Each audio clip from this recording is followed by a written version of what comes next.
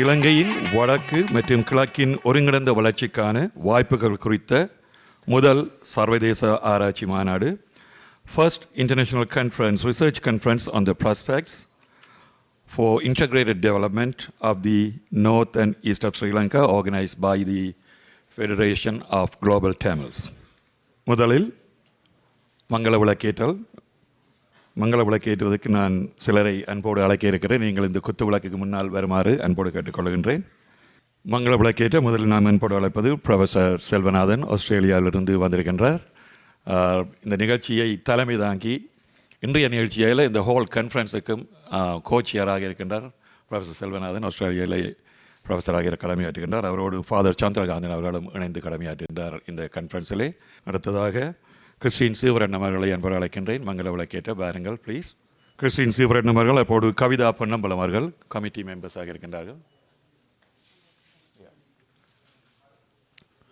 Father professor Chandrakanthan பாருங்கள், மங்கள விளக்கேற்ற. You on perfect timing father. உங்களோட பேரை கூப்பிட்டு நீங்கள் வாரீங்கள். Very nice. Minister Vijay Thanikasalam is probably on his way as well. Professor Amarthalingam, Professor Amarthalingam Barangal, please. Mangala Vilakete Amanpura Alaipadu, Professor Amarthalingam. Dr. Ravindra Kumar, Dr. Vijay Kumar, Dr. Sridas Argal. I saw Dr. Sridas. Mangala Vilakete, please. மதிப்புக்குரிய ஐயா வீர சுப்பிரமணியம் ஐயா வாருங்கள், மங்கள விளக்கேற்ற அன்போடு அழைக்கின்றோம். வீர சுப்பிரமணியம் ஐயா அவர்களையும் அன்போடு அழைக்கின்றோம். Mister Murugadoss from England, mister மங்கள விளக்கேற்ற வருமாறு அன்போடு அழைக்கின்றோம். Suren Vadivelu from England as well. Suren, please come to this front. Member of Parliament Vanitha Nathan, I think she is on her way. அத்தோடு federation of global Tamils president Nimal Vinayagamoorthy அவர்களை அன்போடு அழைக்கின்றோம். மங்கள விளக்கேற்றம் வருமாறு. Mr. Arnold Emmanuel, former mayor of Jaffna. He came from Jaffna all the way for the conference. Mr. Arnold Emmanuel, வாருங்கள். Mr. Jadindra, journalist from Trincomalee. Mr. Jadindra, I met him somewhere here. Jadindra. Mr. Kamalachandran Samasundaram, FGT Finance Director. Kamalachandran Varangal. Mr. S. Thirichelvam, Tamil Thaval Asiriyar Mr. S. Thirichelvam, Varangal, Mangala Vilakete அன்போடு அழைக்கின்றோம். Mr. Victor Rajalingam from USA, FGT in USA ஒருங்கிணைப்பாளர் Mr. Victor Rajalingam.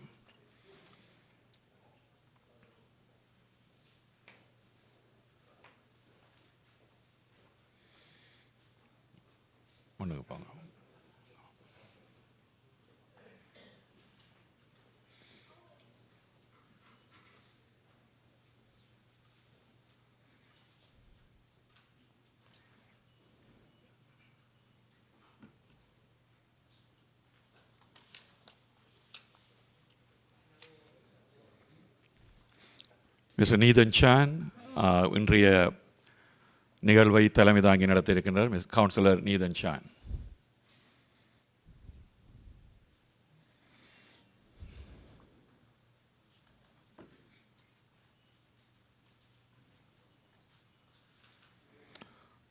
Member of Parliament Vincent Ho, Richmond MP. Vincent Ho is joining us.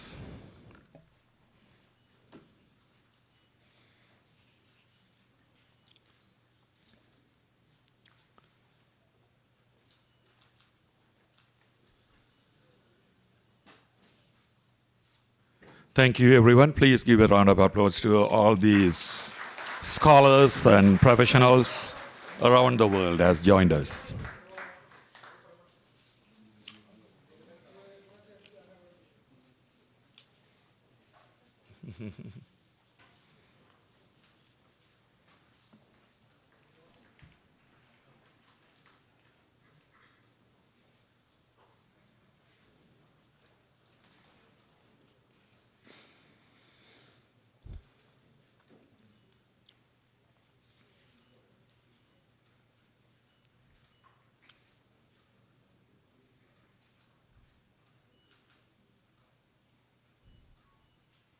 Thank you, ladies and gentlemen. Please take your seats. Next, national anthem. To sing the national anthem, I'm going to invite Rachel Remisier to sing the national anthem. Rachel Remisier is a second-year student at York University studying business. She has been trained in both classical and Western music since the age of 4. For the past 15 years, she has been performing at numerous events and shows and has earned several recognition titles for her exceptional talent and dedication to music. Rachel believes that music can bring joy and happiness to everyone. Rachel, please come to the stage to sing the national anthems. Please stand. We'll be singing Canadian national anthem first, then we'll move on with the Tamil Thai வாழ்த்து.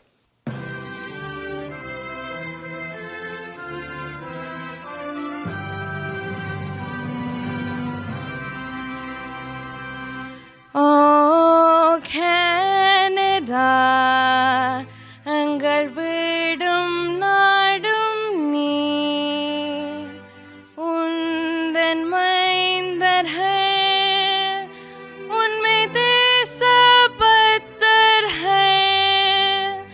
catch on bras et porter le pays, et se porter la croix. Tony Swite epopée des plaies brillantes exploits. God keep our land glorious and free. Oh, Canada, we stand on guard for thee. Oh, Canada, we stand on guard for thee. Thank you.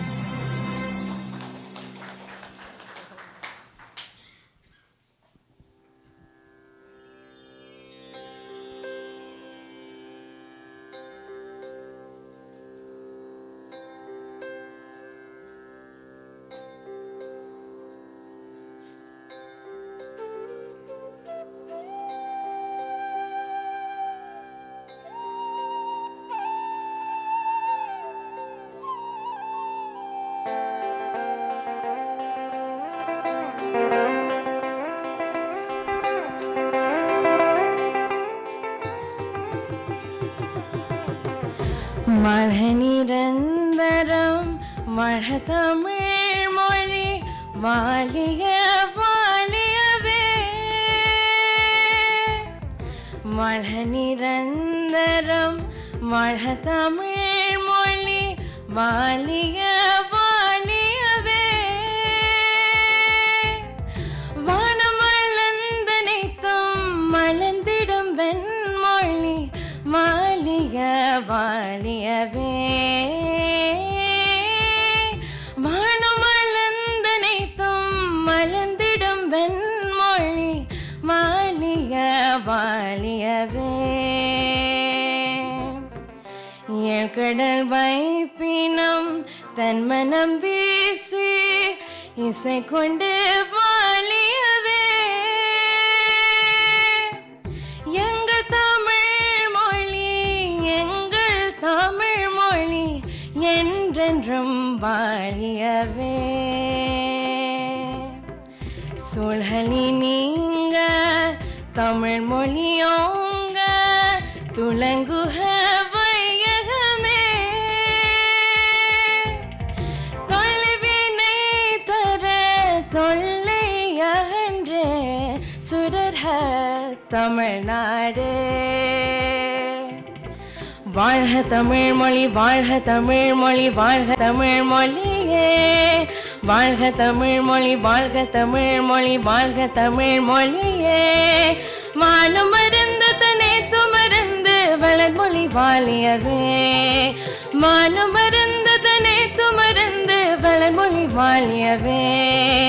தாய்மொழி வாழியவே, உயிர்மொழி வாழியவே, தமிழ் மொழி வாழியவே. Thank you. அடுத்ததாக அமைதி வணக்கம்.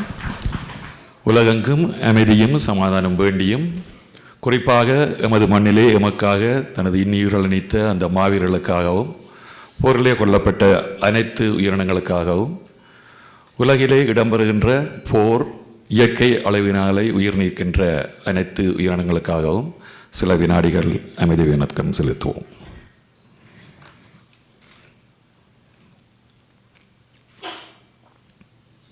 அமைதி வணக்கம் நிறைவு பெறுகிறது. இன்னும் ஒரு லேண்ட் அக்னாலேஜ்மெண்ட், நான் நிற்கின்ற இந்த நிலத்துக்கு நன்றி தெரிவிக்கின்ற முகமாக land acknowledgement. We wish to acknowledge this land on which the University of Toronto operates. For thousands of years, it has been the traditional land of the Huron-Wendat, the Seneca, and the most recently, the Mississaugas of the Credit River. Today, this meeting place is still the home to many Indigenous people from across Turtle Island, and we are grateful to have the opportunity to work on this land. அடுத்ததாக welcome dance, வரவேற்பு நடனம்.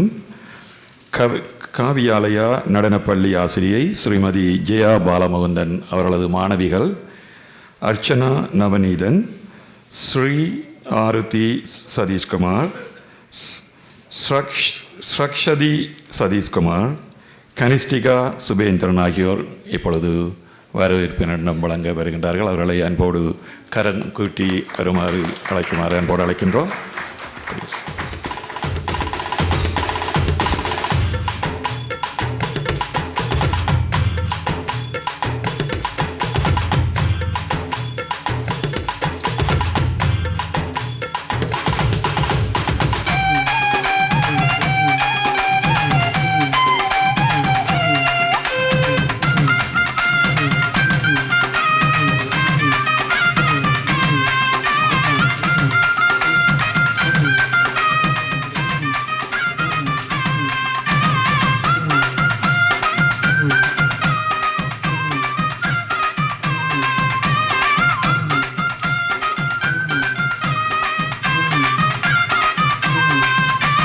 யாமறிந்த மொழிகளிலே தமிழ் மொழி போல் இனிதாவது எங்கும் காணோ.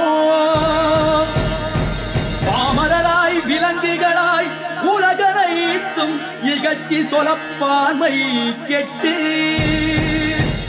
நாமமது தமிழரென கொண்டிங்கு வாழ்ந்திடல் நன்றோ. சொல்வீர் தேன்மதுர தமிழோசை உலகமெல்லாம் பரவும் வகை செய்தல் வேண்டும்.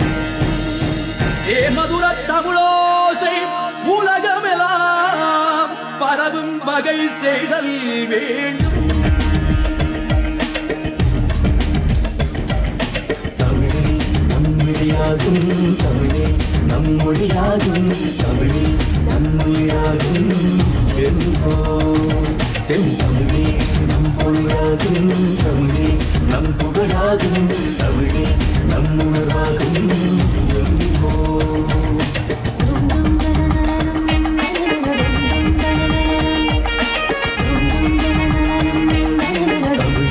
நம் விழியாகும், தமிழே நம் மொழியாகும், தமிழே நம் உயிராகும் என்போ.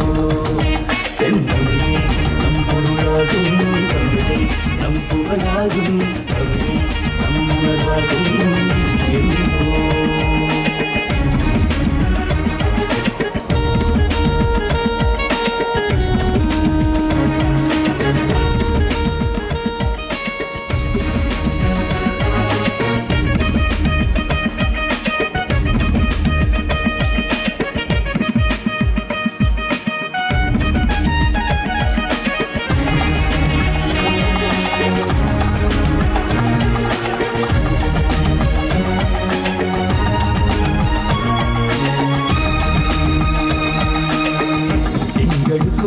தமிழ் செம்மொழியை வாய்ந்த தமிழ் எங்களுக்கு உயிராகும் இந்த தமிழ். சங்கத்திலே வளர்த்த தமிழ், சங்கத்திலே உயர்ந்த தமிழ், அங்கத்திலே பறந்த தமிழ் அமிழ்தாகும் எங்கள் அன்னையரான தமிழ். எங்கள் அருமையான தமிழ் தமிழே எம்பிழியாகும் தமிழே நம்மொழியாகும் தமிழே நம்முயிராகும் என்போ செந்தமிழே நம் பொருளாகும் தமிழே நம் புகழாகும் தமிழே நம் உணர்வாகும் என்போ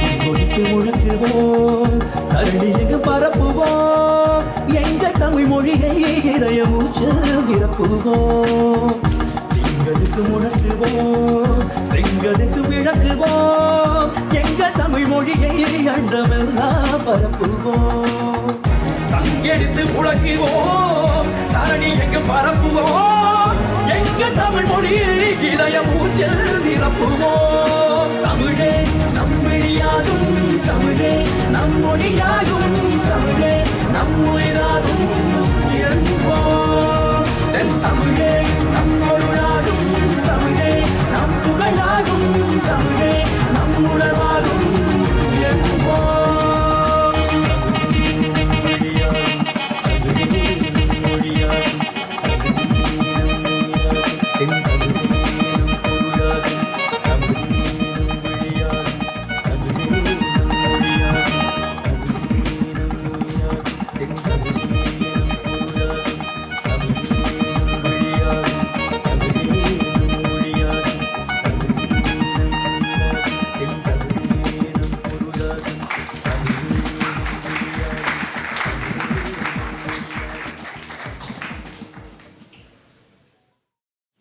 அந்த அழகான நடனத்தை வழங்கிய நடனப்பள்ளி மாணவிகள் அஞ்சனா நவநீதன், சாய் ஸ்ருதி சதீஷ்குமார், ஸ்ரக்ஷதி சுரேஷ் சதீஷ்குமார், கனிஷ்டிகா சுபேந்திரன் இவர்கள் காவியாலயா நடனப்பள்ளி ஆசிரியை ஸ்ரீமதி ஜெயா பாலமோந்தன் அவர்களது மாணவிகள். அங்கே அவர்களுக்கு மீண்டும் உங்களது கரகோஷத்தை வழங்குமாறு அன்போடு கேட்டுக்கொண்டு இந்த நிகழ்ச்சியை தலைமை தாங்கி நடத்த இருப்பவர் கவுன்சிலர் நீதன் ஷான் அவர்கள்.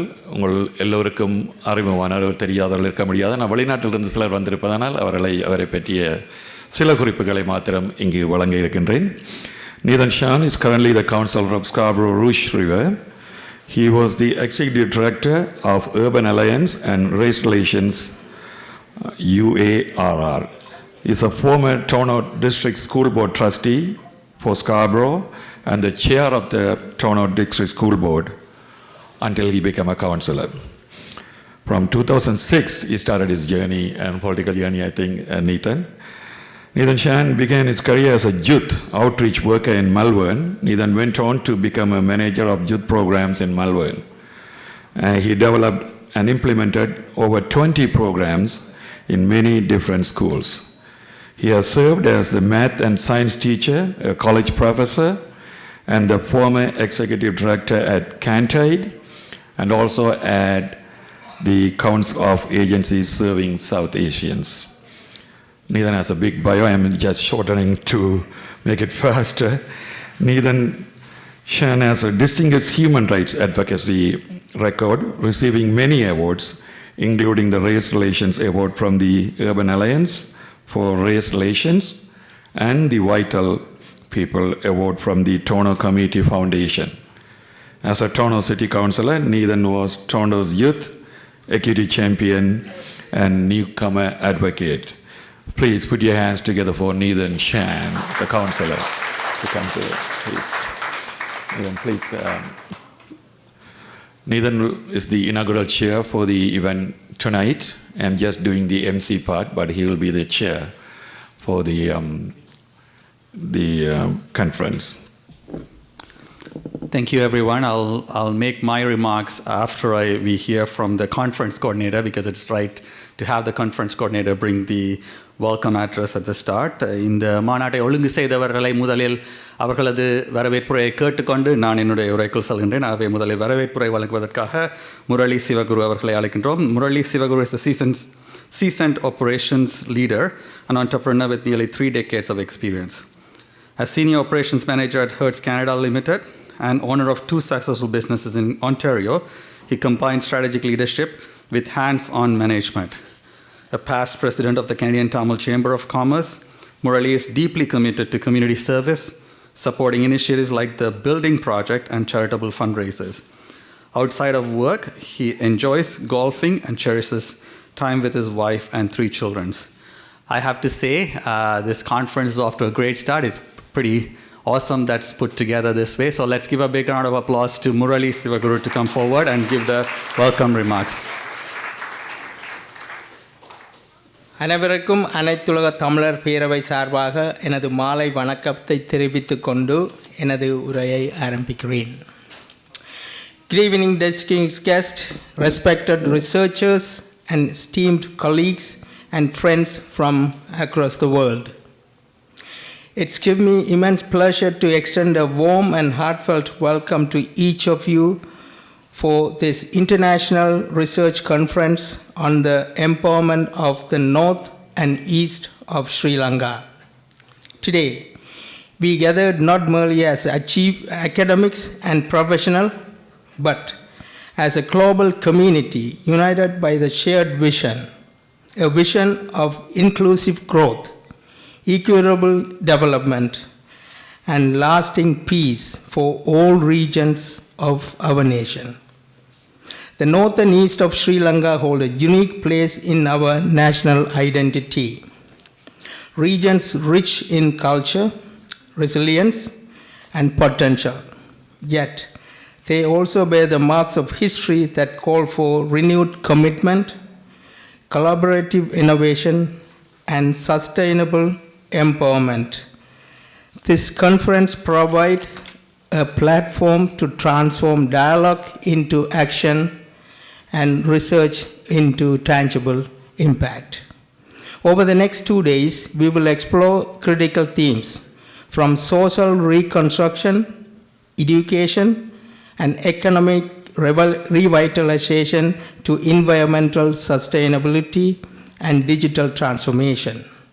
Through interdisciplinary discussion and evidence-based research, we aim to craft pathways that promote prosperity, reconciliation, and community-driven progress. I take this moment to express our gratitude to the sponsors, organizing committee, programming committee, partner institutions, and all our international and local participants whose contribution make this event possible. Your presence signifies hope that through collaboration and knowledge sharing, we can build a stronger, more inclusive future for North and East. Indeed, for Sri Lanka as a whole. As we begin this important journey together, let us do so with open minds, compassionate hearts, and collective spirit dedicated to empowerment and equity. Thank you all, and I wish you all an inspiring and fruitful conference ahead. Nandri, vanakkam. அடுத்ததாக இங்கு சிறப்பு விருந்தினராக வருகை தந்திருக்கக்கூடிய அமைச்சர் விஜய் தணிகாசலம் அவர்களின் சிற்றுரையை கேட்போம். Honorable Minister Vijay Thanikasalam is no stranger to the Tamil community. I'm delighted to have you here join us at this conference. He is the Minister in charge of mental health and well-being, and today is World Mental Health Day. As you know, it's the day that we are reminded how important mental health is, and it's a busy day for you, but you're here. Thank you.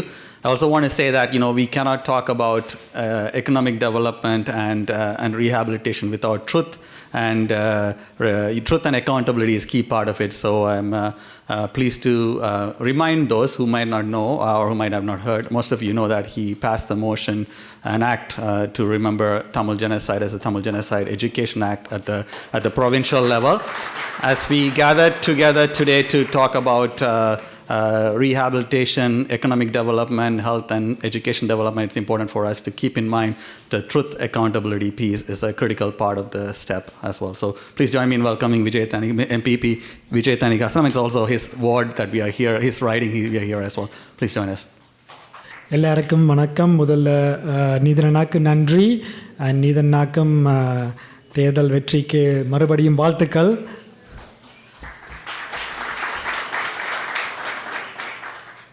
எல்லாரும் எங்களோட தாயகத்தில் தமிழத்தில் இந்த பொருளாதாரத்தை கட்டி எழுப்பணுமென்று நிறைய நோக்கங்கள் நிறைய சிந்தனைகள் இருந்தாலும் செயல்பாட்டில் இவ்வளவு தூரம் இந்த கனடா நாட்டில் நிறைய தமிழ் மக்கள் பறந்து விரிந்து வாழ்கிறதுக்கு கனடா நாட்டில் இந்த செயல் ரீதியாக கொண்டு வந்து இந்த சர்வதேச ஆய்வு மாநாட்டை முன்னெடுத்து இப்போ தொடங்கின அனைத்து ஆளுமைகளுக்கும் எனது பெரிய பாராட்டுக்கள். நாங்கள் செயல் மூலம் வரும்போது தான் அடுத்த கட்டத்துக்கு போகலாம். அந்த விதத்தில் அனைத்துலக தமிழர் பேரவை அதுக்கு பின்னால் இயங்கிக் கொண்டிருக்கிற ஒவ்வொரு குடும்பங்களுக்கும் ஒவ்வொரு அக்காமார் அண்ணாமாருக்கும் நிறைய அமைப்புகள் நிறைய எண்ணங்களோடு இருக்குது. ஆனால் பொருளாதாரத்தை கட்டி எழுப்புறது மிக சில அமைப்புகள் தான் உலகத்திலேயே இயங்கி கொண்டிருக்கிறோம் என்று எனக்கு தெரிஞ்சது. அந்த விதத்தில் இப்படி ஒரு மாநாட்டில் இவ்வளவு பேராசிரியர்கள் அறிஞர்கள் வந்து இந்த ஆய்வு மாநாட்டை நடத்த போயினோம்டா உண்மையாக இந்த ஆய்வுகள் முடிவில் வரும்போது இந்த ஆய்வுகளின் தொகுப்பை எடுத்து பார்க்கணுமென்ற ஆர்வம் எனக்கும் இருக்குது. என்ற அணியில் இருக்கிற நிறைய இளையோர்களுக்கு அந்த ஆர்வம் இருக்குது. ஏண்டா எங்கட பேராசிரியர்கள் எங்கட தமிழறிஞர்கள் ஒண்டா வந்து இப்படி ஒரு ஆய்வு மாநாட்டு செய்யணுமெண்டா அது தமிழ் மக்களை நடுவில் ஒரு கருவாக வச்சுத்தான் அந்த ஆய்வுகள் செய்வினம். இது வேறொரு நாடோ இல்லாட்டி வேறொரு பிராந்தியமோ செய்கிற ஆய்வு இல்லை. எங்களுக்கு வழிகாட்டின ஒவ்வொரு ஆசிரியரும் செய்கிற மாநாடு இது. நிச்சயமாக இதில் வர ஆய்வுகள் எங்களோட பிள்ளைகளுக்கு அடுத்த தலைமுறைக்கு நிச்சயமாக ஒரு வழிகாட்டியாக இருக்குமென்றதை நான் நம்புகிறேன். தாயகம் தமிழீழத்தில் ஒரு கட்டுமானம் பொருளாதாரம் அது செய்யணுமெண்டா முதல்ல அதுக்கு முதல் படி அது கல்வி, ரெண்டாவது தொழில்நுட்பம். அந்த தொழில்நுட்பத்தை கட்டி எழுப்பும் போது தான் அந்த ஒரு சமுதாயத்தை கட்டி எழுப்பலாம். அந்த விதத்தில் நாங்கள் இப்போ 2025 எப்படி இன்டர்நெட் வந்ததோ 2000 அதே மாதிரி 2025 நாங்கள் இப்போ ஒரு ஆர்டிஃபிஷியல் இன்டெலிஜென்ஸ் எல்லா துறையையும் ஆட்கொண்டிருக்கிற ஒரு காலகட்டத்தில் இப்படி ஒரு ஆய்வு மாநாடுன்றது சரியாக இருக்குது. எங்களுக்கு இது தமிழ் மக்களுக்கு தேவையானது. அந்த ஒரு ஆய்வு மாநாட்டில் நாங்கள் தமிழ்ல பார்க்கும்போது இந்திய பெருங்கடலில் இருக்கிற எல்லா நாடுகளை எந்தெந்த பொருளாதாரம் இணைக்குதோ அத்தனை பொருளாதாரத்தையும் நாங்கள் பார்க்கும்போது நிச்சயமாக எங்களுக்கான ஒரு பொருளாதார விடிவிருக்கும். ஏனெண்டா ஈழத்துக்கு அருகாமையிலே தமிழ்நாடு இருக்குது. கிட்டத்தட்ட 80 மில்லியனுக்கு மேலே மக்கள் இருக்கணும். எங்களோட ஒரே மொழி பேசுகிற மக்கள். அந்த இடத்துல தான் இப்போ எத்தனையோ நாடுகள் போட்டி போட்டுக்கொண்டு அமெரிக்காலேருந்து சைனாலேருந்து எல்லோரும் போட்டி போட்டுக்கொண்டு அங்கே தான் நாங்கள் ஒரு பொருளாதாரத்தை கட்டி எழுப்பணுமென்று வெளிக்கிட்டு கொண்டிருக்க காலத்தில் எங்களோட தொப்புள் கொடி உறவுகள் இவ்வளவு தூரம் தொழில்நுட்பத்தில் வளர்ந்து வந்த ஒரு காலகட்டத்தில் நாங்கள் ஒரு இந்தியன் ஓஷன் இந்திய பெருங்கடலில் இருக்கிற நாடுகளை வச்சு அதில் நாங்கள் எப்படி எல்லாரையும் சேர்த்து நாங்கள் எப்படி எங்களோட நாட்டை தமிழத்தை கட்டி எழுப்பலாம்னு நான் நினைக்கும் போது நிச்சயமாக எங்கள்ட இருக்கிற மொழி ஆற்றல் எங்களை தொப்புள் கொடி உறவுகளை வச்சுக்கொண்டே நாங்கள் எவ்வளவோ முன்னால் கொண்டு போகலாம். அதுக்கு அமெரிக்காவில் இருக்கிற சிலிக்கன் வேலியில் இருக்கிற தமிழ் மக்களும் நிறைய ஏற்பாடுகளை செஞ்சு கொண்டிருக்கணும். யாழ்ப்பாணத்திலேயும் அதுக்கான நிறைய ஆய்வு மாநாட்டுகள் தொழில்நுட்பம் சார்ந்த ஆய்வு மாநாட்டுகள் நடந்திருக்கிறது. இப்போ கனடாவில் அனைத்துலக தமிழர் பேரவை எடுத்திருக்கிறது. நிச்சயமாக அந்த ஒரு புள்ளியை நோக்கி போகிற பயணத்தில் இந்த ஒரு தொடக்கம்ன்றது நல்ல தொடக்கமாக சிறப்பான தொடக்கமாக இனி இல்லைன்ற முக்கியமாக தொடர்ந்தும் இயங்குகிற தொடக்கமாக இருக்குமென்ற நம்பிக்கை இருக்குது. அப்படிப்பட்ட அக்காமார் அண்ணாமார் இருக்கினோம். எல்லாருக்கும் என்னது வாழ்த்துக்களை தெரிவித்துக்கொள்கிறேன். நன்றி, வணக்கம். நன்றி. மினிஸ்டர் விஜய் தணிகாசலம் ஒன்டாரியோவை ரெப்ரசன்ட் பண்ணுற மினிஸ்டராக இருக்கின்றார். ஆனால் தமிழ் மக்களுக்கு பெருமை சேர்க்கின்ற விதத்திலே தம்பி இருக்கின்றார். அவருக்கு மீண்டும் எங்களது பாராட்டுக்கள். Couple of announcements. அந்த இது வாஷ்ரூம் இந்த ஃப்ளோரில் இல்லை, கீழே போகணும், ஒரு ஃப்ளோர் டவுன். எலிவேட்டரில் போனீங்கன்னா ரைட் சைட் போனீங்கன்னா டிமோட்டன்ஸ் ஒன்று இருக்குது, அதுக்கு பக்கத்துலையும் இருக்குது. ஸ்டார்பக்ஸுக்கு ரைட் சைட்லையும் இருக்குது. ஓகே, வாஷ்ரூம்ஸ் அதையே போராக்கள் போகலாம். இப்பொழுது நிகழ்ச்சிகளுக்கு செல்வதற்கு முன்பாக நான் சிலரை மேடைக்கு அழைக்க இருக்கின்றேன். இந்த ஆய்வு மாநாடு 15க்கு மேற்பட்ட ப்ரொஃபஸர்ஸ் அரவுண்ட் த வேர்ல்டு ஒரு ப்ரோக்ராம் கமிட்டியிலே இருக்கின்றார்கள். அவர்களுக்கு தலைமை தாங்கி கடின உழைப்பிலே இந்த மாநாடு இடம்பெறுகின்றது. அதற்கு தலைமை தாங்கி நடத்துகின்ற ப்ரொஃபஸர் செல்வநாதன் அவர்கள் ஆஸ்திரேலியாவிலிருந்து வந்திருக்கின்றார். அவரை அன்போடு மேடைக்கு வருமாறு அழைக்கின்றேன். அவரோடு கோச்சியராக கடமையாற்றுகின்றார் ரெவரண்ட் ஃபாதர் ப்ரொஃபஸர் சந்திரகாந்தன் அவர்கள். அவர்களையும் அன்போடு மேடைக்கு அழைக்கின்றேன். ஃபாதர் வாருங்கள்.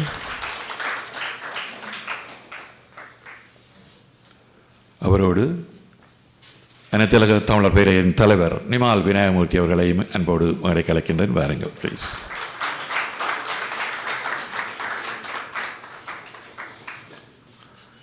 இலங்கை, இங்கிலாந்து, USA, இந்தியா என்று பல நாடுகளிலிருந்து பல கல்விமான்கள் இங்கு ஆய்வுகளை சமர்ப்பித்திருக்கின்றார்கள். அவர்களை நாளை நீங்கள் கண்டறியலாம். எனவே நீங்கள் எல்லோரும் நாளையும் காலை 8 மணிக்கு வருவீர்கள் என்று எதிர்பார்க்கின்றோம். காலை 8 மணியிலிருந்து இரவு 10 மணி வரை ப்ரெசன்டேஷன்ஸ் இடம்பெறும். ஜூமிலே இங்கு பலர் இணைந்திருக்கின்றார்கள். உங்களுக்கு இதில் காட்ட முடியவில்லை, நேரம் அங்கு வித்தியாசமாக இருந்தாலும் பலர் ஜூமிலே இருக்கின்றார்கள். நாளையும் ஜூமிலே பலர் இலங்கையிலிருந்தும் இந்தியாவிலிருந்து எல்லாம் ப்ரெசன்ட் பண்ண இருக்கின்றார்கள். ஸோ நீங்கள் எல்லோரும் வருவீர்கள் என்று எதிர்பார்க்கின்றோம். I would like to invite our inaugural chair, Neithan Chan, to the stage again. அனைவருக்கும் மீண்டும் அன்பார்ந்த வணக்கம். இந்த மாநாடு உத்தியோகமாக இன்று ஆரம்பிக்கின்றது. இந்த மாநாடு ஆரம்பிக்கின்ற இந்த வேளையிலே கனடாவிற்கு பல நாடுகளிலிருந்து வருகை தந்திருக்கின்றீர்கள். அந்த வகையில் கனடாவில் இருக்கக்கூடிய தமிழ் மக்களாகிய நாங்கள் உங்கள் எல்லோருடன் இணைந்து இந்த மண்ணின் பூர்வீக குடிமக்களுக்கு எங்களுடைய சகோதரத்துவத்தை பகிர்ந்து கொண்டு ஆரம்பிக்கின்றோம். இந்த மண்ணிலும் ஒரு இன அழிப்பு இடம்பெற்றது. இந்த மண்ணிலும் இருக்கக்கூடிய மக்கள், பூர்வீக குடிமக்கள் இன்றும் தங்களது உரிமைக்காக போராடி கொண்டிருக்கின்றார்கள் என்ற விடயம் எங்களில் பலருக்கு தெரியாமல் இருக்கலாம், அல்லது எங்களுக்கு தெரியாமல் மறைக்கப்பட்டிருக்கலாம். அந்த வகையில் நாங்கள் இந்த எங்களது தாயகத்தில் இடம்பெற்ற விடயங்கள், அது சம்பந்தமான எவ்வாறு புனர்வாழ்வு, புனரமைப்பு, பொருளாதார வளர்ச்சி என்பவற்றை கட்டி எழுப்பப் போகின்றோம் என்பதை பற்றி பேசுகின்ற அதே வேளையிலே நாங்கள் இந்த மண்ணில் எங்களுக்கு இந்த இடத்தை வழங்கி அவர்களோடு இந்த இடத்தை பகிர்ந்து நாங்கள் இந்த மண்ணில் வெற்றியாளர்களாக, சாதனையாளர்களாக, பொருளாதார, சமூக, கலாச்சார வளர்ச்சியோடு பயணிப்பதற்கு ஆழமான அந்த பகிர்வை செய்த இந்த மண்ணின் பூர்வீக குடிமக்களின் சகோதரத்துவத்தை பகிர்ந்து கொள்வது மட்டுமல்ல, அவர்களது உரிமைகளுக்கான விடயங்கள் முன்வருகின்ற பொழுது பாதிக்கப்பட்ட ஒரு இனமாக நாங்களும் அவர்களுடன் பயணிக்க வேண்டும் என்பதை ஆரம்பத்தில் கூறிக்கொள்கின்றேன். இரண்டாவதாக, இந்த வளர்ச்சி எங்கள் சமூகத்தில் புலம்பெயர்ந்த மண்ணில் நாங்கள் இந்த தீமில் ரெசிலியன்ஸ், அதாவது வீழ்ச்சியிலிருந்து மீளெழுச்சி பெற்று எழுகின்ற ஒரு சமூகமாக நாங்கள் அடையாளப்படுத்துவதற்கு எங்களுக்காக தியாகம் செய்த எங்கள் சகோதர சகோதரிகளை நினைவு கூறுகின்றோம். அவர்களது தியாகத்திலும் அவர்கள் செய்த அர்ப்பணிப்பிலும் தான் ஒரு வளர்ச்சியான சமூகமாக நாங்கள் இன்று உலகெங்கும் ஒரு உத்வேகம் இருக்கக்கூடிய சமூகமாக அடையாளப்படுத்தப்படுகின்றோம் என்ற வகையிலே அவர்களையும் நினைவு கூர்ந்து கொண்டு ஆரம்பிக்கின்றோம். I want to first start off by welcoming everyone who is joining us from different parts of the world to Toronto, to Canada. In Toronto, Scarborough is the home of the majority of the Tamil still. Many have moved out of it, but it still remains the kind of the cultural hub of the Tamil community. And so welcome to Scarborough, welcome to Toronto and Canada. We're very pleased to see you all here. And a conference of this kind is very important. In fact, it's long overdue. Wish we had these conversations many years ago, because the need existed right after the peak of the genocide in 2009. So இந்த மாதிரியான ஒரு ஆராய்ச்சி உள்ளடக்கப்பட்ட ஒரு பரவலாக உலகெங்கில் இருக்கக்கூடிய தமிழர்களை ஒருங்கிணைக்கப்பட்ட ஒரு மாநாடு தேவை என்பது பல ஆண்டுகளுக்கு முன்பு இருந்திருந்தாலும் இந்த முறை இவ்வாறு எல்லா உலகில் இருக்கக்கூடிய எல்லா நாடுகளில் இருக்கக்கூடிய மக்களையும் இணைத்து இவ்வாறான ஒரு விடயத்தை ஃபெடரேஷன் ஆஃப் குளோபல்ஸ் தமிழ் அனைத்துலக தமிழர் பேரவை செய்வதற்கு இங்கே உங்கள் கையொலி மூலமாக நாங்கள் நன்றிகளை கூறிக்கொள்வோம். அதற்கு தலைமை தாங்கி இதை முன்னெடுத்து வருகின்ற திரு நிமல் விநாயகமூர்த்தி அவர்களுக்கு என்னுடைய நன்றி. ஏனென்று சொன்னால் இவ்வாறான ஒரு விடயத்திற்கு பின்னாலே பலர் நீங்கள் உழைத்திருந்தாலும் ஒரு தலைமைத்துவத்தில் இதை எடுத்து செல்ல வேண்டும். பல சிக்கல்களுக்கு மத்தியில் உலகில் இருக்கக்கூடிய தமிழர்களை ஒன்றாக இணைத்து செய்ய வேண்டிய தேவை என்பது அறிந்து செய்திருக்கின்றீர்கள். Most importantly, I want to say the reason I like this conference much more is not just about the need, but the amount of engagement from people from the ground. The fact that we have so many people, so many educators, so many researchers, so many people with lived experience from our homeland participating in this and driving this process is the key part that we need to acknowledge, because that's the direction that we need to continue to go, because we cannot be figuring out things from the diaspora and imposing things. We actually have to hear from the community on the ground to see what their needs are, both their expertise but also the lived experience, because that lived experience is not something that is available for us across the globe. So kudos to the team for engaging as many researchers and academics as well as the community voices from our homeland. And thank you to all those who are arriving from homeland and those who are going to be doing it online. Let's give a big round of applause, not for their expertise alone, but their work in difficult situations back home. So I want to finish off by I'll make some of my comments in between, but I also want to say that, it's time that we coordinate our effort to rebuild our homeland. In order for us to coordinate our effort, we need the research, we need the evidence, we need the data. When I say data, we are not only looking at statistics, we also need to have qualitative data that we can actually collect from those who are impacted to see what is needed. We may be well-intentioned, but we may be giving money to the same place over and over again, or we might be spending things in places where there's not real direct impact. So it's important for us to have a holistic view of our homeland. It's important for us to connect back to our own villages and schools. But I think at some point we also have to figure out a holistic view to see where the needs are and what the needs are and the changing needs in the community. So it's important to have this conversation and the voices from the ground. The only thing I would mention as I finish this remarks is that we have to be very respectful in our engagement. சில வழியில் நாங்கள் நினைக்கிறது இங்கே இருக்கிற ஆட்கள் அங்கே இருக்கிற மக்களுக்கு உதவி செய்கிறவண்டு, இங்கேருந்து போகிற இளையோர்களுக்கு நான் சொல்கிறது கூடுதலாக நீங்கள் உதவி செய்கிறேன்ட்டு போவீங்க, ஆனால் உங்களுக்கு தான் கூட உதவி கிடைக்கும் திருப்பி வரைக்கும்டா அந்த மக்கள்கிட்டேருந்து நிறையவே நாங்கள் படிக்கக்கூடியது இருக்குது. ஒரு போர்க்கால சூழலில் எவ்வாறு தங்களை இயக்கிக் கொண்டார்கள், எவ்வாறு அதிலிருந்து மீண்டார்கள் என்பது ஒவ்வொரு தமிழருக்கும் புலம்பெயர்ந்திருக்கக்கூடிய தமிழர்களுக்கும் ஒரு பாடமாக இருக்கிறது. சின்ன சின்ன விஷயங்களே நாங்கள் துவண்டு போகக்கூடிய ஒரு நிலையில் இங்கே இருக்கக்கூடிய எங்களோட சமூகத்துக்கு அங்கே போய்க்க அவைகள்கிட்டேருந்து படிக்கக்கூடிய நிறைய விஷயங்கள் அவை. So we don't want to be trapped into the Eurocentric colonial model of development where we feel we have everything. We need to go and build something, or in a charitable mindset. We need to have a social justice transformative mindset where we actually go and engage and support where needed, but also be willing to learn and be open-minded, because there's so much that we have to gain from the community there. And the resilience and the kind of lived experience is what is going to drive us here. So I want to say that it's important for us to keep that in mind, and we should make sure that nothing we do is exploitative. Nothing we do is environmentally degrading. We won't impose standards that we won't accept here as environmental standards or economic standards. And finally, I do think that it's important to also maintain heritage in this conversation. In Canada, we know that a building that has been there for 100 years is a heritage site. And when we do this work back home, we have to make sure that we understand what the heritage places are and how do we do this in a way that is respectful of understanding and protecting the heritage sites that we have, whether it be rebuilding buildings that have existed and so on. So let's do this conversation together. I don't want to take up any more time. I appreciate all of you listening, and I'll now move on to introducing our conference co-chairs who will bring remarks. Thank you. We'll start with Professor Selvanathan. Welcome. Professor Selvanathan. He's a professor in econometrics and statistics at Griffith University in Brisbane. He's a professor for past 35 years and widely published well over 125 research publications in top journals and 12 research books. He's involved in the political rights of the Tamil people well over 40 years, and he was part of the Tamil Rehabilitation Organization during the war period. Please join me in welcoming Professor Selvanathan to bring greetings and opening remarks. எல்லோருக்கும் வணக்கம். இந்த கருத்தரங்கு பற்றிய கரு நீண்ட நாட்களாக மனதில் உருவாகி இருந்தது. இருந்தாலும் இந்த கனடா மக்களின் ஆதரவுடன் இது ஒரு ஆரம்ப கட்டத்தை அடைந்திருப்பதையிட்டு மிகவும் மகிழ்ச்சி.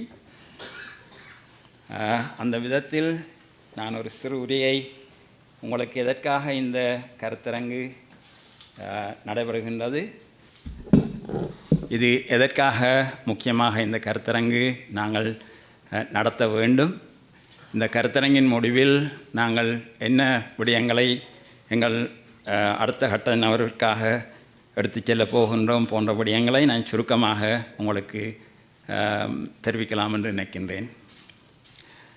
நாங்கள் எல்லோரும் அறிந்தது போல இந்த போராட்டம் 30 வருடமாக வடக்கு கிழக்கு மாகாணத்தை மிகவும் ஆக்கிரமித்திருந்தது. இருந்தாலும் ஆயுதங்கள் மௌனிக்கப்பட்ட நிலையில் 2009ஆம் ஆண்டு இந்த போர் ஒரு முடிவுக்கு வந்தது. 16 வருடங்களாகியும் தாயகத்தில் உள்ள அரசியல்வாதிகள் தங்களுக்குள் போட்டிகளையும் பொறாமைகளையும் வளர்க்கிறார்களே தவிர ஒரு ஆரோக்கியமான திட்டத்தை எமது மக்களுக்கு எடுத்துச் செல்வதாக தெரியவில்லை. அந்த வகையில் நாங்கள் கல்விமான்கள் என்ற முறையில் ஏதாவது ஒரு முறையில் மக்கள் எல்லாரையும் ஒன்றாக அணிதிரட்டி அடுத்த கட்ட நகர்வாக வடக்கு கிழக்கை மக்களின் வாழ்வாதாரத்தை கட்டியெழுப்ப வேண்டிய கடமை எங்கள் ஒவ்வொருவருக்கும் இருக்கின்றது. சுமார் 25 வருடம் நான் எனது தாயகத்தின் மூலம் எனது கல்வியை பெற்றனன். இருந்தாலும் அதை திருப்பி கொடுக்கிறதற்குரிய சந்தர்ப்பங்கள் கிட்டுவதாக இருக்கிறது. இது முக்கியமாக ஒரு சந்தர்ப்பம் என்று நான் எதிர்பார்க்கின்றேன். அந்த வகையில் இந்த கருத்தரங்கு இன்னும் சில நிமிடங்களில் உங்களுக்கு விளங்கும் ஏன் இவ்வளவு அவசியமாக இருக்கின்றது என்ற நிலையில் ஏன் இந்த இந்த இந்த இந்த திட்டங்கள் நாங்கள் கதைக்க வேண்டி இருக்கின்றது என்பது உங்களுக்கு சில நிமிடங்களில் விளங்கும் என்று எதிர்பார்க்கின்றேன். நான் சில முக்கியமான விடயங்களை உங்களுக்கு சுட்டி காட்ட விரும்புகின்றேன். இது சாதாரண அரசியல் கூட்டம் அல்ல. தரவுகளின் அடிப்படையில் உண்மையில் நமது தாயகத்தில் என்னென்ன விடயங்கள் நடக்கிறது என்பதை நீங்கள் தெளிவாக புரிந்து கொள்ள வேண்டும் என்பதற்காக சில புள்ளிவிவரங்களை உங்களுடன் நான் பகிர்ந்து கொள்ள விரும்புகின்றேன். முதலாவதாக குறைந்து செல்கின்ற மக்கள் தொகை. சுவர் இருந்தால்தான் சித்திரம் வரையலாம். மக்கள் இல்லாவிடின் யாருக்கு சுதந்திரம், யாருக்கு அரசியல் தீர்வு? ஸோ அது முதல் நாங்கள் அறிந்து கொள்ள வேண்டும். குறிப்பாக மக்கள் வெளியேறிக் கொண்டிருக்கிறார்கள். வடக்கு கிழக்கில் சனத்தொகை, தமிழர் சனத்தொகை குறைந்து கொண்டு செல்கின்றது. ரெண்டாவதாக நாங்கள் எல்லோரும் பெரிதாக கதைத்து கொண்டிருக்கும் வடக்கு கிழக்கு கல்வி அறிவில் மேலே இருக்கிற மாநிலங்கள் என்று நெடுகவும் மார்பு தட்டி பெருசாக கதைக்கிறோம். ஆனால் இன்று அந்த நிலை இல்லை. மக்களின் வாழ்வாதாரம் வெகுவாக பாதிக்கப்பட்டிருக்கின்றது. விரும்பியோ விரும்பாமலோ நாங்கள் இலங்கையின் ஒரு பகுதியாக என்றும் இருக்க வேண்டிய சூழ்நிலை இருக்கிறது. அந்த விதத்தில் வடக்கு கிழக்கின் பொருளாதாரம் கட்டியெழுப்பப்பட வேண்டும். அது இலங்கையின் பொருளாதாரத்திற்கு உதவியாக இருந்தாலும் பரவாயில்லை, எங்கள் எங்கள் மாகாணங்கள் நிச்சயமாக வளர்ச்சியடைய வேண்டும். சில வேளை இங்கு சிறிய இளம் தலைமுறையினர் இருக்கலாம், வடக்கு கிழக்கு சிலருக்கு தெரியாமல் இருக்கலாம். இருந்தாலும் அதை ஒரு கால் சொல்லிக்கொள்ள விரும்புகின்றேன். இந்த படத்திலே இருக்கின்ற கலரால் காட்டப்பட்டிருக்கின்ற பகுதியெல்லாம் நமது வடக்கு கிழக்கு தாயகம். நாங்கள் இன்னொன்றை புரிந்து கொள்ள வேண்டும். நாங்கள் 28% நிலப்பரப்பை கொண்டிருக்கின்றோம். முழு இலங்கையின் மொத்த நிலப்பரப்பில் 28% நிலத்தை கொண்டிருக்கின்றோம். 2 ஏறத்தாழ 2 பகுதி கடல் வளத்தையும் நாங்கள் கொண்டிருக்கின்றோம். சரி, சனத்தொகையை பற்றி பார்ப்போம். நீங்கள் இதில் நான் குறிப்பிடுவது தமிழருடைய சதவீதம் போன நூற்றாண்டில் ஆரம்பத்தில் 31% இருந்தது. இது 2012 மட்டும்தான் புள்ளி விவரங்கள் அரசாங்கத்தால் வெளியிடப்பட்டிருக்கிறது. இன்னும் 2024 புள்ளி விவரங்கள் வெளியிடப்படவில்லை. இருந்தாலும் இப்போதைய நிலையில் ஏறத்தாழ 22% தான் தமிழ் மக்கள் வடக்கு கிழக்கில் இலங்கையில் வாழ்ந்து கொண்டிருக்கிறார்கள். அடுத்ததாக தனித்தனி மாகாணங்கள் ரீதியாக பார்ப்பீர்களாக இருந்தால் வடக்கு மாகாணத்தின் சதவீதம் இந்த நீலக்கலரில் காட்டப்படுகின்றது. 7.2% இருந்த மக்கள் சனத்தொகை இன்று 2024 5% குறைந்திருக்கின்றது. நீங்கள் பார்க்கலாம், அந்த சிவப்பு கலர் கிழக்கு மாகாணம் 4%-லிருந்து 8% உயர்ந்திருக்கின்றது. ஆனால் உங்களுக்கு உள் கதை என்னவென்பது தெரிந்திருக்கும். கிழக்கு மாகாணம் உண்மையில் தமிழ் மக்களின் சதவீதம் 4-லிருந்து 8 அதிகரிக்கவில்லை. ஆனால் மக்கள் சதவீதம் 4-லிருந்து 8 அதிகரித்திருக்கிறது. நான் உங்களுக்கு அதை பற்றி இன்னும் உள்ளுக்கு சொல்ல தேவையில்லை, நீங்கள் விளங்கிக் கொள்வீர்கள். எல்லாரும் நீங்கள் அறிவில் உயர்ந்தவர்கள். அடுத்ததாக இந்த 30 ஆண்டுகளில் சனத்தொகை வளர்ச்சி வீதம் முதல் 2 யாழ்ப்பாணம் மன்னார் பாருங்கள், நெகட்டிவ் க்ரோத், பாப்புலேஷன் க்ரோத், அதாவது எதிர்மறையாக மக்கள் சனத்தொகை குறைந்திருக்கின்றது. சில வேளை நீங்கள் இலங்கையின் சனத்தொகை சராசரி அதிகரிப்பு பார்த்தீர்களாக இருந்தால் 1.2%.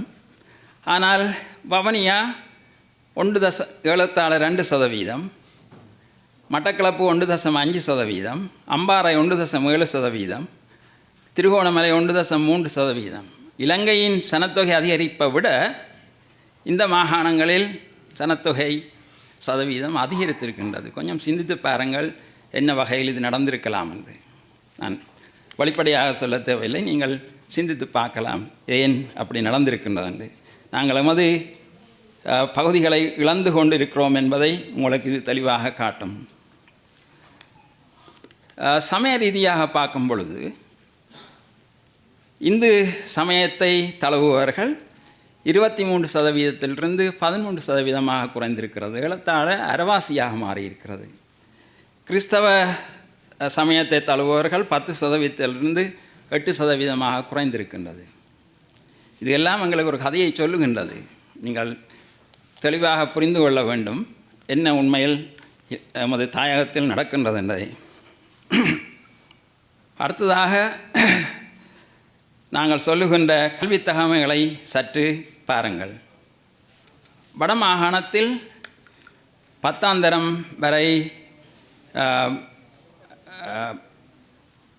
கல்வி முடிப்பவர்களின் இது தொகை சதவீதம் இலங்கையில் 17% இருக்கும் பொழுது, இலங்கை முழுவதும் 17% இருக்கும் பொழுது வடக்கு மாகாணத்தில் 13% இருக்கிறது. நீங்கள் எங்களுடைய காலத்தில் பார்த்தீர்கள் என்றால் எல்லாம் தலைகீழாக இப்பொழுது மாறி இருக்கின்றது.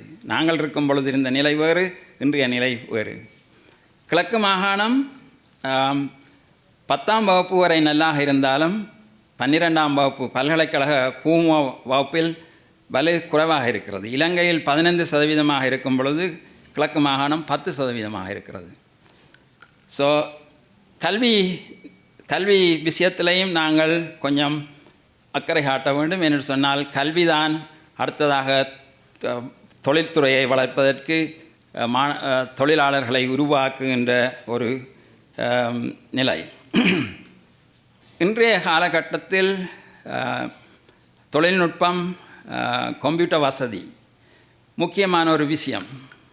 இலங்கையில் 17% மாணவர்கள் கம்ப்யூட்டர் வசதி இருக்கும் பொழுது கிழக்கு மாகாணத்தில் 8%, 9% தான் கம்ப்யூட்டர் வசதி உள்ள ஆக்களாக இருக்கிறார்கள். வடக்கு ஓரளவு நல்லாக இருந்தாலும் இலங்கையோடு ஒப்பிடும் பொழுது, முழு இலங்கையோடு ஒப்பிடும் பொழுது வடக்கு இன்னும் குறைவாகத்தான் இருக்கின்றது. எனவே கல்வித்துறையிலும் நாங்கள் கூடிய கவனம் செலுத்த வேண்டிய ஒரு இக்கட்டான நிலையில் இருக்கின்றோம். அடுத்ததாக பொருளாதார வருமான நிலைகளை பார்க்கும் பொழுது இலங்கையில் உள்ள சராசரி ஒருவரின் வருமானம் 53,000 ரூபாக இருக்கும் பொழுது வடக்கில் உள்ளவர்களின் வருமானம் 42,000 ரூபாகத்தான் இருக்கின்றது. கிழக்கு மாகாணம் இன்னும் குறைவாக இருக்கின்றது, 39,000. ஸோ இதெல்லாம் நாங்கள் வெளிநாட்டிலிருந்து பார்த்து கொண்டிருக்க முடியாது. இதில் மாற்றங்களை கொண்டு வர வேண்டும். இந்த வறுமைக்கோட்டுக்கு கீழ் வாழுகின்ற மக்களின் சதவீதம் இலங்கையில் முழுவதையும் பார்த்தீர்களாக இருந்தால் ஏறத்தாழ 3%, வடமாகாணத்தில் 8% இருக்கின்றது. கிழக்கு மாகாணம் ஓரளவு பரவாயில்லை, இருந்தாலும் ஏறத்தாழ 4% வறுமை கோட்டில் கீழ் இருக்கிறது. இது இலங்கை முழுவதையும் பார்க்கும் பொழுது இலங்கையை விட குறைவாக இருக்கின்றது, கூடவாக இருக்கின்றது, மன்னிக்கவும். ஸோ அந்த துறையிலையும் நாங்கள் கூடிய அளவு கவனம் செலுத்த வேண்டி இருக்கின்றது. அடுத்ததாக வீட்டு சுகாதார வசதிகள்.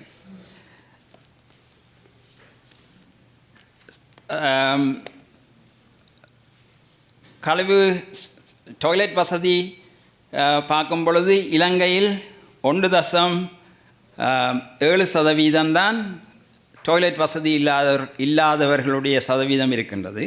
ஆனால் குறிப்பாக கிளிநொச்சி, முல்லைத்தீவு இடங்களில் எத்தனையோ மடங்கு டாய்லெட் வசதி இல்லாத மக்கள் சீவிக்கிறார்கள். நாங்கள் அது பற்றியும் முக்கியமாக கவனத்தில் எடுக்க வேண்டி இருக்கின்றது. ஆனால் இந்த வைத்தியசாலை வசதிகளே இன்னும் இந்த புள்ளிவரம் அரசாங்கத்தால் தரப்பட்டது தான். வடக்கு கிழக்கு ஓரளவு இலங்கையோடு பார்க்கும் பொழுது கூடியளவு நல்லா இருக்குன்னு தான் சொல்ல வேண்டும். 4% தான் இலங்கை முழுக்க. ஆனால் மன்னார் பார்த்தீங்கன்னா 8% வரவேற்கப்பட வேண்டிய ஒரு நல்ல விஷயம். அங்குள்ள வைத்தியர்களின் முயற்சியோ என்னவோ அது அந்த விதத்தில் நல்லாகத்தான் இயங்கி கொண்டிருக்கிறது. இது முக்கியமான இன்னொரு விஷயம், இன்ஃபென்ட் மோர்டாலிட்டி, அதாவது குழந்தைகள் இறக்கின்ற வீதம். இலங்கை முழுவதும் குழந்தைகள் இறக்கின்ற வீதம் 7.5% இருக்கும் பொழுது மட்டக்களப்பு, யாழ்ப்பாணம் 10% அதிகமாக இருக்கின்றது. நாங்கள் முந்தி இப்படியான விஷயங்கள் கேள்விப்பட்டதில்லை. இது ஏன் இன்னொரு முக்கியமான விஷயமாக நான் சொல்கிறேன் என்றால், மக்கள் சனத்தொகை குறைந்து செல்கிறது என்று நான் ஏற்கனவே சொன்னேன். இது இன்னொரு அடிப்படையான காரணம். மக்கள், அதாவது இளம் குழந்தைகள் இறப்பு வீதம் யாழ்ப்பாணமும் மட்டக்களப்பும் அதிகமாக இருக்கின்றது. அடுத்ததாக பொருளாதார நிலைகளை பார்த்தோம் இருந்தால் யாழ்ப்பாணம், வடக்கு கிழக்கு மாகாணங்கள் ஓரளவு எலிஜிபிள் ஒர்க் ஃபோர்ஸ், வேலை செய்யக்கூடியவர்களின் சதவீதம் இலங்கையோடு ஒப்பிடும் பொழுது வடக்கு கிழக்கு ஒரு விதத்திலும் குறைந்ததாக இல்லை. ஸோ இது எங்களுக்கு ஒரு சாதகமான விஷயம். ஆனால் நீங்கள் இந்த ஜிடிபி பெர் கேபிட்டா, நாட்டினுடைய என்னென்று சொல்வது, ஜிடிபி உங்களை எல்லாருக்கும் தெரிஞ்சிருக்கும் ஜிடிபி என்றா என்னென்று சொல்லி, சாரி தலை வருமானம் அல்லது அவுட்புட் பெர் கேபிட்டா. பாருங்கள், அந்த மஞ்சள் கலரில் தெரிகின்ற 2 மாகாணங்கள், வடக்கு மாகாணம், கிழக்கு மாகாணம். சில மாகாணங்கள், மற்ற மாகாணங்கள் அதை விட கொஞ்சம் கூடியிருந்தாலும் யாழ்ப்பாணம், வடமாகாணமும் கிழக்கு மாகாணமும் இன்னும் பின்தங்கித்தான் இருக்கின்றன. ஜிடிபி க்ரோத் ரேட் அதை பார்த்தீங்களென்றாலும் கூட இலங்கை என்று பார்க்கும் பொழுது 37%, எங்களுடைய கான்ட்ரிபியூஷன் வடக்கு கிழக்கினுடைய கான்ட்ரிபியூஷன் 29% தான் இருக்கின்றது. விவசாயத்துறையை பார்த்தீர்களாக இருந்தால் கிழக்கு மாகாணம் நாங்கள் எல்லோருக்கும் தெரியும் விவசாயத்துறையில் எப்போவுமே கொஞ்சம் கூடிய பங்களிப்பு செய்வது. இருந்தாலும் வடக்கும் கிழக்கும் இன்னும் பின்தங்கி இருக்கிறது என்று தான் நான் சொல்ல வேண்டும். தொழில்துறையை பார்த்தீர்கள், இண்டஸ்ட்ரி செக்டரை பார்த்தீர்களாக இருந்தால் அங்கும் நாங்கள் எங்களோட கான்ட்ரிபியூஷன் வலு குறைவாக இருக்கின்றது. சர்வீஸ் செக்டர் உதாரணத்துக்கு டூரிசம் போன்ற இதை பார்த்தீர்கள் என்றால் அதுவும் வடக்கு கிழக்கு மற்ற மாகாணங்களை விட மிக குறைவாக இருக்கின்றது. ஒரு தொழில்துறையை ஆரம்பிப்பதற்குரிய கிளைமேட் இண்டெக்ஸ்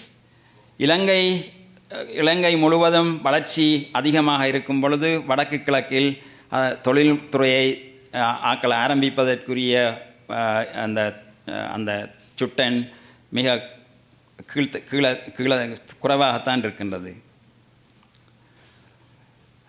தொழில் வாய்ப்பை ஏற்படுத்தக்கூடிய அதாவது முதலீடுகளை செய்வதற்குரிய இன்ஃப்ராஸ்ட்ரக்சர் அது கூட இலங்கையோடு இந்த மேலே தெரிகிறது முழு இலங்கைக்கு உரிய சுட்டன் இது எங்கள் வடக்கு கிழக்குக்குரியது மிகவும் குறைவாகத்தான் இருக்கின்றது. சுற்றுலா பயணிகள் செல்வது முழு இலங்கைக்கும் உரிய தொகையோடு பார்க்கும் பொழுது வடக்கு கிழக்கிற்கு ஒருவருமே போவதில்லை போன்ற ஒரு நிலைமை இருக்கின்றது.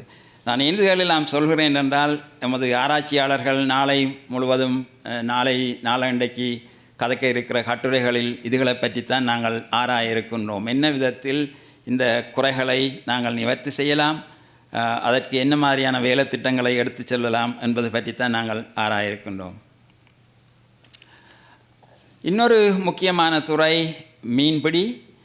அதில் கூட நீங்கள் பார்க்கலாம் இந்த பீஸ் நடந்த காலங்கள் 2003-2004 நாங்கள் கிட்டத்தட்ட 55% இலங்கையின் மீன் உற்பத்தியை நாங்கள் செய்திருக்கிறோம். வடக்கு கிழக்கு மாகாணத்திலிருந்து நாங்கள் செய்திருக்கிறோம்.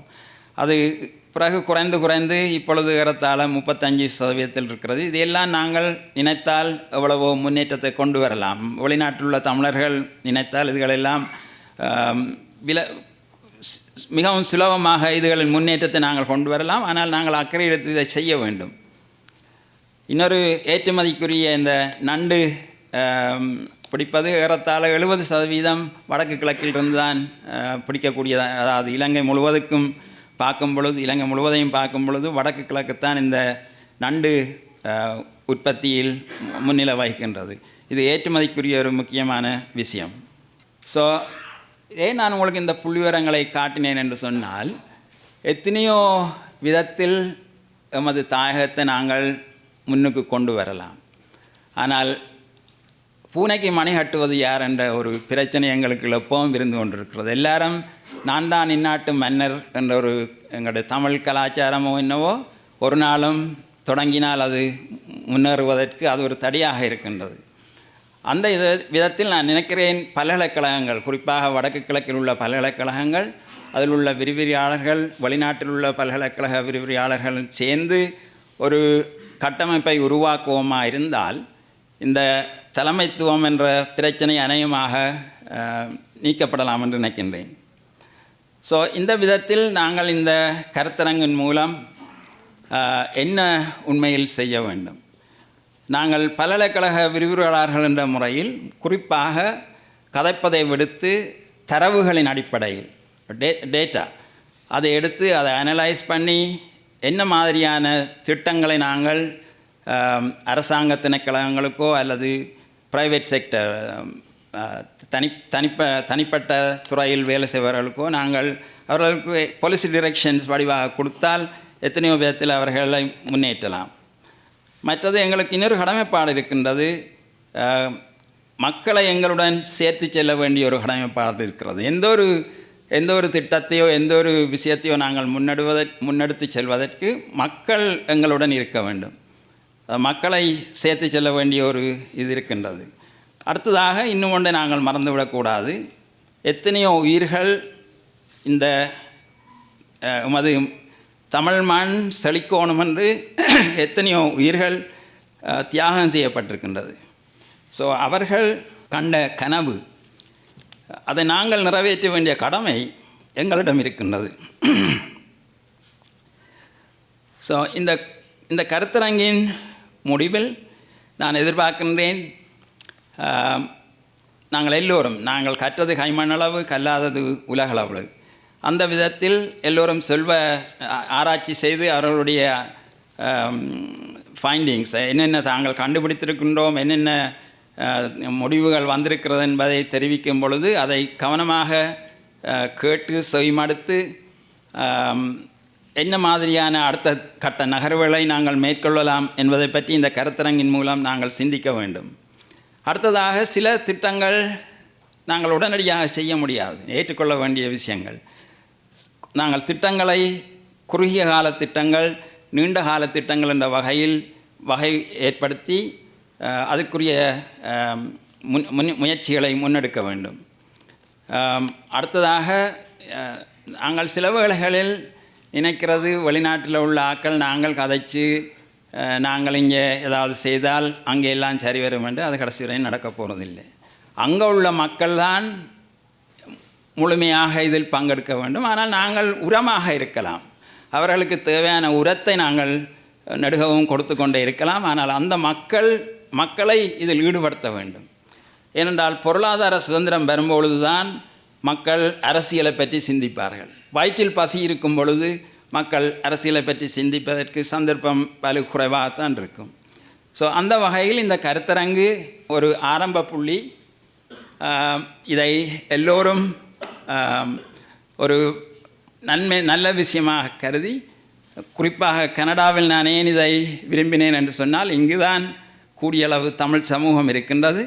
ஸோ இங்கிருந்து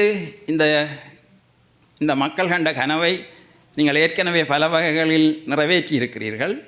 இருந்தாலும் பொருளாதார ரீதியான சுதந்திரத்தை நாங்கள் கனடா மண்ணிலிருந்து ஆரம்பித்து அதை மற்ற வெளிநாட்டு நாடுகளுக்கும் கொண்டு சென்று நாங்கள் மக்கள் மாவீரர் கண்ட கனவை நனவாக்க வேண்டும் என்று கேட்டுக்கொள்கிறேன். நன்றி.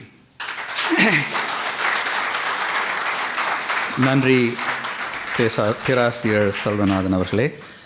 Let's give a big round of applause to Professor Selvanathan, who is one of the co-chairs of the conference. We have two co-chairs, and we'll hear from the other co-chair now. Before that, I just wanted to say that, that presentation was fairly informative, though it's about 30. Some of the slides are a bit outdated. It gives us the kind of the reality check of where things are at. One of the things you noticed in the first few slides is that it compared our north and east to Sri Lanka's average. So if we were comparing north and east to the average, we were still much lower. But imagine if the other provinces were on that slide, they would be much higher. Because if the gap between us and the average is so high, the gap between us and some of the other provinces would be significantly higher.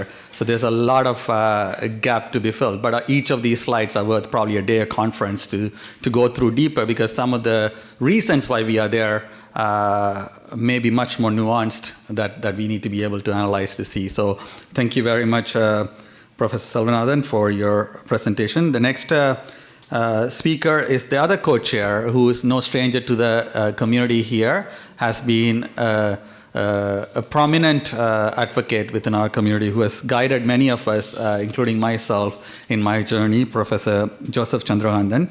He received his PhD from University of Ottawa and THD from St. Paul University in Ottawa. He was associate professor and founding head of the Department of Christian and Islamic and Civilizations at the University of Jaffna, where he taught there for 17 years. Returning to Canada in 1996, he was a professor of theology and ethics in Concordia University in Montreal, and in 1999 became associate professor in the Department of Study of Religion and senior bioethicist at the University of Toronto Joint Centre for Bioethics. Currently, he is an adjunct professor at the Faculty of Theology in University of Toronto. His areas of research and publication include religious sociology, philosophy, and literature, especially Buddhist, Hindu, and Saivite Tamil literature of the pre-modern and modern periods.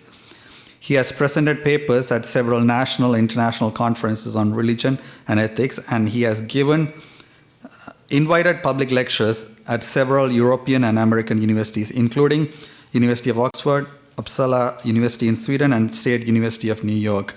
In addition to that bio, many of you know he has contributed so much of his time to mentor and support many of our organizations. That it's always good to have a person who excels in academic world, but also has a very strong record and community contribution, because this one talks a lot more on the academic side, but I know Father Chandranandan, Professor Chandranandan has been a phenomenal leader in organizations like Vasanta. Many of our political organizations that we formed here have had his advice and guidance to succeed as well. So please join me in welcoming our other co-chair of the conference, Professor Joseph Chandranandan.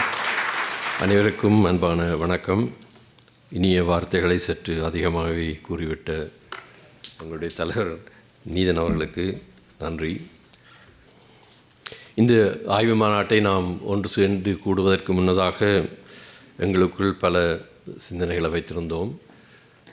அதை பற்றி சில வார்த்தைகள் கூற வேண்டும். குறிப்பாக பேராசிரியர் செல்வநாதன் அவர்கள் தன்னுடைய நேரத்தையும் தன்னுடைய சிந்தனை, தன்னுடைய கருத்தாளம் இவற்றை மிக in a very magnanimous way I should say, மிக தாராளமான மனதோடு எங்களோடு பகிர்ந்து கொண்டவர். ஏனென்றால் உங்களுக்கு தெரியும், நேர அடிப்படையிலே அவர்களுக்கு நாளை என்றால் எங்களுக்கு இன்று, அந்த மாதிரியான சூழலிலே இரவு பகல் உறக்கம் இல்லாமல் பல எங்களுடைய ஜூம் வாயிலாக நாம் கொண்ட உரையாடல்களில் பங்கு கொண்டவர். அவருக்கு நாம் என்றும் நன்றியுடையவர்களாக இருக்க வேண்டும். இந்த கருத்தரங்கைக்கு தலைப்பை கொடுப்பதை பற்றி நாம் சிந்தித்த போது நீண்ட தலைப்பாக இருக்கக்கூடாது, அதே நேரத்தில் எண்ணக்கருக்கள் மிக காத்திரமானவையாகவும் இதனுடைய தொடர்ச்சியை நிலைநிறுத்தக்கூடியவாகவும் இருக்க வேண்டும் என்ற கருத்தை அவர் முன்வைத்தவர். அந்த வகையிலே தான் 3 விடயங்களை நாம் உள்வாங்கி அவற்றை இந்த தலைப்புக்குள் கொண்டு வர வேண்டும் என்ற சிந்தனை இருந்தது. எனவே இது அடிப்படையிலே அதனுடைய உள்ளக தன்மையிலே இது ஒரு ஆய்வு மாநாடு. அவர் முதலில் குறிப்பிட்டது போல இது ஒரு அரசியல் கூட்டம் அல்ல, அல்லது ஒரு கருத்தரங்கு சிந்தனை களம் அல்ல. இது தொடர்ச்சியாக நடைபெற வேண்டிய ஆய்வுகளுக்கு ஒரு முதல் புள்ளியாக இருக்க வேண்டிய ஒன்று. ஆகவே it's a research conference in primarily. இரண்டாவதாக அவர் குறிப்பிட்டது, எங்களுடைய முழு நாட்டையும் நாம் அதை பற்றிய கரசனை இருந்தாலும் இலங்கை பற்றி வடக்கு கிழக்கை நாம் முன்னெடுத்து செல்வதற்கும் அதனுடைய மேம்பாட்டை நிலைநிறுத்துவதற்குமாக இதனை கொள்வதனாலே அங்குள்ள கல்வி நிலையங்கள், கல்விக்கூடங்கள், உயர்கல்வி நிலையங்களை நாம் உள்ளடக்கி செயல்பட வேண்டும். ஆகவே அந்த வார்த்தையும் இங்கே வந்திருக்கின்றது. மூன்றாவது மிக முக்கியமான ஒரு வார்த்தை, இது it's an integrative conference.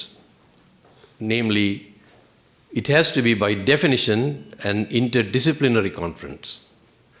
Not only interdisciplinary, but it has to emerge into a multidisciplinary conference. We in our academic institutions, and particularly I speak for Jaffna where I have been working for 17 years, there is more compartmentalization than integration. So in research, integration, as we call it, ஒன்றிணைப்பு மிக முக்கியமான ஒன்று.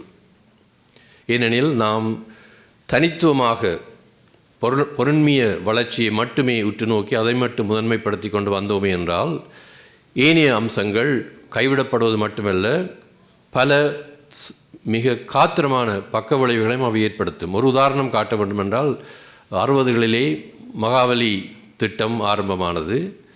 மகாவலி நீரை திசை மாற்றி கொண்டு வருவதற்கான திட்டம். அதிலே கூடுதலாக in order to improve our farming and irrigation systems. And we know how after the 70s it was accelerated more. And today, if you read articles or if you continue to do studies in hindsight, you would find enormous amount of side effects that have caused environmental hazards, serious medical situations for people. Water pollution has been extant, and all that tell us that a discipline that an interdisciplinary system that fails to look at development and seeks to follow only a Western form of development. The fact is, socioeconomic changes are not unilateral phenomenon. அதாவது பொருண்மைய சமூக மாற்றங்கள் தனித்துவமான நேர்கோட்டு மாற்றங்கள் அல்ல. அவை ஒரு சமூக தளத்திலே, அதனுடைய இயங்குதளத்திலே அனைத்து துறைகளையும் ஏதோ வகையிலும் அளவிலும் ஈடுபாடு கொண்டவையாக அல்லது அதன் மீது செல்வாக்கு செலுத்துவையாகத்தான் இருக்கின்றது. இந்த தன்மையை மறந்த நிலையிலே தான் எங்களுடைய உயர்கல்வி நிலையங்கள், பல்கலைக்கழகங்கள் சிலவளை செயற்படுகின்றன. இரண்டாவதாக, நாம் சரியான திறனாய்வு விமர்சனத்தன்மைகள் இல்லாமல் பணத்தை மட்டும் எங்களுக்கு காட்டி மேற்கத்திய முறையிலே எவ்வாறு கொண்டு வரப்பட்ட மாற்றங்கள் அவற்றினுடைய விளைபொருளாக அவை கொண்டு வர விளைந்த மாற்றங்களை விட அவை கொண்டு வந்த எதிர்மறையான பக்க விளைவுகள் மிக மோசமானவையாக இருந்தவை. நாங்கள் எந்த ஒரு மேற்கத்திய மாதிரியை கொண்டு வளர்ந்த மேம்பாடுகளை வைத்து பார்த்தோம் என்றால் அது எங்களுக்கு விளங்குகின்றது.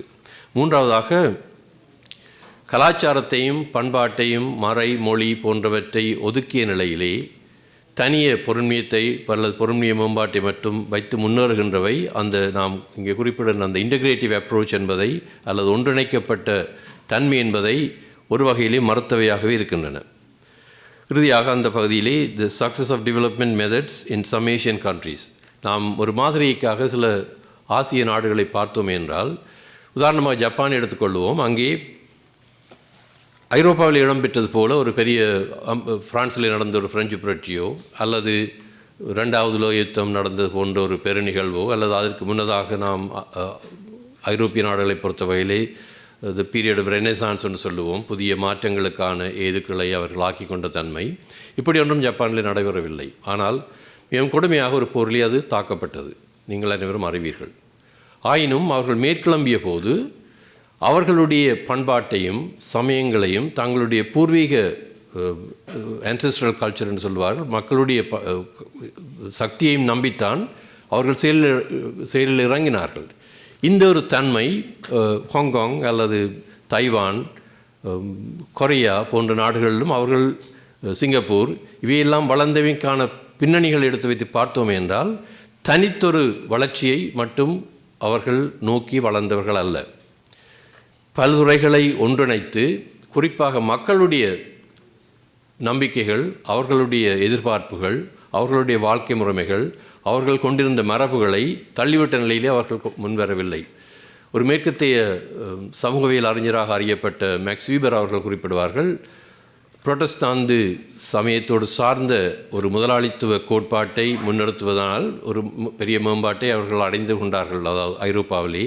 ஆனால் இந்தியா போன்ற நாடுகளிலே அவர்கள் சமயத்தினாலே அமுக்கப்பட்டபடியினாலேயும் அல்லது சமய நம்பிக்கைகள் அல்லது சமூக நம்பிக்கைகள் போன்றவை பின்தங்கிய நிலையில் இருந்ததினாலும் அந்த மாற்றம் வரவில்லை என்று. ஆனால் அதே மாதிரித்தான் கால்மார்க்ஸுடைய போதனை, அவருடைய கருத்துப்படியும் அவர் குறிப்பிடுவார், ஐரோப்பிய ஈடுபாடு இல்லாவிட்டால் இவ்வளவு வளர்ச்சி அங்கு இந்தியாவிலே பிற்பட்ட காலத்தில் வளர்ந்திருக்க மாட்டாது. அது மட்டுமல்ல, அவர்களுடைய சமயமும் சமூக நம்பிக்கைகளும் வளர்ச்சியை குந்த செய்கின்றவை என்று. இது உண்மையாகவே மிக உன்னிப்பாக பார்க்கப்பட வேண்டிய ஒன்று.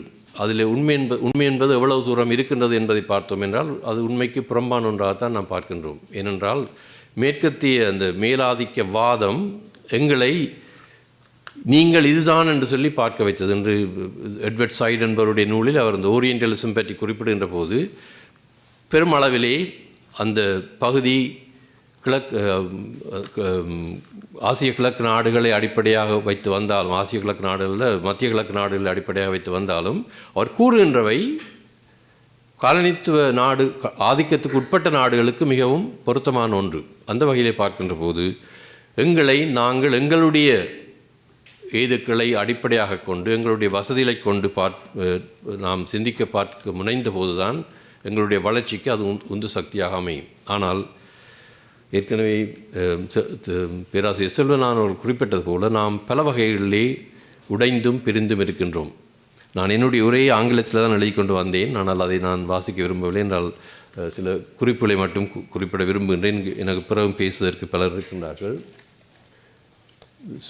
சமூக தளங்கள் என்று பார்க்கின்ற போது, சமூக இயங்குதளம் என்று பார்க்கின்ற போது பல்வேறு துறைகள், அது கல்வியாக இருக்கலாம், அரசியலாக இருக்கலாம், பண்பாடாக இருக்கலாம், சமூக அமைப்பாக இருக்கலாம், இவை அனைத்துமே ஒன்றின் மீது ஒன்று ஏதோ வகையிலும் அளவிலும் ஒரு தாக்கத்தை எப்பொழுதுமே ஏற்படுத்தி கொண்டிருக்கும். ஆகையினால் ஒன்றை நாம் உயர்த்தி வருகின்ற போது, அது தனிய சமூக அரசியல் பொருண்மைய மாற்றத்தை மட்டும் நாம் மனம் கொண்டு செயற்படுவோமே ஆனால் மற்றவற்றை தவிர்த்த நிலையிலே அந்த வளர்ச்சி தொடர்ச்சியான நீண்டகால வளர்ச்சியாக அல்லது kind of change that would be self-sustainable may not be possible.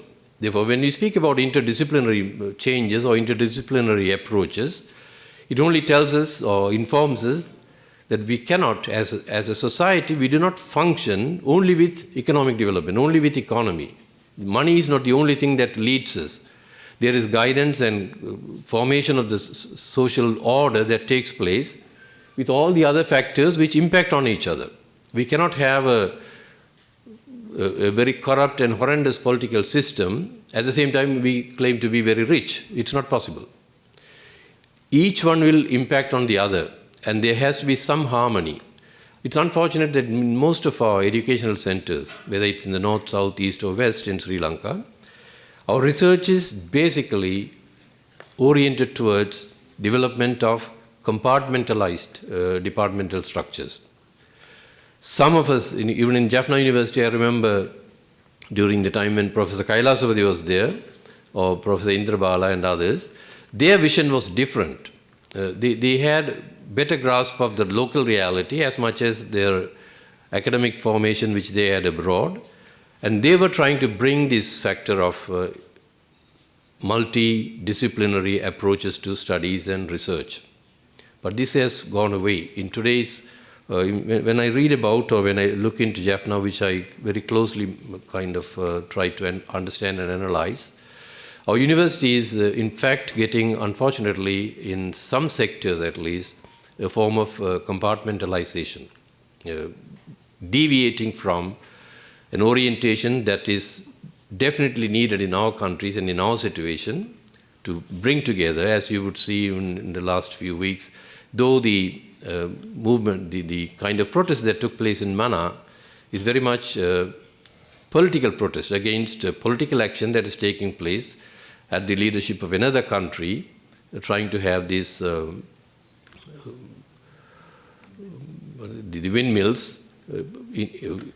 almost forcibly placed in Mana in order to have electricity supplied to another place, another country. Now, that political decision is in fact opposed by the people of all religions, people of the area, because they see a larger future which is at stake. So which only tells us that it's not economic development, it's not bringing in money, it's not bringing in resources that matters, but the entirety of reassuring the continuity of their existence in that area, the continuity of their populations in time to come, their children and their children's children, the erosion of the land and the necessity to keep the land. Unless we are perceptive of the dangers that are far beyond us in our time, we will be only thinking and living for our own period. So most of the research papers, as you would see, seek to bring as much as possible coordinated interdepartmental and interdisciplinary approach. But my point here is to re-emphasize and to underline the need for continued multidisciplinary approaches to every aspect of research. We cannot anymore focus purely on economic benefits, economic growth, or trying to bring about socio-political changes. Religion, culture, traditions, and all other elements of our growth, including our environmental aspects, our concern for ecology and the continuity of our future, all that must embody in every aspect of research. So the economics department has to deal with Department of Hindu culture, Department of Christian studies, Department of Islamic studies, as much as Department of environmental studies. In the same way, Department of Environmental Studies has to engage or enter into other areas as well. And therefore, my plea at this point, I hope they have a booklet in which they will publish some of the papers that had already been given, and to underline the need and the continuous need to work together in solidarity. That is an ultimate concept of university. Actually, the sense of universalism is involved in university concept from the medieval period, when religion was the dominant factor, but religion as a dominant factor sought to bring together environment as much as ecological issues, as much as religious tradition and cultural and other perspectives. So let us support and help our researchers, and at the same time guide them, and continue to emphasize that all our academic institutions and major centers of learning should work in harness and in harmony together, work in solidarity as much as in interrelated relationships, in order to bring a multidisciplinary approach to our growth and to our future. Thank you.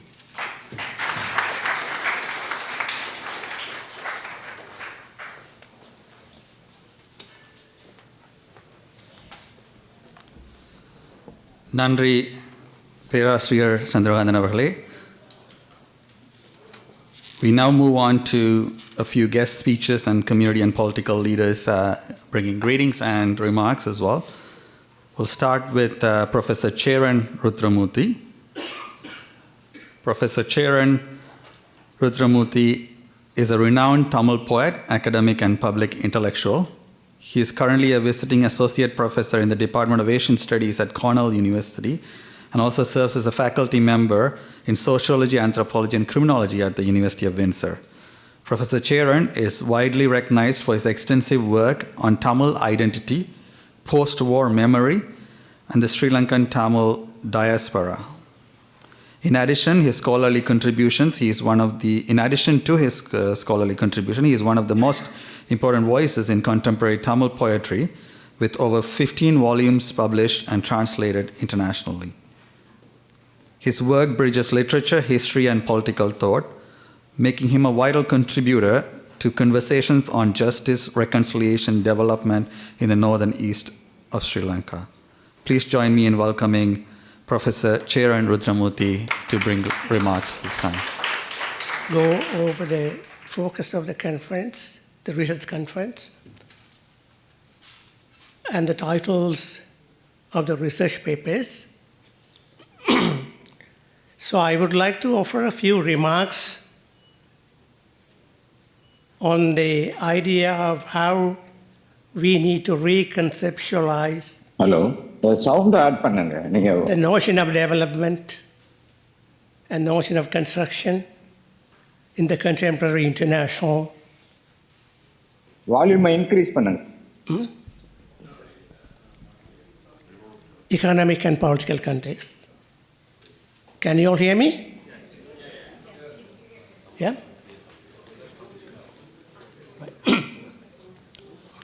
First of all, I would like to congratulate the organizers for this the grand, very ambitious project, but doable. At the same time, I would like to indicate or point out three major challenges, three major international or global challenges that we are going to face, that we are going to encounter in implementing this huge, ambitious project. And the first major challenge is we really do not have any agency. We really do not have any autonomy or sovereignty in the areas where I live in majority in Sri Lanka. Any powerful, organically capable of development projects need to be based on the idea of ownership ownership of the people and the autonomy and sovereignty of those people, that is one of the key issues that we are facing and we will face, and it is not a very special, unique thing for us. There are more than 350 nations without states in all over the world. They have the same problem. There's will, there's a political will, there's economic power, but they couldn't do it. They cannot do it simply because no ownership, no sovereignty, and no power. That is one of the challenges. And the second challenge is the entire global south. When I mean global south, that means countries that are not rich. They are completely dependent on the Washington consensus. That is, every single country in the global south is completely dependent when it comes to economy on the US, European Union model and the system, implemented through IMF. They cannot escape. It's a kind of a fundamental issue, challenge. How we can do an autonomous project when the whole country is totally independent, dependent on IMF. And what we call, that came as a result of Washington consensus in the 1940s and the dominance of the US dollar. There's one simple example would do the challenge. Imagine that the diaspora, all of us, we are going to donate most important, powerful medical instruments to the hospitals in the Northern East. As you know, there will be 18% value-added tax. It goes into millions and millions of rupees. But the government should have the power to waive this tax, but they have already signed a contract with IMF that they wouldn't do it. So no power at all for the government. 18% value-added tax, even for an emergency ambulance, all the kind of hospitals. There are lots of examples. I do not want to go into detail. This is challenge number 2. Challenge number 3 is a bit theoretically complicated, but I will try to explain. So far, all the countries, whether they are developed or underdeveloped or undeveloped, they have been following a development model, what we called neoliberal Anthropocene model. Do not get scared of this term Anthropocene. Anthropocene simply means human-centered. Everything is so human, but I shouldn't be using the term human because from 1940s onwards, all the major charters, constitutions, and the UN Declaration all use the word men. So the women are out. There is no gender parity. So this Anthropocene model simply means we place the humans at the center of everything, at the expense of nature, at the expense of other species, at the expense of other animals, trees, plants. This completely separates the humans from the ecology. So any kind of system that is based on this Anthropocene model will not help us. We need to rethink the entire development model. The neoliberal Anthropocene model, which everyone has been practicing, the underlying point is everything ought to be sold for a profit. Nothing should be free. We have all signed the treaty in 1940s, all the way. That is the affordable housing and clean running water and free education is a fundamental human right. How many water bottles out there? This is what I mean, the major challenge. If we cannot simply think out of the box and come up with an idea how we can challenge this neoliberal Anthropocene model, then we are not going to go that far. Man will come there. Everything is for men. And quickly, what are the options? Do we have any alternatives? In the case of the northern East Sri Lanka, when it comes to development, reconstruction, etc., there is a huge possibility in the diaspora. I would argue we cannot simply separate diaspora and the people that live in the northern East. They are two sides of the same coin. I know that there are really, really bad stereotypes out there about the diaspora people. And we also have certain kind of stereotypical ideas of the people that live in home. They are dependent. Every time they call and they are asking for money. Those stereotypes should not go. We should not believe in those stereotypes. The common stereotype that I hear from all my relatives and friends in Sri Lanka is that you guys have left us while we were going through pain and war, and now you guys live comfortably and you're helping us. So that is one of the standard stereotypes. We all, in Tamil, what we call Odukaligal, runaways.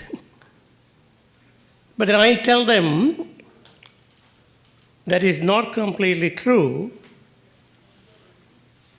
When the genocide happens, there's an idea, what we call the remote genocide stress, or remote conflict stress, or the remote war stress. We are not there, but how many of us know? How many of us went completely in pain, lost their mind? So the pain is shareable, but the degree is different.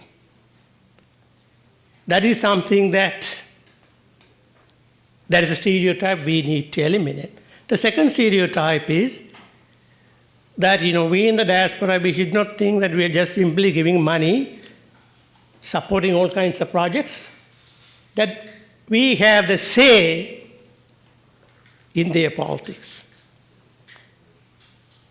We cannot appropriate their voices. We cannot speak for them. We can only speak to them.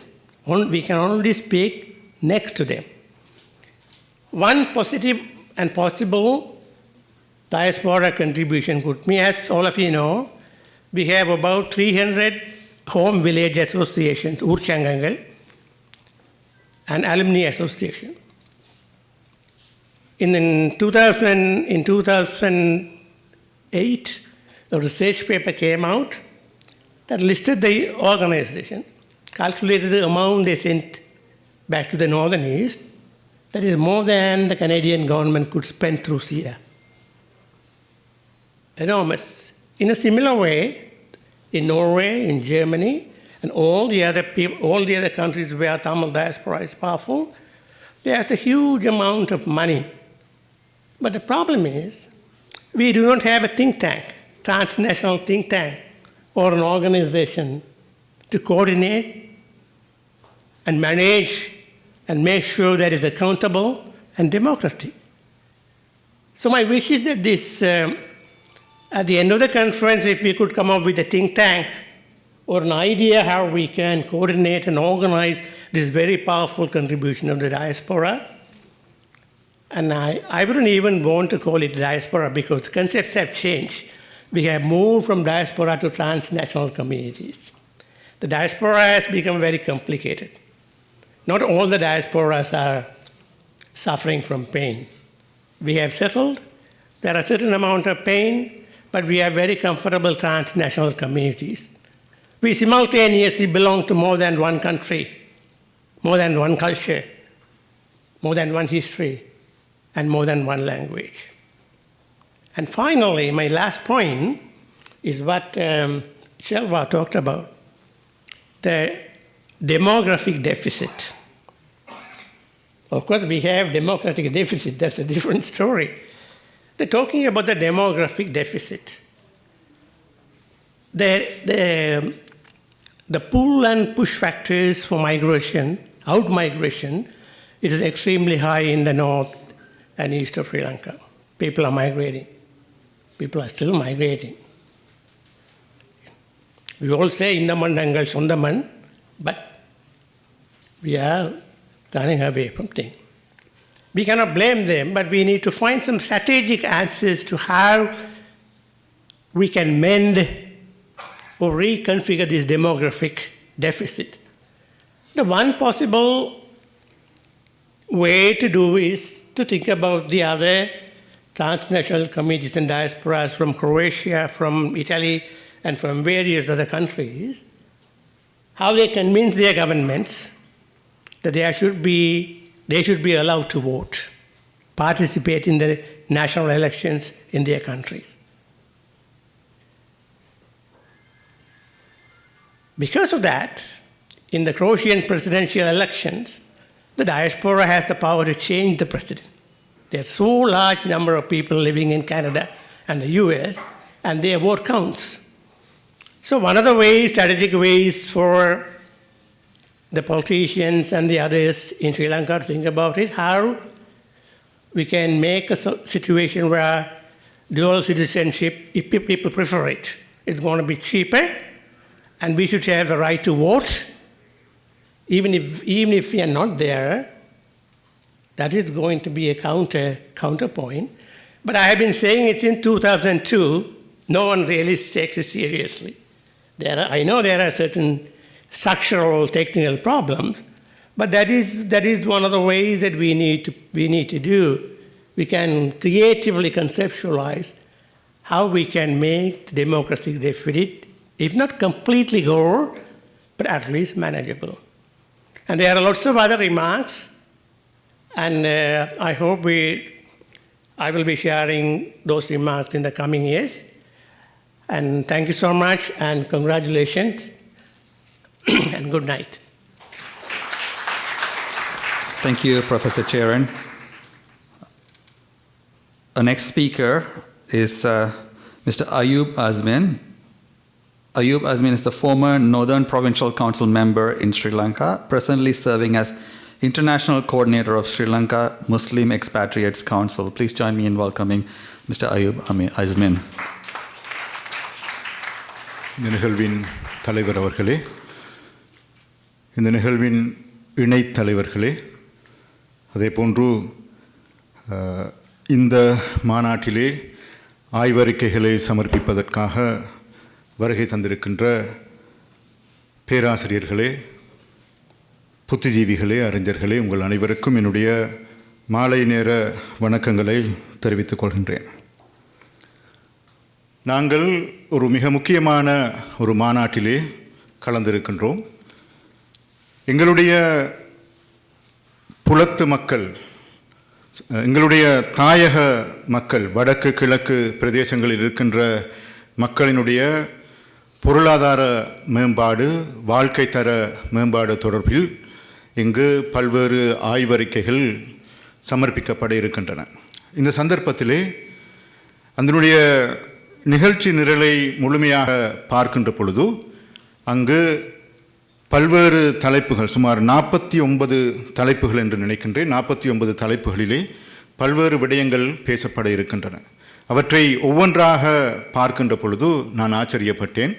அது மிக மிக முக்கியமான பயனுள்ள தலைப்புகளாக அமைந்திருக்கின்றன என்பதில் எந்தவிதமான சந்தேகமும் கிடையாது.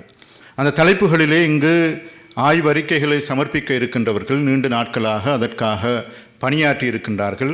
அந்த ஆய்வுகளுக்காக தகவல்களை, தரவுகளை சேர்த்திருக்கின்றார்கள், மக்களை சந்தித்திருக்கின்றார்கள். இப்பொழுது அவை ஒரு முன்மொழிவுகளாக, அவை ஆய்வு முடிவுகளாக இந்த அரங்கிலே முன்வைக்கப்பட இருக்கின்றன.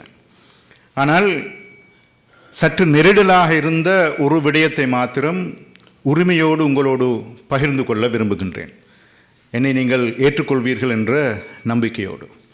அந்த நிகழ்ச்சி நிரலை பார்க்கின்ற பொழுது, வடக்கு கிழக்கு என்று வருகின்ற பொழுது, நாங்கள் குறிப்பாக 2 சமூகங்கள் அங்கு வாழ்கின்றோம்.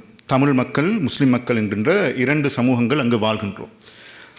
தமிழ் மக்களை புறக்கணித்துவிட்டு முஸ்லிம் மக்களோ அல்லது முஸ்லிம் மக்களை புறக்கணித்துவிட்டு தமிழ் மக்களோ வடக்கு கிழக்கினுடைய அபிவிருத்தி முன்னேற்றம் அங்கிருக்கின்ற அரசியல் சூழ்நிலைகளிலே மாற்றங்களை ஏற்படுத்துவது என்பது சாத்தியமற்ற ஒன்று.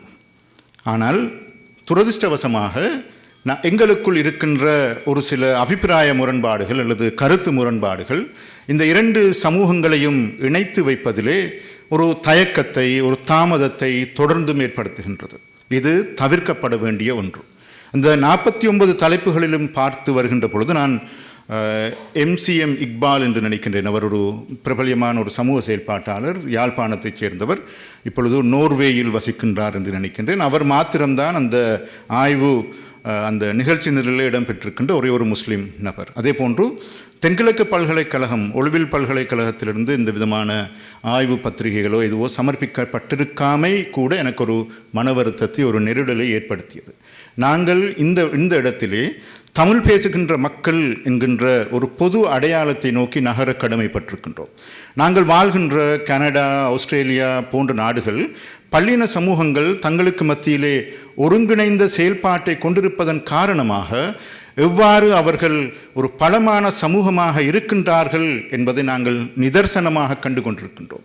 இந்த சந்தர்ப்பத்தில் இந்த முன்னுதாரணத்தை எங்களுடைய வடக்கு கிழக்கில் இருக்கின்ற மக்களோடும் பகிர்ந்து கொள்வது அல்லது அந்த முன்னுதாரணத்தின் அடிப்படையில் எங்களுடைய செயல்பாடுகளை ஒழுங்கமைப்பது சிறப்பாக இருக்கும் என்பது என்னுடைய நம்பிக்கை. அதை நான் உங்களோடு பகிர்ந்து கொள்கின்றேன். இன்னும் ஒரு விடயத்தை மாத்திரம் குறிப்பிட்டு நான் அமரலாம் என்று நினைக்கின்றேன். 1977 ஆண்டு வட்டுக்கோட்டை தீர்மானம் நிறைவேற்றப்பட்டதன் பின்பு தலைவர் அஷ்ரஃப் அவர்கள் சம்மாந்துறையிலே இடம்பெற்ற ஒரு கூட்டத்தின் பொழுது குறிப்பிடுகின்றார், அண்ணன் அமிர்தலிங்கம் தமிழீழத்தை பெற்றுத்தர தவறினால் தம்பி அஷ்ரஃப் தமிழீழத்தை பெற்றுத் தருவான் என்று 1977 ஆண்டு அஷ்ரஃப் அவர்களுடைய உரை நிகழ்ந்தது. அதே அஷ்ரஃப் அவர்கள் 1987 ஆண்டு ஜனவரி மாதம் கல்முனையிலே ஒரு உரையிலே பேசுகின்ற பொழுது குறிப்பிடுகின்றார், நாங்கள் தமிழ் ஆயுத போராட்ட குழுக்களினுடைய தலைவர்களோடு பேசினோம், நாங்கள் தமிழ் அரசியல் தலைவர்களோடு பேசினோம். அவர்கள் எவருமே முஸ்லிம் சமூகத்தினுடைய அரசியல் அபிலாஷைகளை நிறைவேற்றுவதாக இல்லை. அதே போன்று சிங்கள தலைவர்களோடு பேசினோம். அவர்கள் எல்லோருக்கும் சிங்கள மக்களினுடைய பிரச்சனை தான் மிக முக்கியமான பிரச்சனையாக இருக்கிறது. அவர்கள் முஸ்லிம் சமூகத்தினுடைய பிரச்சனைகளை, அபிலாஷைகளை ஏற்றுக்கொள்வதற்கு தயாராக இல்லை. எனவே நாங்கள் ஒரு தனியான அரசியல் இயக்கமாக, தனியான ஒரு அரசியல் சமூகமாக கட்டமைப்பதற்கு நிர்பந்திக்கப்படுகின்றோம் என்று அவர் பேசுகின்றார். 1977 தமிழீழத்தை பெற்றுத் தருவதற்கு வாக்கு கொடுத்த அஷ்ரஃப் அவர்கள் 10 வருட இடைவெளிக்குள் அந்த நிலைப்பாட்டில் ஒரு மாற்றத்தை செய்திருக்கின்றார் என்றால் நாங்கள் எங்கோ ஒரு தவறு விட்டிருக்கின்றோம். எங்களுடைய 2 சமூகங்களும் பிரிவினையை நோக்கி அல்லது எதிரெதிர் சமூகங்களாக தங்களை அடையாளம் செய்து கொள்வதற்கு அல்லது தங்களை கருதுவதற்கு எங்கோ ஒரு இடத்திலே ஒரு தவறு நடந்திருக்கிறது. அந்த தவறு என்ன என்று கண்டுபிடிப்பதும் அந்த தவறை நிவர்த்தி செய்வதும் தமிழ் பேசுகின்ற மக்களாக நாங்கள் எல்லோரும் ஒருங்கிணைகின்ற பொழுது அது எத்தகைய பலத்தையும் அது எத்தகைய உத்வேகத்தையும் எங்களுக்கு தரும் என்பதையும் இந்த இடத்திலே நினைவு கூர்ந்து கொண்டு வாய்ப்புக்கு நன்றி கூறி இந்த மாநாடு சிறப்பாக இடம்பெற வேண்டும் என்று வாழ்த்தி விடைபெற்றுக் கொள்கின்றேன். நன்றி, வணக்கம். நன்றி சகோதரர் அயூப் ஆஸ்மின் அவர்களே, உங்கள் கருத்துக்கு உண்மையிலே நாங்கள் கேட்ட அந்த 4 பேச்சுக்களும் பல்வேறு விதமான விடயங்களை உங்கள் மத்தியில் தந்திருக்க. முதல்லே பேராசிரியர் செல்வநாதன் அவர்கள் பேசுகின்ற பொழுது எவ்வாறான பிரச்சனை, எவ்வாறான சவால்கள், எவ்வாறான விடயங்களை நாங்கள் முன்வைக்க வேண்டும் என்ற அந்த இருக்கக்கூடிய பிரச்சனையின் வடிவங்களை மிகவும் ஆழமாக தந்திருந்தார். அதற்கு பின்பு சில கருத்துக்களோடு எவ்வாறு அதை அணுகலாம் என்றும் கூறியிருந்தார். ப்ரொஃபஸர் சந்திரகாந்தன் அவர்கள் கூறிய கருத்துப்படி நாங்கள் எங்களது விடயங்களை செய்கின்ற பொழுது பொருளாதார வளர்ச்சி மட்டுமல்ல, அது ஒரு மல்டி டிசிப்ளினரி, பல்வேறு கோணங்களிலே ஒன்றிணைக்கப்பட்ட ஒரு வடிவத்திலே நாங்கள் அங்கே இருக்கக்கூடிய சமூக, கலாச்சார, அரசியல் மற்றும் பொருளாதார வளர்ச்சிகளில் இருக்கக்கூடிய விடயங்களை செய்வதோடைய இருக்கக்கூடிய அந்த மல்டி டிசிப்ளினரி அப்ரோச் என்பது எவ்வாறு இருக்க வேண்டும் என்று பின்பு பேராசிரியர் சேரன் அவர்கள் அழகாக எங்கள் முன் இருக்கக்கூடிய சவால்கள், சில வேளைகளிலே நாங்கள் எல்லாம் செய்து முடிக்கலாம் என்று நினைத்து கொண்டு போகின்ற பொழுது சவால்களை எவ்வாறு அடையாளப்படுத்தி அதை எவ்வாறு அணுக வேண்டும் என்ற தயார் நிலையை சில நேரங்களில் செய்வதில்லை என்பதனால் தான் நாங்கள் சில சவால்களை சந்திக்கின்ற பொழுது முடங்கி போய்விடுகிறோம். அவை எங்களுக்கு முன்னிருக்கக்கூடிய சவால்கள் என்ன என்பதை ஆழமாக தெரிந்து கொண்டு பயணிக்க வேண்டிய தேவையும் இருக்கின்றது. எங்கள் மீது நம்பிக்கை இருக்கிறது எங்களை செய்ய முடியும் என்றால் சவால்களை முன்கூட்டி அடையாளப்படுத்தி இறுதியாக சகோதரர் அய்யூப் அவர்கள் கூறியது போல தமிழ் பேசும் மக்களாக நாங்கள் எப்படி உலகெங்கும் இருக்கக்கூடிய தமிழ் மக்கள் இணைந்திருக்கின்றோமோ எவ்வாறு பல பிரதேசங்களிலிருந்து இருக்கக்கூடிய இணைந்திருக்கிறோமோ அதே போல் தமிழ் பேசுகின்ற மக்கள் என்ற வகையிலே மத ரீதியான வேறுபாடுகள் அதற்கு கூட இந்த ஸ்டீரியோடைப்ஸை பற்றி பேராசிரியர் சேரன் அவர்கள் கூறியிருந்தார். இங்கே இருக்கக்கூடிய தமிழர் அதே போல் தமிழ் பேசுகின்ற மக்கள் மத்தியிலே ஒவ்வொரு மத ரீதியான வேறுபாடுகளை வைத்திருக்கக்கூடிய அந்த ஸ்டீரியோடைப்ஸை கலைந்து எவ்வாறு நாங்கள் எங்களை பலப்படுத்தி கொண்டு பயணிக்கலாம் என்பதை பார்க்க வேண்டும். அதற்கு முன்னுதாரணமாக அவர் கூறியது போல் இங்கு கனடாவில் எடுத்துக்கொண்டிருக்கிறார் என்றால் எவ்வாறு ஒவ்வொரு சமூகமும் பல சமூகங்கள் ஒன்றாக இணைந்து அவர்களுக்கான குரலை கனடாவிலே கொடுக்கின்றார்கள் என்று தெரியும். பூர்வீக குடிமக்கள் என்று சொல்கின்ற பொழுது அவர்களெல்லாம் ஒரு குடிமக்கள் அல்ல, பல நூற்றுக்கணக்கான வித்தியாசமான கலாச்சாரங்களை கொண்டவர்கள் ஒன்றாக அணுகுகின்றார்கள். தெற்காசிய சமூகம் என்று வருகின்ற பொழுது ஒன்றாக இணங்குகிறோம். அதே போல் தமிழ் பேசுகின்ற சமூகமாக எங்கள் உரிமைகளுக்காக எங்கள் வளர்ச்சிக்காக எவ்வாறு குரல் கொடுக்க போன்றோம் என்பதை பற்றி பேசலாம். இப்பொழுது ஒரு சில அமைப்புகளின் பிரதிநிதிகள் மற்றும் ஒரு கலை நிகழ்ச்சி கூட இருக்கின்றது. அதற்கு அந்த விடயங்களை எங்கள் முன் கொண்டு வருவதற்காக மீண்டும் சகோதரர் கென் கிருபா அவர்களை மேடைக்கு அழைக்கின்றோம். சகோதரர் கென் கிருபா அவர்கள் இப்பொழுது அடுத்து வருகின்ற நிகழ்ச்சிகளை தொழுதுவாங்க. நன்றி நீலன், நன்றி பேராசிரியர்களே. இப்பொழுது ஒரு கலை நிகழ்ச்சி இடைவேளைக்கு மாறி ஒரு கலை நிகழ்ச்சி, நீங்கள் வெளியே செல்ல தேவையில்லை, இடைவேளை அல்ல, ஒரு கலை நிகழ்ச்சி. குறித்த நேரத்துக்கு நிகழ்ச்சியை நாங்கள் நிறைவு செய்வோம். தாமதமாக ஆரம்பமாகினாலும் குறித்த நேரத்துக்கு நிகழ்ச்சி நிறைவேறும். ஏன்னா நாளைக்கு காலை 8 மணிக்கு மீண்டும் நாங்கள் இங்கே எல்லோரும் வர வேண்டியிருக்கிறது, நாங்கள் 7 மணிக்கு வர வேண்டியிருக்கிறது. அதனால் குறித்த நேரத்துக்கு நிகழ்ச்சி முடிவடையும். ஆன்லைனிலும் சில பேச்சுக்கள் இங்கே இருக்கின்றன. இப்பொழுது ஒரு வயலின் இசை கச்சேரி அவரை வழங்குவதற்காக நான் இப்பொழுது அன்போடு அழைப்பது அகம்யா அவர்களை அன்போடு அழைக்கிறோம். அகம்யா is a third year kinesiology student at the University of Waterloo. Alongside her studies, she pursues her passion in classical violin, music and yoga.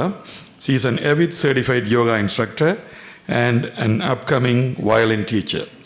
She has been learning Carnatic violin for the past 7 years under the guidance and unwavering support of Trimadi Tulasi Raghunathan of Brindalaya School of Arts, who has been a huge believer through Agamya's musical journey. She'll be performing a variety of different pieces combining Carnatic and cinematic music. Agamya will be performing for you for next 10 to 15 minutes. Agamya, come on up.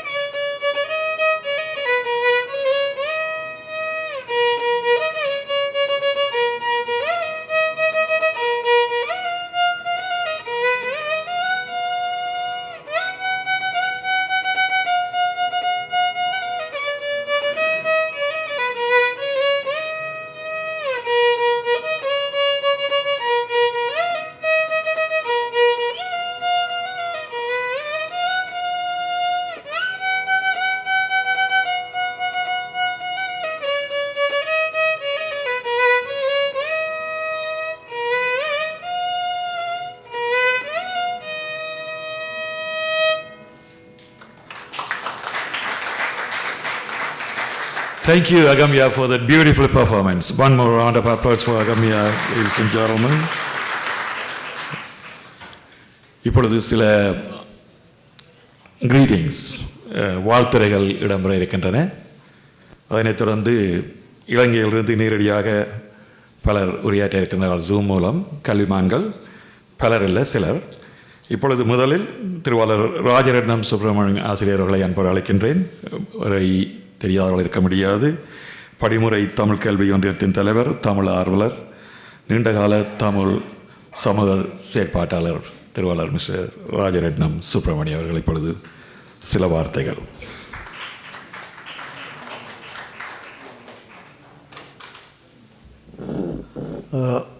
நன்றி. திரு தலைமை தாங்கிக் கொண்டிருக்கின்றது நீதச்சான் அவர்களே. இந்த மகாநாட்டை ஒருங்கிணைத்து கொண்டிருக்கின்ற திரு செல்வநாதன், பேராசிரியர் செல்வநாதன், பேராசிரியர் சந்திரகாந்தன், இந்த நிகழ்ச்சியை முன்னெடுத்து இவ்வாறான ஒரு முக்கிய விடயத்தை செய்ய முனைந்த என் நண்பன் நிமால் விநாயகமூர்த்தி அவர்களே, இங்கு பல்வேறு தலைப்புகளில் ஆய்வுகளை செய்ய வந்திருக்கின்ற அயலக தமிழ் மக்களே, கனடா நாட்டின் அறிஞர்களே, உங்கள் எல்லோருக்கும் என்னுடைய வணக்கத்தை கூறிக்கொண்டு இதற்கு இவ்வாறான ஒரு மகாநாட்டுக்கு அயலகத்திலிருந்தும் உலகம் முழுக்க இருந்தும் பல்வேறு தலைப்புகளில் நண்பர் கூறிய மாதிரி மிக முக்கியமான தலைப்புகளில் எல்லாம் ஆய்வுகளை செய்ய முனைந்த சிந்தனையோடு இருக்கின்ற தமிழினம், இது ஆச்சரியப்படக்கூடிய விடயம் அல்ல. ராஜராஜ சோழன் தென்கிழக்கு ஆசியா முழுவதும் ஆண்ட பொழுது அதற்கு முதன் கூட அந்த அயல் நாடுகளில் வறுமை, துன்பம், நோய் இவையெல்லாம் வந்த பொழுது இந்த துறையில் முன்னேறியிருந்த உயர்ந்த நாகரிகம் படைத்த வாழ்வியலை கொண்டிருந்த தமிழினம் தாய்லாந்து கூட நெல்லை கொண்டு சேர்த்தார்கள், யானையை கொண்டு சென்று அறுவடை செய்ய செய்தார்கள், வைத்தியத்தை கொடுத்தார்கள். அந்த அப்படியாக யாதும் ஊரே யாவரும் கேளீர் என்ற கூற்றுக்கிணங்க தங்களுடைய அறிவையும் ஆற்றலையும் பகிர்ந்து கொடுக்கின்ற ஒரு இனம், அந்த மரபில் வந்த இனம்தான் தமிழினம். எனவே இது ஆச்சரியப்படக்கூடிய விடயம் அல்ல. இன்னும் ஒரு எடுத்துக்காட்டு, எங்களுடைய ஈழத்தில் ஆயுத போராட்டம் நடந்த காலத்தில் ஈழத்தமிழர்கள் மாத்திரமா ஆதரவு கொடுத்தார்கள். உலகில் வாழ்ந்து கொண்டிருக்கின்ற பல்வேறு நாடுகளிலும் உள்ள அத்தனை தமிழர்களும் அதை ஆதரித்தார்கள். அதற்காக தன்னாலி என்ற பங்களிப்பை செய்தார்கள். இது எங்களுடைய ஒரு மரபு.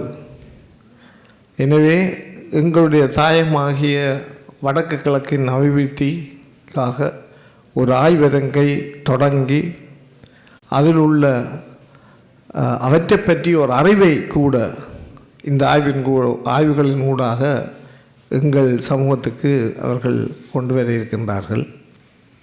இது முக்கியமான ஒரு விடயம். திருவள்ளுவர் ஒரு நாட்டை பற்றி கூறும்பொழுது 4 விடயங்களை முன்வைக்கின்றார். ஒன்று, அந்த நாடு கனிம வளம் மிக்கதாக இருக்க வேண்டும். இரண்டாவது, அந்த கனிம வளத்தை மனித வளத்துக்கு, மனித சமூகத்துக்கு, உலகுக்கு கொண்டு சென்று கொடுக்கக்கூடிய அறிஞர்கள் இருக்க வேண்டும். மூன்றாவது, அந்த வளத்தையும் அந்த அறிஞர்களையும் பாவித்து அவற்றை செய்யக்கூடிய பொருளாதார வலுக்கொண்ட ஒரு சமூகம் இருக்க வேண்டும். நாலாவதாக, மனித வளம் இருக்க வேண்டும், ஹியூமன் ரிசோர்ஸஸ் இருக்க வேண்டும். இந்த 4 உள்ளதுதான் சிறந்த நாடு. 50களுக்கு முன்பெல்லாம் நான் அரசியல்வாதிகளோடு கதைத்தவர் பல்வேறு விடயங்களும். அந்த நாளில் நாங்கள் தனிநாடு என்று கேள்வி என்றால், நாங்கள் வடக்கு கிழக்கில் என்ன இருக்கு, ஒன்றும் இல்லை, நாங்கள் விட்டால் கஷ்டப்படுவோம் அன்ற எண்ணம் கூட எங்கள் தலைவர்மார்கிட்ட இருந்தது. மிக தப்பான அபிப்பிராயம். நான் 70களில் சீமெண்ட் தொழிற்சாலையிலிருந்து என்னை பிளானிங் மினிஸ்ட்ரிக்கு ஒரு வருடம் ரிலீஸ் பண்ணி விட்டார்கள். அங்கே இருந்து 96 பனிக்கட்டி தொழிற்சாலையை கட்டலாம், சீனி தொழிற்சாலை செய்யலாம். நானே அது 96 பனங்கட்டி தொழிற்சாலைகளுக்கு வடிவமைச்சு செய்து கொடுத்தேன். சீனி தொழிற்சாலையை கொண்டு வந்தேன்.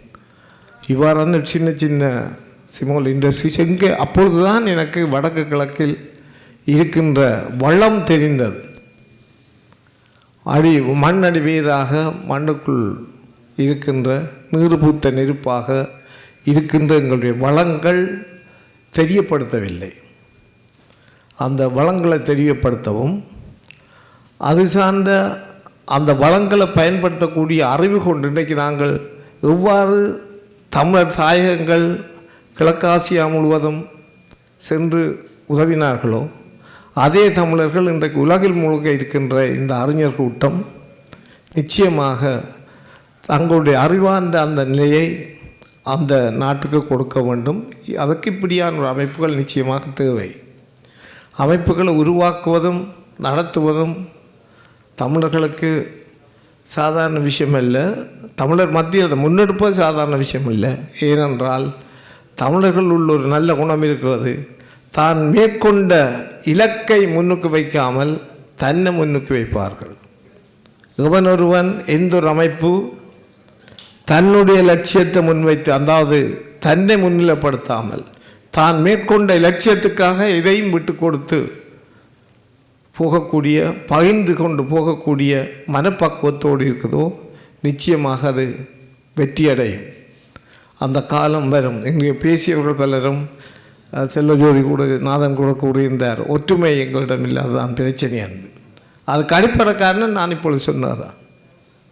நாங்கள் எங்களை முன்னிலைப்படுத்த விரும்புகின்றோமே ஒழிய நாங்கள் மேற்கொண்ட லட்சியத்தை முன்னிலைப்படுத்துவதற்கு பின்தங்கி இருக்கின்றோம். அந்த இடத்துக்கு எங்களுக்கு மனப்பக்குவம் அற்றவர்களாக இருக்கின்றோம். இன்று வடக்கு கிழக்கில் ஹியூமன் ரிசோர்சஸ் இன்று இல்லை, இப்போ 30 வருடமாக இல்லை. நாங்கள் எல்லோரும் வழியால் வந்துட்டோம். அங்கே ரிசோர்சஸ் இல்லை. ஒரு சிறிய உதாரணத்தை கொண்டு கூறலாம். இங்கே சொர்ணலிங்கம் இருக்கிறார், அங்கே ஒரு நிறுவனத்தை தொடங்கினார். அதற்கு இன்னும் ஆள் இல்லை, அக்கௌண்டன் கூட இல்லை கணக்கு எழுதுறதுக்கு. அந்த நிலையில் அவர் இருக்கிறார். அதுக்கு முதல் விடுதலை புலிகள் பலத்தோடு இந்த போகிறது. 2003ஆம் ஆண்டு இந்த யுத்தத்துக்கு போகிற பிள்ளைகளுக்கு கேன் ஃபுட் செய்து கொண்டு போனால் பயன்படும் என்ற எண்ணத்தில் ஒரு தொழிற்சாலையை நாங்கள் ஆரம்பித்து முற்பட்டோம். அந்த தொழிற்சாலைக்கு அதுக்கு நிதி உதவி தந்தவர்கள் ஒரு ஆள் சொல்ல ஒன்று பப்ளிக்கான்னு சொல்லலாம், $10,000 தந்தவர் சொன்னலிங்கம் கொடுத்தான். அதற்கான தொழில்நுட்பங்களை செய்வதற்கு, அது வெல்டிங் செய்கிறதுக்கு, பாய்லர் செட் பண்ணுறதுக்கு, அதுகளை அந்த தொழில் செய்கிறதுக்கு ஆட்கள் இல்லை. சிங்களவர்களை கொண்டு வந்து வந்தால் அந்த கிளிநொச்சியில் அந்த யுத்த காலத்தில் செய்தோம். மனித வளம் எங்களுக்கு முக்கியமானது. அதை அந்த மனித வளத்தில் அதில் ஈடுபடுவதற்கு எங்கள் பிள்ளைகள், அடுத்த தலைமுறையில் அந்த நாட்டில் உள்ளவர்கள் இன்னும் முழுமையாக முன்வரவில்லை. அதற்கான கல்வி அறிவு, அதற்கான திட்டம் எல்லாம் கூடத்தான். இந்த 4 விடயங்களும் இருந்தால் தான் வெற்றி அளிக்கும் என்பதை அறிஞர்கள், இது சம்பந்தமாக பேசியவர்கள், எங்களிடமே உள்ள கனிவளங்கள் என்ன, அந்த கனிவளங்களை என்னென்ன விஷயத்துக்கு பயன்படுத்தலாம் என்று எடுத்து அதற்குரிய திட்டங்களை வகுக்கக்கூடிய அறிஞர்கள், அவற்றுக்கு தேவையான பொருளாதாரத்தை கொடுக்கக்கூடிய பொருளாதார வலிமிக்கவர்கள், அவற்றையெல்லாம் அயராது உழைத்து நிறைவேற்றக்கூடிய மனித வளம் கொண்டவத்தை உள்ளவர்களாக நாங்கள் மாற வேண்டும். அதற்குரிய திட்டங்கள் போட வேண்டும் என்று கூறிக்கொண்டு எனக்கு இந்த வாய்ப்பை தந்ததற்கு நன்றி கூறி, இந்த மகாநாடு சிறந்த பல்வேறு விடயங்களை முன்னெடுத்து வரும். எங்களுக்கு எங்கள் நாட்டில் உள்ள, எங்கள் தாயகத்தில் உள்ள வளங்களையும், செய்ய வேண்டிய தேவைகளையும், என்னென்ன செய்யலாம் என்பதையும் கூட செய்ய விரும்புபவர்களுக்கு, அதை பற்றி அறிய விரும்புபவர்களுக்கு ஒரு ஆய்வு விடயமாக இதை பற்றி தயாராக இருக்க வேண்டும். விடுதலை புலிகள் காலத்தில் கூட பொருண்ணிய மேம்பாட்டுக் கழகம் இதை பற்றிய பல்வேறு விடயங்களை செய்து வைத்திருந்தது. உங்களுக்கு தெரிந்திருக்கும், சிலருக்கு தெரியும், சிலருக்கு தெரியாதிருக்கும். இதெல்லாம் முக்கியமானவை என்று கூறிக்கொண்டு வாய்ப்புக்கு நன்றி கூறி விடைபெற்றுக் கொள்கின்றேன். நன்றி, வணக்கம். வெளிநாட்டிலிருந்து பலர் ஜாயின் பண்ணியிருக்கார்கள். அவர்களது நேரம் கருதியும் நாங்கள் 3 மினிட்ஸுக்குள் எங்களது வாழ்த்துறைகளை வைத்திருக்குமாறு அன்போடு கேட்டுக்கொள்கின்றோம்.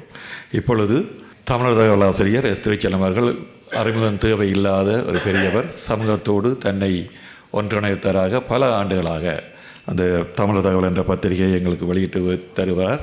இப்பொழுது ஒரு சில வார்த்தைகள். அனைவருக்கும் வணக்கம். பேசி பேசியே காலத்தை கழிப்பவர்கள் நாங்கள். அதனுடைய நான் பேச்சை நீடிக்கவும் விரும்பவில்லை, பேசவும் விரும்பவில்லை. வாழ்த்து கூறுகிறேன்.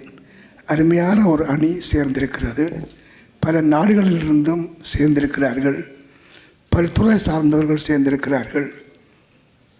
நிச்சயமாக இந்த முயற்சி நாங்கள் முன்னர் எடுத்த பல போல கூடிவிட்டு பின்னர் காணாமல் போனது மாதிரி போகாது என்கின்ற பூரண நம்பிக்கையோடு மனமார்ந்த வாழ்த்துக்களை தெரிவித்து விடைபெறுகிறேன். நன்றி.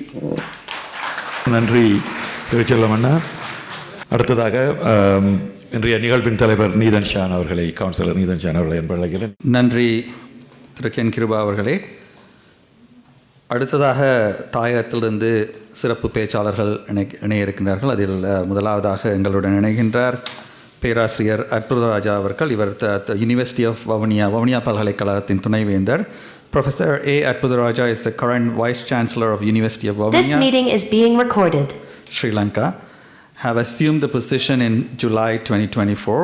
He is a senior professor in the Department of Electrical and Electronic Engineering and previously served as the founding dean of Faculty of Engineering at the University of Jaffna.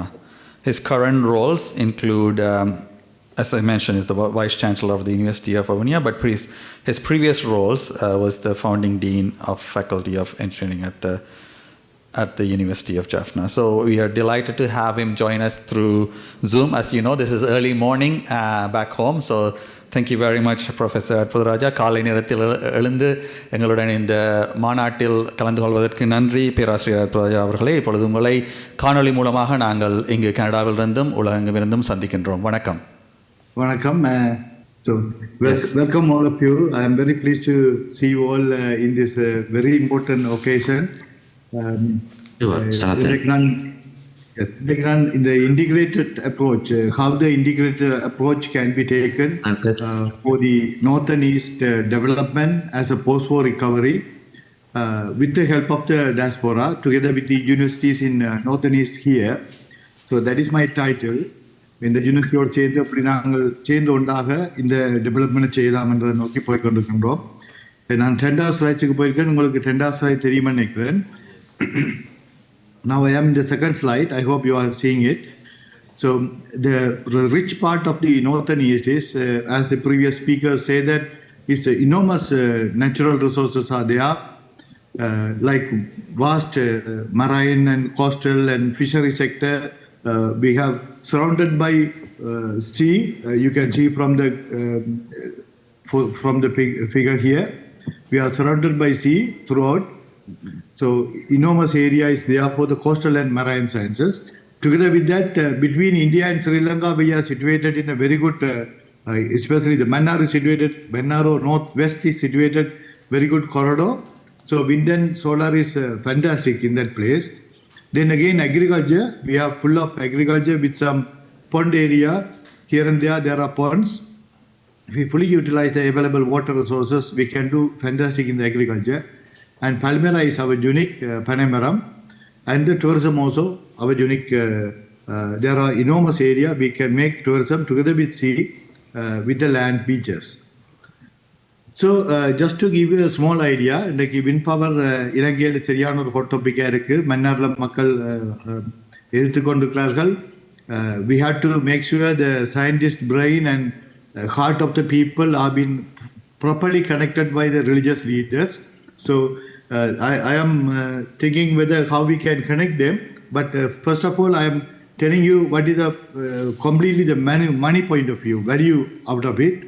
For example, the implemented 100 megawatt wind power plant, if it is operated for 24 hours, so normally 42% plant factor, so about 0.4, 40%, and 365 days, it will produce about 368 gigawatt hour. That means 370 million units it will be produced per year. Accordingly, when we calculate 20 rupees, very small money, as per the CB now giving about 30, 40 rupees, but we are putting about 20 rupees, then this 100 megawatt wind turbine will produce about 615 million rupees per month. So this is the situation now in Mannar. From the already implemented, operated power plant, we are getting about 650 million per month. At the same time, yes, it has enormous benefit to the country from the economical point of view, social point of view. It has only 30 years lifetime. Even if it is running now, after 30 years, we have to replace with new wind turbine. They can be, when they replace, they can consider whether they have to continue or not. So in an economic crisis situation, sometimes it is feasible. That's why I think both President, earlier Gotabaya Rajapaksa, now the President Anil Kumar Dissanayake, both of them are giving the order to continue the project. But still, I think the current President is trying to negotiate with the people through fathers, Reverend Fathers, to get it success. Just to give you a small background, this is the turbine already implemented. This is how the Mannar Island, the one side of the Mannar Island is fully installed with the turbine. Now you can see between India and Sri Lanka, very good corridor where the wind is flowing through this way. So we have a very good wind potential with the very smooth, very heavy wind. That is why people are always targeting Mannar or northwest area of the Sri Lanka, where they can get the profit maximum, where the simple payback becomes 7 to 10 years maximum. The wind turbine will be there for 30 years, so that they have a lot of profit out of this. These are the predicted costs.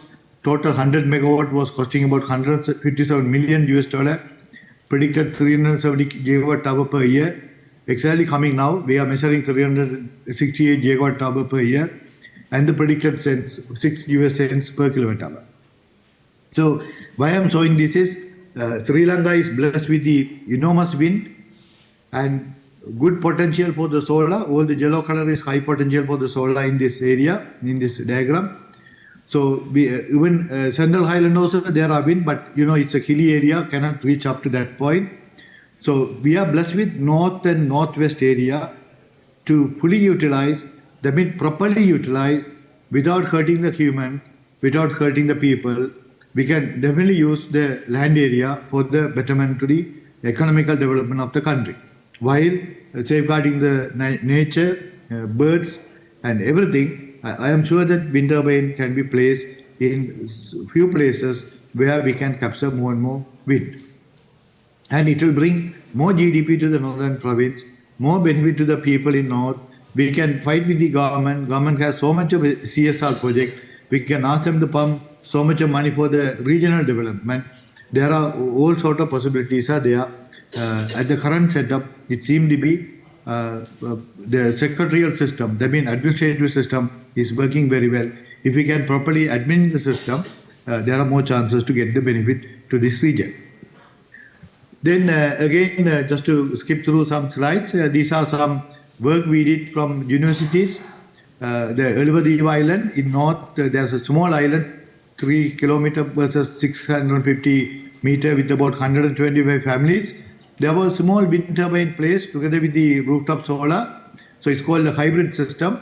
The first hybrid system in Sri Lanka was implemented together with the university and the Ceylon Electricity Board, and also a few foreign experts like foreign universities, professors came and help us to implement. So this is one way we can transfer the technology from foreign developed countries to the region with the help of universities, where the diaspora, professors, business investors, business developers, researchers, even the philanthropies, inventors, all of you are welcome to collaborate with us for the betterment of the country to develop by transferring the technologies which you have experienced very well.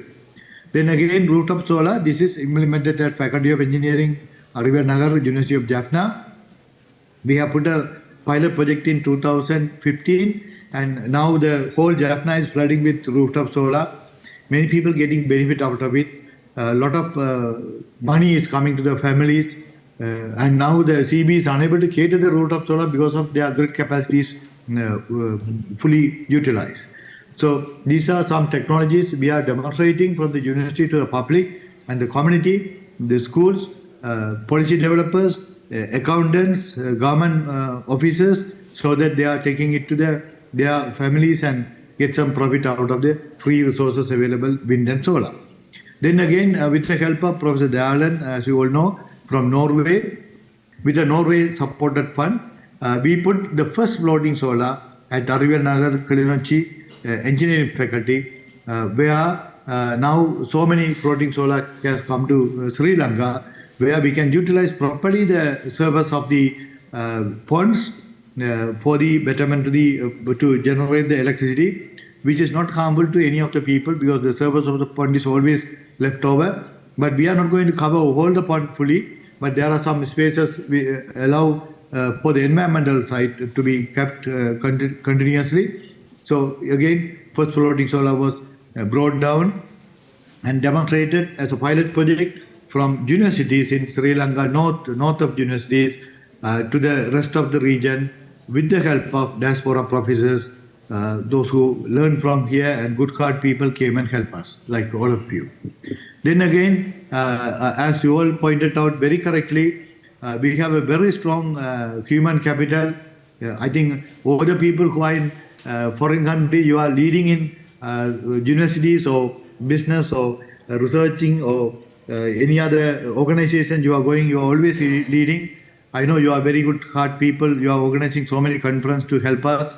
I think this critical thinking and deep thinking people are here also. As correctly pointed out the previous speakers, the human resource need to be developed, because otherwise those people, even though they have the capability of critical thinking and deep thinking, but they will be spending their time for nothing. So at the same time, they have high expectation, because most of the people thinking their living standard has to be very high up. So their high expectation also there. Again, those are positive side for us to bring more and more strong human capital. However, as Jaffna, northern province or east slightly little bit better, but north we found that like Mullativu, Kalinochi, Mannar is okay again.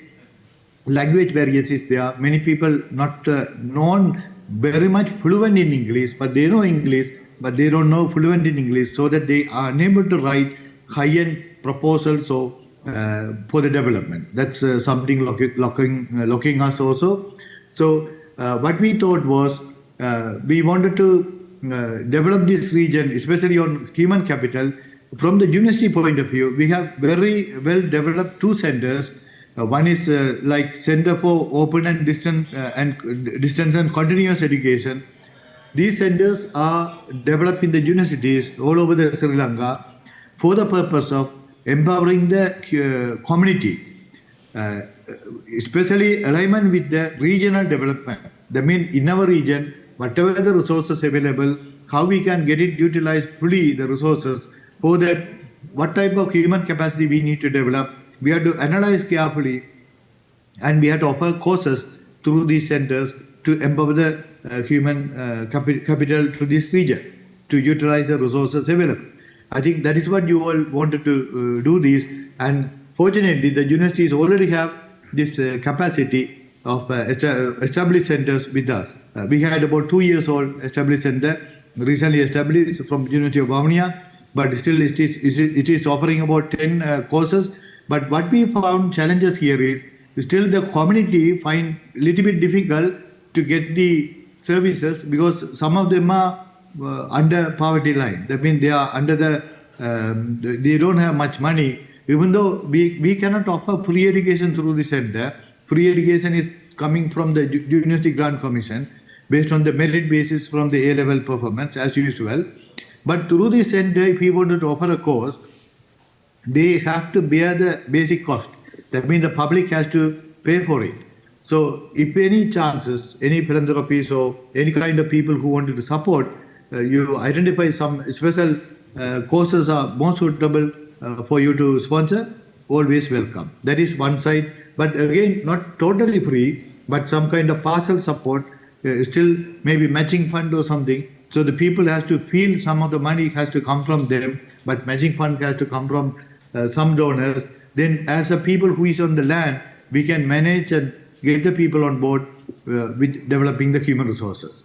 For example, some of the, even the person who is unable to come for the free education system, they can come through these centers, starting the certificate program, then advanced certificate program, then diploma program, then higher diploma program, then again degree program.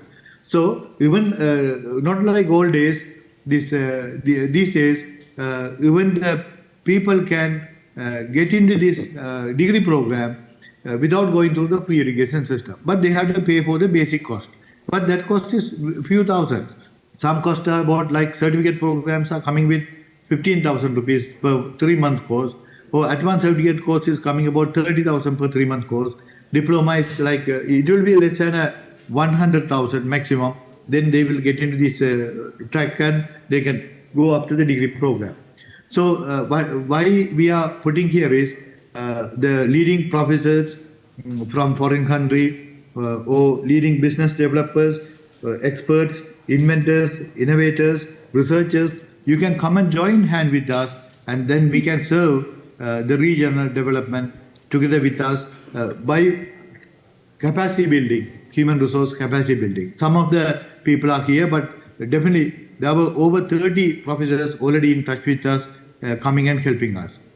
Then again, if we do this way, similar to Silicon Valley, produced by Stanford University, we can go with any high-tech city in Sri Lanka. That is one possible. Then again, building up the human capital in the locally, that will ensure the young people, that means the youth, can be taken into the system, and we can uplift their knowledge. They become more useful to the country at the same time for their home and the families as well. Therefore, for example, when we have postgraduate centers also, whenever we want something in deep analysis, we can send it through the postgraduate study center, where we can grab more ample opportunity to utilize available resources in the Northern East. When I worked at Ferdinand as a head electrical in 2010 to 13, then I realized that engineering faculty to be established. 2013 to 24 was at Kilinochchi, then 24 to 25 here at Bhavnia as a vice chancellor. When I was at Kilinochchi, we realized that so much of enormous potential is there, but we need to make the system properly planned and implement to empower the capital, human capital, so that it will bring long-term growth and self-reliance in this region for the people.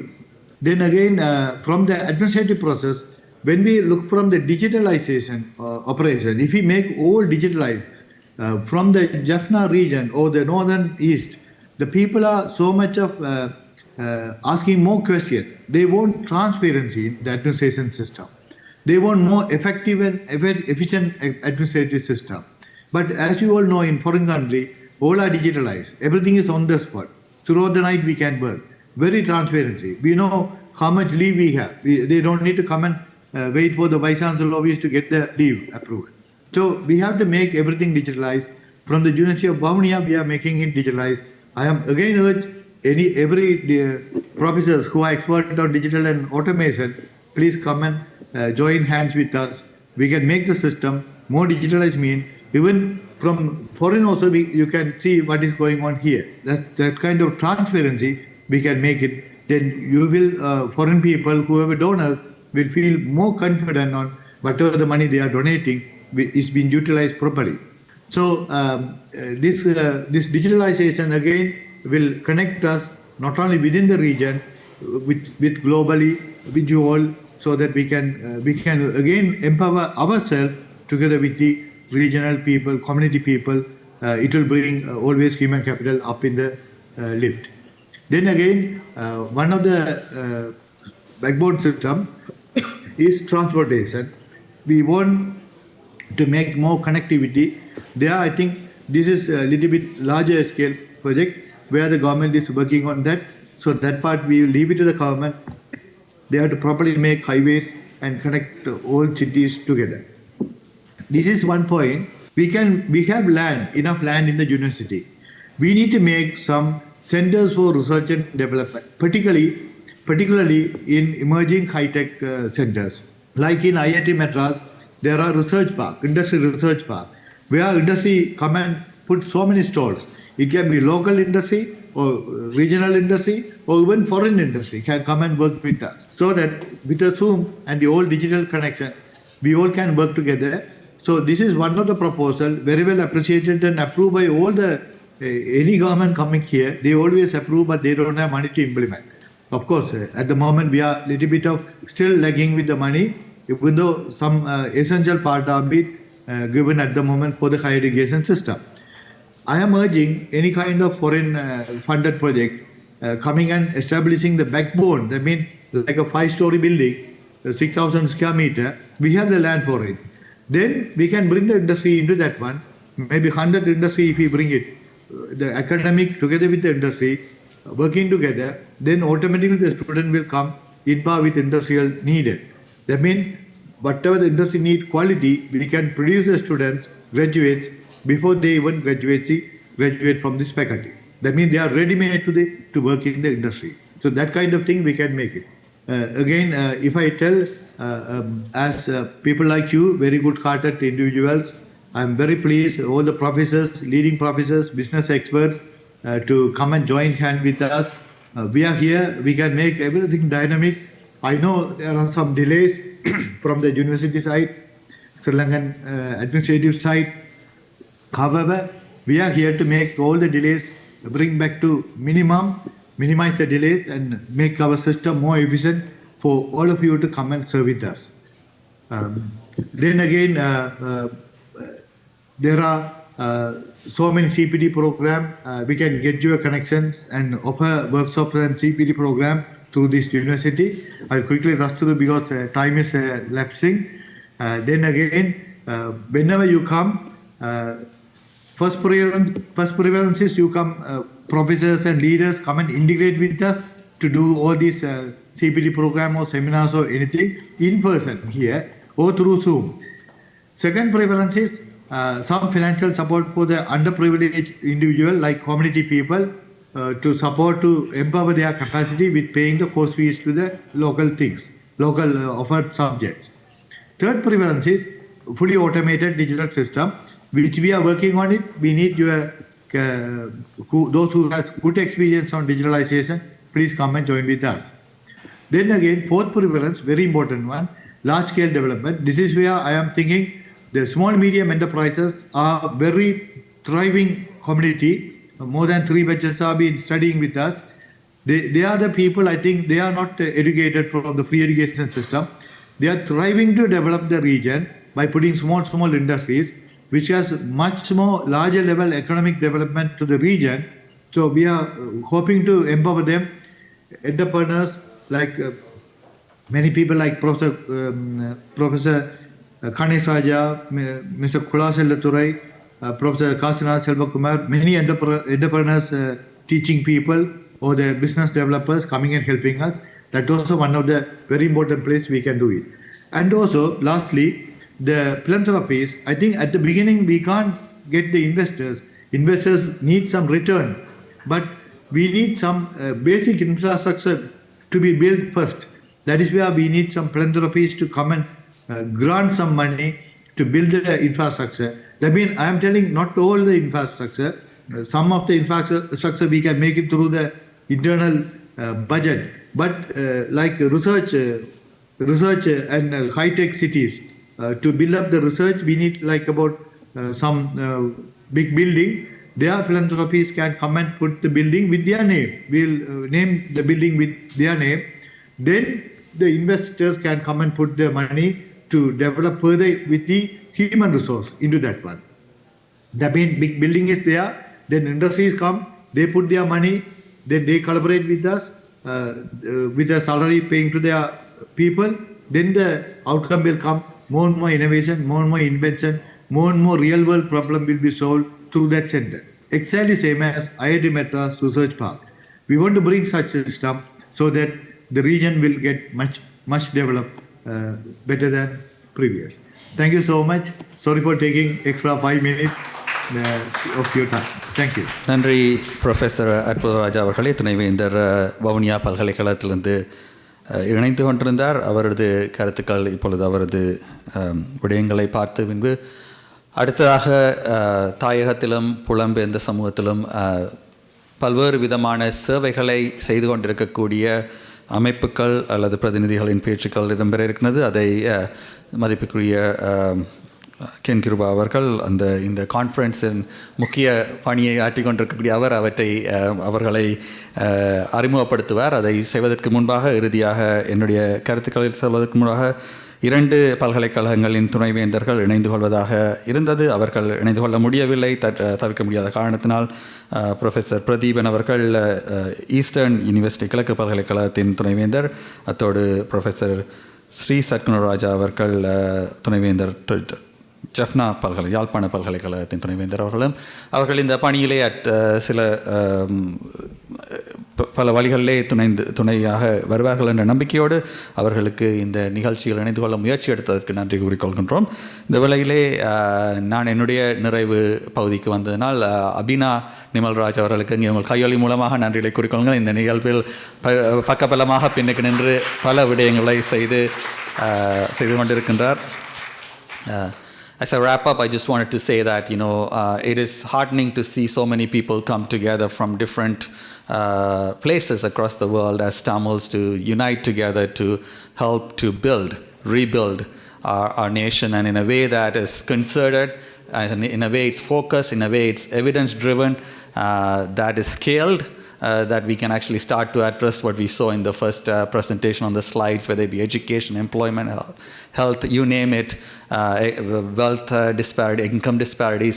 We have a long way to go, and we can only do that together. We can only do that with concerted, scaled-up effort. So it's important to recognize the work that's gone in here. I hope, Nimalanna, we can follow up and see how we take this to the next generation of people who are here. So I will, as I do all the time in my sessions, I ask people to do something. I also commit to do something. So I'll help you take this back to next generation of leaders here and student leaders and so on, so they can actually take the information and start figuring out how they fit in within the puzzle in terms of doing this work. That's important work to do. I also want to say, as somebody who has also spent a bit of time in the academic world, when you see presentation, when you see professors present, it's important to take that they have gone through a lot of series of rigor and checking and all that stuff, but you don't have to accept everything that is being presented, because they themselves kind of work on these things over time. So sometimes you would see that what's being presented is it's the best of their knowledge. They want to present something, but at the same time, you don't have to. You have to still be critical of the information you receive in a way that sometimes there is bias amongst how we present data, how we look at those things. But I'm glad that our people are doing the research about our needs. It's important. Because, in the past, people used to say that, people who research about our needs should be distant from the community so that they don't have bias. But that model has been proven to be faulty. I think people who are from the community can actually do better to understand the nuances, and in fact that is good to have, that we are not having a Eurocentric model of thinking that we need to have a European person to research and tell us what we need, but we are doing it. But at the same time, everybody has a lived experience, everybody has a purpose, how they see the world, and sometimes some things that get presented may not have what Professor Chandranandan talked about, the multidisciplinary approach. They might be coming from a particular field that prioritizes a particular perspective and particular view that may lack the other things. So what I'm saying is that as we go through the next 3 days, just observe everything, but also be critical about how some of those positions and papers and things come through. And many of them appreciate that. Many of the researchers actually appreciate that peer review in a critical, constructive way, that they can move on and build better. So I'll leave it as that. We have a lot of work to do as we mentioned, but I'm glad we are focusing on this. I'm glad we are doing this. I also would finish off by saying that we don't have to say this needs to come before political solution needs to come after or before. We can work on things together. We just need to know who is doing what, and so that we are not kind of interfering into each of the spaces. We are actually supporting each other. Not everybody needs to do everything, but I think it's important to prioritize certain things. But at the same time, it's important to realize that we cannot wait for some of the environment to change so that we can actually do this with more agency. When Professor Charan talked about agency, unless we find agency, all these things will be difficult. So how do we make sure we find that agency and the ownership that we can actually drive this without external control and influence? So thank you very much for listening to me. I'll pass it back to Ken Kiruvarna to continue from here. Thank you, Councillor Neithan, for your kind words and advice and the conference. Originally, when we booked this room, we booked it for only 75 people. At one point, I saw 130 people sitting here. That was amazing participation from the community and leaders and scholars. Thank you all. We have another 20 minutes. We have a few speeches from the community leaders as well as people in action, people who are in the field. They're going to share some words with you. Each will take about 5 minutes, so we could probably finish in 25 minutes. Thank you so much. இப்பொழுது அமைப்புகள் சார்பாக நாங்கள் சிலர் அழைத்திருந்தோம், சிலர் வர முடியாமல் போய்விட்டது. இப்பொழுது கேடியன் தமிழ் காங்கிரஸ் சார்பாக திருவாளர் சுகீவன் கைலாசபதி அவர்களை அன்போடு அழைக்கிறோம் to say a few words or to greet us on the conference. சுகீவன். வணக்கம் அனைவருக்கும். இவ்வாறான ஒரு நிகழ்வுகளை செய்வது மிக இலகுவான காரியமில்லை. நமது சமூகத்தில் ஒவ்வொருவரும் இவ்வாறான நிகழ்வுகளுக்கு வரும்போது அவர்களது ஓன் ஒப்பீனியனோடு வருவார்கள். அதில் எனக்கு என்ன ஒன்று பிடித்தது, இது முதலாவது கான்ஃபரன்ஸ் என்று போட்டிருக்கிறார். நார்மலாக எல்லா இவெண்ட்லேயும் ஒரு கான்ஃபரன்ஸோடு அது நின்றுடும். ஹோப்ஃபுல்லி அந்த வேர்ட்ஸ் நாங்கள் இன்னும் ஒரு 5 இயர்ஸில் 10வது 20வது கான்ஃபரன்ஸ் என்று பார்க்கணும். அப்போ தான் நான் அன்றைக்கு ஒரு நேஷன் ஃபெயில் என்ற ஒரு புத்தகத்தை வாசிக்கும் போது தான் அங்கே ஒவ்வொரு நாடுகளும் எங்களோட மாதிரி அடிபட்டு இருந்து கொண்டு இருந்த நாடுகள் ஃபெயில் பண்ணதுக்கு மெயின் ரீசன்ஸ் வந்து அவர்களுக்கு வந்து அந்த எக்கனாமிக்கல் டெவலப்மெண்ட் சரியான முறையிலே வேலை வாய்ப்புகள் செய்து கொடுக்க முடியாத காரணத்தினால்.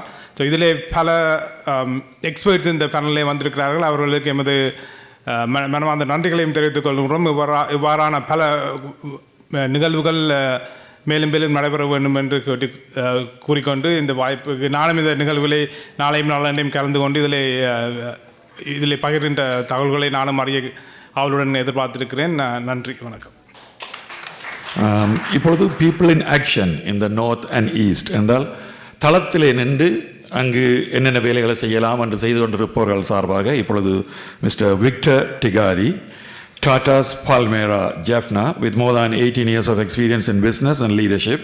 He focuses on business transformation and global expansion.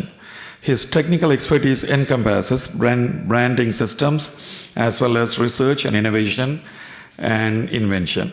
His greatest accomplishment is spearheading global expansion, resulting in a 300% increase in revenue. 300% increase, wow, in revenue in a short period. Founder and CEO of Tata's, Mr. Victor Tigari.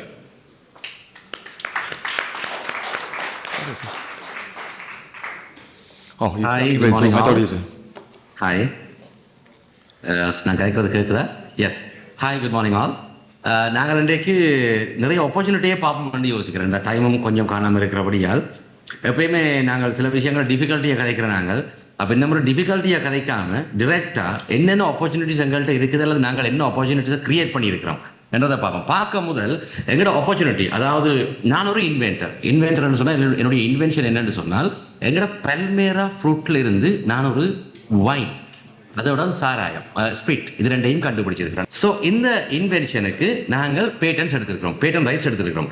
Patent rights வந்து எங்களுக்கு ஸ்ரீலங்காவில் கிடைச்சிருக்கு. என்னுடைய screen share ஆகி கொடுக்க நினைக்கிறேன், நீங்கள் பார்க்கலாம். இது எங்களுடைய பேட்டன் ரைட்ஸுக்கு ஸ்ரீலங்காவில் கிடைச்ச எங்களுடைய இன்வென்ஷனுக்கு ஸ்ரீலங்காவில் கிடைச்ச பேட்டன் ரைட்ஸ். ஓகே, ஸோ நாங்கள் இதுக்கு இப்போ என்ன இந்த இன்வென்ஷன், இந்த ரிசர்ச் என்னன்னு சொன்னால், எங்கள்கிட்ட நார்த் ஈஸ்டில் இருக்கிற ஆகப்பெரிய வளமே பனைமரம். எங்களோட கடல் வளம் மாறி, எங்களுடைய மண் வளம் மாறி, எங்களுக்கு இருக்கிற ஆகப்பெரிய பொருளாதார வளம் பனைமரம். இந்த பனைமரங்கள் இருக்கிற பழத்திலிருந்து நாங்கள் ஒரு வைன், அதாவது கிறிஸ்துவுக்கு முன் 6000 ஆண்டுல இந்த வைன் ஹிஸ்டரி துவங்குது. இன்று வரைக்கும் யாரும் பனம்பழத்தில் ஒரு வைனையோ அல்லது ஒரு ஸ்பிரிட்டை சாராயத்தையோ தயாரிக்கிற, நாங்கள் அதை வெற்றிகரமாக தயாரிச்சிருக்கிறோம். அதை வெற்றிகரமாக தயாரித்து அதுக்குரிய பேட்டன் ரைட்ஸை இன்டர்நேஷனல் லோக்கலாக ஸ்ரீலங்கா பேட்டன் ஆஃபீஸ், ஜெனிவால விப்போல ப்ளஸ் அதை இதில் எல்லா இடத்துலையும் நாங்கள் பேட்டன் எடுத்துக்கிறோம். என்ன ஸ்பெஷல் இந்த ஸ்பிரிட், இந்த வைன் அண்ட் ஸ்பிரிட் தயாரிப்பில் என்ன ஸ்பெஷல் என்று சொன்னால் 2 தான். முதலாவது, வேர்ல்டிலேயே ஆக லோவர் காஸ்ட் வைன் பிளஸ் வேர்ல்டிலேயே best wine and sweet invention. அதை விட ஸ்பெஷல் என்னன்னு சொன்னால், ஒரு பனைமரத்திலிருந்து இந்த வைன் தயாரிப்பு மூலம் நாங்கள் இவ்வளவு காலமும் பனம்பழம் என்று சொன்னால், பனைமரம் என்று சொன்னால் மேக்சிமம் நாங்கள் பனாட்டு, பனங்கா பலகாரம், இந்த விஷயங்கள்ல தான் நாங்கள் எங்களுடைய ஒட்டுமொத்தமான கவனமும் இருந்தது. ஆனால் எங்களுடைய இந்த தயாரிப்பு இந்த பனைமரத்தை எந்த அளவுக்கு கொண்டு போயிருக்குன்னு சொன்னால், ஒரு வருஷத்துல ஒரு பனைமரத்துல ஆக குறைஞ்சது 50 லட்சம் ரூபாய் வருமானம் எடுக்கலாம், அல்லது 30 லட்சம் ரூபாய் வருமானம் எடுக்கலாம். ஆக கூடுதலா 1,20 லட்சம் ரூபாய் வருமானத்தை எடுக்கலாம். இந்த இன்வென்ஷனுக்கு எங்களுக்கு ஸ்ரீலங்கால நிறைய அவார்ட்ஸ் கிடைச்சிருக்குது. அந்த அவார்ட்ஸ் வீடியோஸை நான் உங்களுக்கு இப்போ ஷேர் பண்றேன்னு பாருங்க. இந்த வீடியோஸ்ல வடிவாக அவதானிங்கோ. இந்த வீடியோஸ்ல என்னென்ன விஷயங்களை நான் உங்களுக்கு இது பண்றேன்னு சொல்லி, இது எங்களுக்கு நேஷனலாக கிடைச்ச ஒரு அவார்ட். இது ஸ்ரீலங்காவில் நாங்கள் நேஷனல் வின்னர்ஸ்.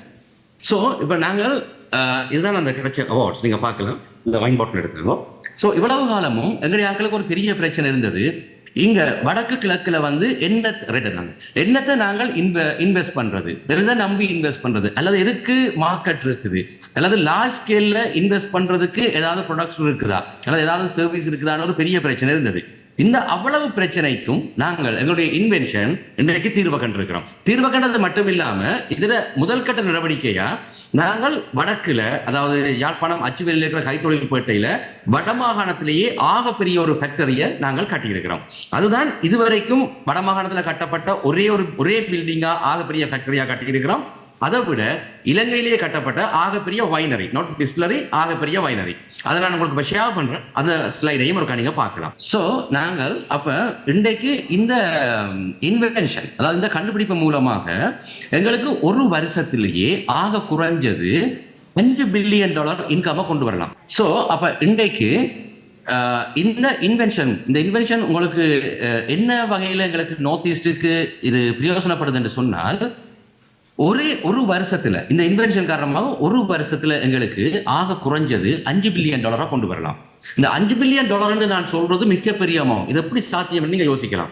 நார்மலா நீங்க பாத்தீங்கன்னு சொன்னால், ஒரு பனைமரம் எங்களுக்கு ஆக குறைஞ்சது 300 பனம்பழத்தை தரும். ஆக கூடினது 1200 பனம்பழத்தை தரும். நான் இந்த வீடியோ உங்களுக்கு எப்படி ஷேர் பண்ணி காட்டலாம்னு சொன்னால் சில ஸ்ட்ரக் ஆகுது, ப்ரெசன்டேஷன் டைம் ஆகுது. நீங்கள் சாதாரணமாக போய் செக் பண்ணி பார்க்கலாம். அது எவிடன்ஸ் எல்லாம் நான் வச்சிருக்கிறேன். அப்போ ஒரு பனைமரத்தில் ஆக குறைஞ்சது நாங்கள் 200 பழம் பார்த்தோம் என்று சொன்னால், எங்கள்கிட்ட இருக்குது மொத்தமாக 1,40,000 பனைமரம் வடக்கு கிழக்கு மாகாணங்களில் இருக்குது. ஒரு பனைமரத்தில் 2 பாட்டில் வைன் செய்யலாம். ஒரு பழத்துல இந்த மாதிரி 2 பாட்டில் வைன் எங்களுக்கு தயாரிக்கலாம். 2 அல்லது 3. சில பெரிய பழங்கள்ல 5 பாட்டில் வைனும் தயாரிக்கலாம். அப்ப எங்கள்கிட்ட சாதாரணமா 70 லட்சம் 7 மில்லியன் பெண் பனைமரம் இருக்குது. ஒரு பனைமரத்துக்கு நாங்கள் 200 பழம் என்ற ஆக குறைஞ்ச கணக்கு பார்த்தாலும் ஒரு வருஷத்துக்கு எங்களுக்கு ஆக குறைஞ்சது 1.4 பில்லியன் பழம் கிடைக்குது. 1.4 பில்லியன். இந்த 1.4 பில்லியன் பழம்ன்றது மிகப்பெரிய ரிசோர்ஸ். நாங்கள் ஒவ்வொரு வருஷமும் இந்த பழங்களை வேஸ்ட் பண்றோம். அப்போ ஒரு பழத்துல எங்களுக்கு 2 பாட்டில் வைன் தயாரிக்கலாமா இருந்தால் 1.4 பில்லியன் பழங்கள்ல எங்களுக்கு 2.8 பில்லியன் பாட்டில் ஆஃப் வைனை தயாரிக்கலாம். 2.8 பில்லியன் பாட்டில் ஆஃப் வைன் தயாரிக்கலாம். அப்ப இன்டர்நேஷனல் மார்க்கெட்ல எங்களுக்கு ஒரு பாட்டில் வைனை $1, அதாவது $1 எக்ஸ்போர்ட் பண்ணினாலே ஆக கூடினது எங்களுக்கு ஆக குறைஞ்சது ஒரு வருஷத்துல 2.8 பில்லியன் நாங்கள் கொண்டு வரணும். ஆகவே இந்த வைன் தயாரி பண்றது மிக ஒரு கடினமான ஒரு தொழில்நுட்பமோ, அதாவது ஒரு போன் தயாரிக்கிற மாதிரி, ஒரு கார் தயாரிக்கிற மாதிரி ஒரு ஹார்டான டெக்னாலஜி இல்லை, ஒரு ஹார்டான இண்டஸ்ட்ரி இல்லை. ஈவன் ஒரு கவர்மெண்ட் அளவுல கூடி ஒரு ஹார்டான இண்டஸ்ட்ரி இல்லை. So very simple. இந்த அதாவது என்ன ஸ்பெஷல் என்று சொன்னால், உலகத்திலேயே ஆக குறைவான வைனை தயாரிக்கக்கூடிய இடமா ஆஸ்திரேலியா இருக்குது. ஆஸ்திரேலியாவில் ஒரு பாட்டில் வைன் தயாரிக்கிறதுக்கு எங்களுக்கு ஆஸ்திரேலியா காசை ஸ்ரீலங்கா காசுல கன்வெர்ட் பண்ணினாலோ அல்லது ஆஸ்திரேலியன் காசுல பார்த்தாலோ எங்களுக்கு ஸ்ரீலங்கா காசுல பார்த்தால் எங்களுக்கு ஒரு பாட்டில் வைனுக்கு 800 ரூபாயிலிருந்து 1000 ரூபாய் வரைக்கும் காஸ்ட் ஆகுது.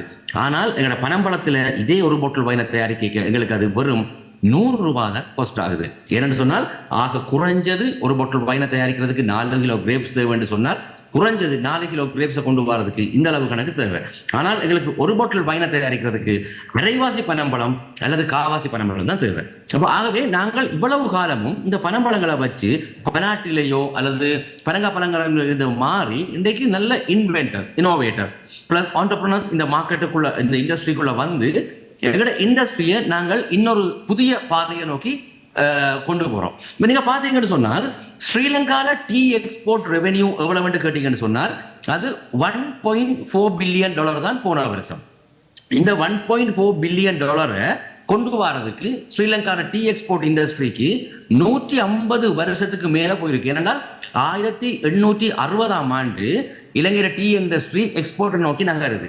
அப்ப 1860 இருந்து கணக்கு பார்த்தா கூட இன்றைக்கு 2026ஆம் ஆண்டு கிட்டத்தட்ட 200 வருடங்களை நெருங்கி கொண்டு போகுது. ஆனால் ப்ராப்பரான ஒரு எக்ஸ்போர்ட் ஹிஸ்டரியை பார்த்தீங்கன்னு சொன்னால் 150 வருஷமா ஆகிருக்கு ஸ்ரீலங்கா டீ இண்டஸ்ட்ரி வந்து $1.4 பில்லியன் கொண்டு வரதுக்கு. இலங்கையில ஆடை உற்பத்தியை பார்த்தீங்கன்னு சொன்னால் அது போன வருஷம் $4.7 பில்லியன். இந்த ஆடை உற்பத்தியோ அல்லது இந்த டீ உற்பத்தி, நாங்கள் டீ உற்பத்தியை மட்டும் பார்ப்போம். இலங்கை தேயிலை உற்பத்தி, இலங்கை தேயிலைக்கு பெரிய ஒரு பேர் இருக்கு.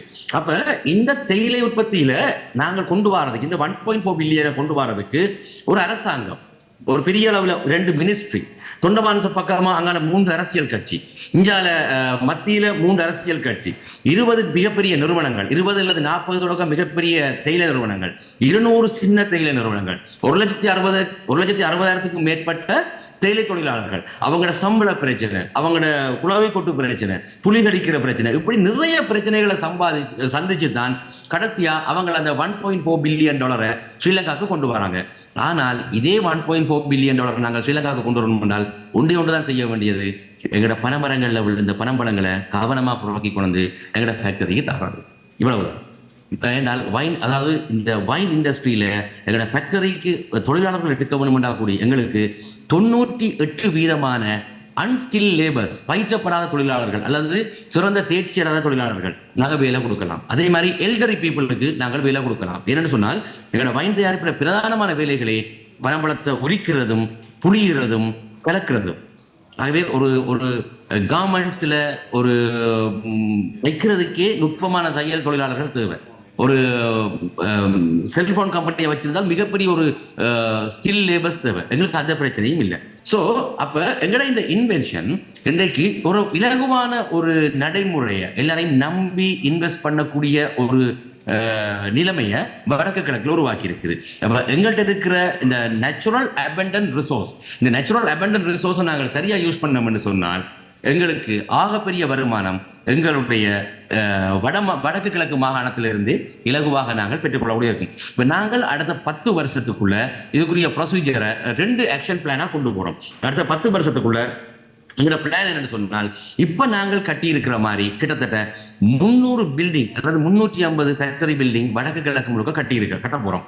இந்த வடக்கு கிழக்கு முழுக்க கட்டுற இந்த 350 ஃபேக்டரி பில்டிங்ல எங்களுக்கு ரூஃப் ஸ்பேஸ் மட்டும் வரும் கிட்டத்தட்ட 7 மில்லியன், அதாவது 70 லட்சம் ஸ்கொயர் ஃபீட் ரூஃப் ஸ்பேஸ் எங்களுக்கு, அதாவது கூரை எங்களுக்கு கிடைக்கும். இந்த கூரையில எங்களுக்கு நேரடியாக சோலார் எனர்ஜியை ப்ரொடியூஸ் பண்ணி அதை நாங்கள் கவர்மெண்ட்டுக்கு இலகுவாக சப்ளை பண்ணலாம். இதுக்காக நாங்கள் தனி இன்வெஸ்ட்மெண்ட்டுக்கு போக தேவையில்லை. பிளஸ் இந்த அவ்வளவு ஃபேக்டரியையும் நாங்கள் எங்களுடைய ப்ரொடக்ஷனுக்கு யூஸ் பண்ணலாம். என்றால் நான் சொல்றேன் மிகப்பெரிய ஒரு ஃபிகர், மிகப்பெரிய ஒரு எண்ணிக்கையை சொல்லுறேன்.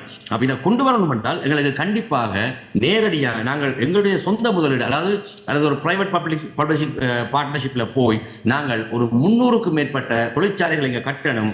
அதே நேரம் 30,000 தொடக்கம் 50,000 தொழிலாளர்களுக்கு நேரடி வேலை வாய்ப்பும் கிட்டத்தட்ட 5 லட்சத்திலிருந்து 1 மில்லியன் 10 லட்சம் வரையான மறைமுகமான தொழில் வாய்ப்புகளும் இந்த கண்டுபிடிப்பு மூலம், இந்த இன்வென்ஷன் மூலம் எங்களுக்கு கிடைக்கும், வடக்கு மாகாணத்தில் உருவாக்கப்படும். மற்றது நீங்க இன்னும் கடைசியாக 2 விஷயம் சொல்றேன்.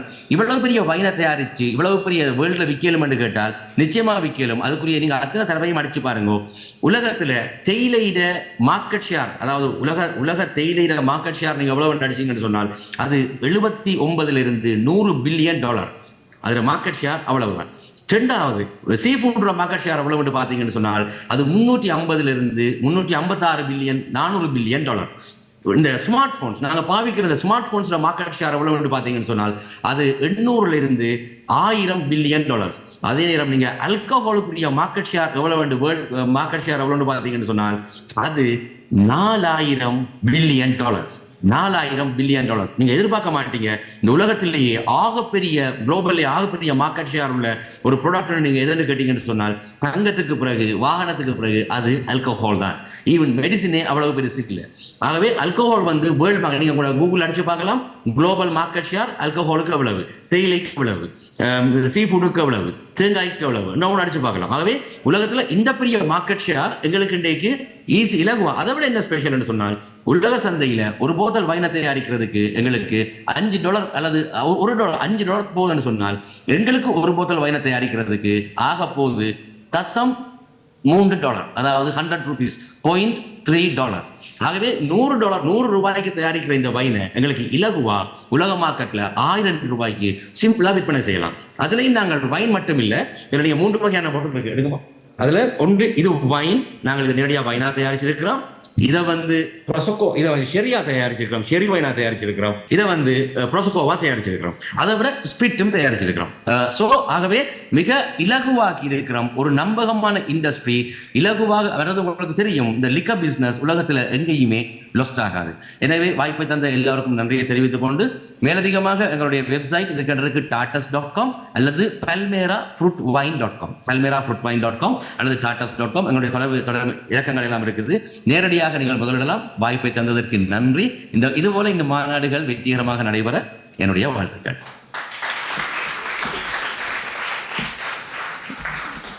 Thank you, Victor. Tatas.com, TAATAS, Tatas, Palmera.com, Tatas.com. நீங்கள் போய் பார்க்கலாம். மில்லியன் கணக்கில் பில்லியன் கணக்கில் இலங்கைக்கு வருமானங்களை தீட்டக்கூடிய பல ப்ராஜெக்டுகளை அங்கே செய்து கொண்டிருக்கிறார். அந்த வகையிலே விக்டர் அவர்களுக்கு வாழ்த்துக்களை தெரிவித்து அடுத்ததாக people in action in north and east Vinod join பண்ணியிருக்கிறார். ஜூமில் நினைக்கிறேன். Vinod another 5 minutes I believe. Vinod நவஜீவானந்தா. நவஜீவனும் வர போகிறேன். இது இன்னொரு நவஜீவானந்தா. CPA, she is the Vice President of Now Wow, New Opportunities for Wounded Widows and Orphans of War, an organization dedicated to helping those affected by conflict rebuild their lives through education, empowerment, and sustainable humanity programs. Without any further ado, we welcome Vinoth Navajivananda. Good evening, everyone. Anevarukkum vanakkam. Thank you for this opportunity to share a little bit about the work that we do at Now Wow, New Opportunities for the Wounded, Widows, and Orphans of War. My name is Vinoth Navajivananda, and I am proud to serve as the Vice President for this organization. Now Wow is a 501c3 registered charitable organization that is committed to supporting survivors of war in Sri Lanka with a special focus on widows, orphans, and families who continue to struggle with poverty, displacement, and trauma. Our organization operates with one of the leanest administrative footprints, with an average of about 1% of donations going of only 1%, which means that 99 cents on every dollar donated goes towards furthering our cause. We are fortunate to have committed and consistent donor base, and we're proud that our partners continue to walk with us, not just because they care, but because they see the results. We lead with transparency, compassion, and governance. We've made mistakes and we've learned, but above all, we've stayed rooted in our values and deeply connected to the communities that we serve. Our mission is to empower survivors of war in Sri Lanka, especially widows, orphans, and marginalized communities, by restoring dignity, creating opportunity, and supporting long-term self-sufficiency through education, employment, empowerment, and emergency relief. Our vision is bold, but it is simple. A future where every survivor of war can live with dignity, access to opportunity, and build a better tomorrow for their families and their community. The work that we do falls in 4 core pillars, each grounded in sustainability and long-term healing. Employment, because dignity grows when people can provide for themselves. Education, because hope begins in the classroom. Empowerment, because healing is not just about survival, it's about reclaiming agency. Emergency relief, because compassion must move at the speed of crisis. Over the last 14 years, we're very proud to have been able to give back just under $800,000 in aid to Sri Lanka through our various initiatives, and this represents just under 240 million Sri Lankan rupees.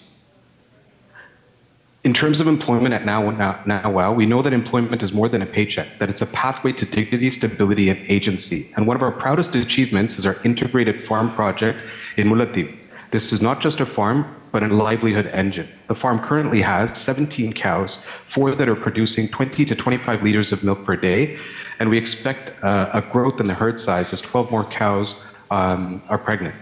We maintain a herd of 64 goats, selling 2 to 5 each month, and we are anticipating further expansion with many females soon to deliver. Our poultry program has 24 chickens, and we plan to double that soon to enhance meat and egg production. The benefits: we employ 6 full-time staff and seasonal laborers. It provides work, food, security, and dignity in a region that has long been marginalized. It's the kind of sustainable development that brings pride and not dependency. We are also continuing to support women-led income generation through our SUYAM program, which empowers widows and vulnerable women with micro grants and tools to launch home-based businesses, whether through tailoring, food preparation, retail, or agriculture. These women are proving that resilience, when given a chance, can grow into independence. Education is the foundation of long-term change, and we have invested heavily in it. We operate a free education center in Pudukkottai, provide direct monthly support to vulnerable families, and ensure that special needs children, and specifically remote rural schools that are traditionally left abandoned, have access to substitute teachers when needed. Our Grade 5 scholarship preparation program is running strong, and our university scholarships have enabled young people from some of the most disadvantaged regions to dream of degrees, not just survival. One of the most inspiring experiences this year was the educational tour to Trincomalee, where students from our free center visited sites of culture and historical significance, including Konesuram Temple, Krishna Temple, Trincomalee Harbor, Kanya Hot Springs, and more. It wasn't just a trip. It was an invitation to imagine a wider world, to understand their own history, and to believe in what is possible. We continue also to run math camps, supply school kits, and even provide bicycles to children who walk long distance to school. One such case is the one of Tushiyanti Balraj from Mullaitivu, whose 2 children were walking 5 kilometers daily just to reach class. After receiving a bicycle, their commute and their ability to concentrate changed literally overnight. This small intervention made a significant impact. We are deeply committed to regular check-ins and is a part of our culture. And so this encourages students to stay connected with the organization and also to be mentored by our young generation who also act as volunteers. We have empowerment projects. One such example is that of Ambalwana's family in Vaunia. He's differently abled, his wife is mentally unwell, and together they were struggling to raise 3 children with no income and no hope. We helped them launch a chicken farm and offered monthly support for their eldest daughter's university studies and ensured that the 2 younger children were back in school. Our empowerment work includes home gardens, skill building programs, and public awareness workshops. In terms of emergency relief, as you may all already know, I think it's important to talk about the active drug problem that is very rampant in Sri Lanka. As a direct call to action, we took the initiative to start a program about drug awareness in order to curb the impacts of this negative substance to our community. I'll skip over emergency relief, but we do provide groceries, dry goods, and medical kits and cash transfers in times of crisis. In terms of how we are succeeding as an organization, our goal is to empower the next generation and not just pay lip service at events like this. We are not looking back towards a trauma, but we're looking forward at legacy. And so using the benefit of our new youth board of directors, Trisha and Krishika, we've been able to highly leverage and operate very efficiently with volunteers from elementary, middle school, and high school. Looking ahead, one of the things that I want to leave you with, our projects are expanding at an astronomical rate, and we have identified through over the 14 years areas and farms that work. What we require now specifically is mushroom cultivation. In order to expand our agricultural income base and nutritional offerings, we're looking for support, and we're eager to speak to anyone that would be interested in supporting us. I know I'm joined today by Subhaka, who's the president of Now Wow and has been a pivotal part of Now Wow's success. And I guess the call out here is we'd like to thank the donors that have supported us all along. We'd like to thank the volunteers who continue to support us. To our families and children, thank you for trusting us. We're not perfect, but we are present. We are committed, heart, mind, and soul to ensuring that no widow, no orphan, and no survivor is left behind. Let's continue to walk this path together. Thank you.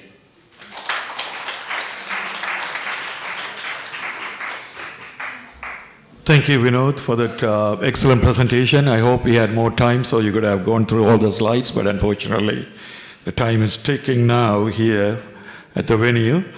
Next, thank you, Vinod, again. Next, I would like to call upon Mr. Navajeevan Anandaraj. Everyone knows Navajeevan, of course. Navajeevan is a creative philanthropist, real estate broker, humanitarian, social entrepreneur, and he also does marketing. I met Navajeevan 20 years ago with E-Kirivi newspaper, but he does lots of things. The recording has stopped. People in action, and the Vaheg Navajeevan is perfect example. He has done many things in back home through his Pudiya Velacham program. Without any further ado, Navajeevan.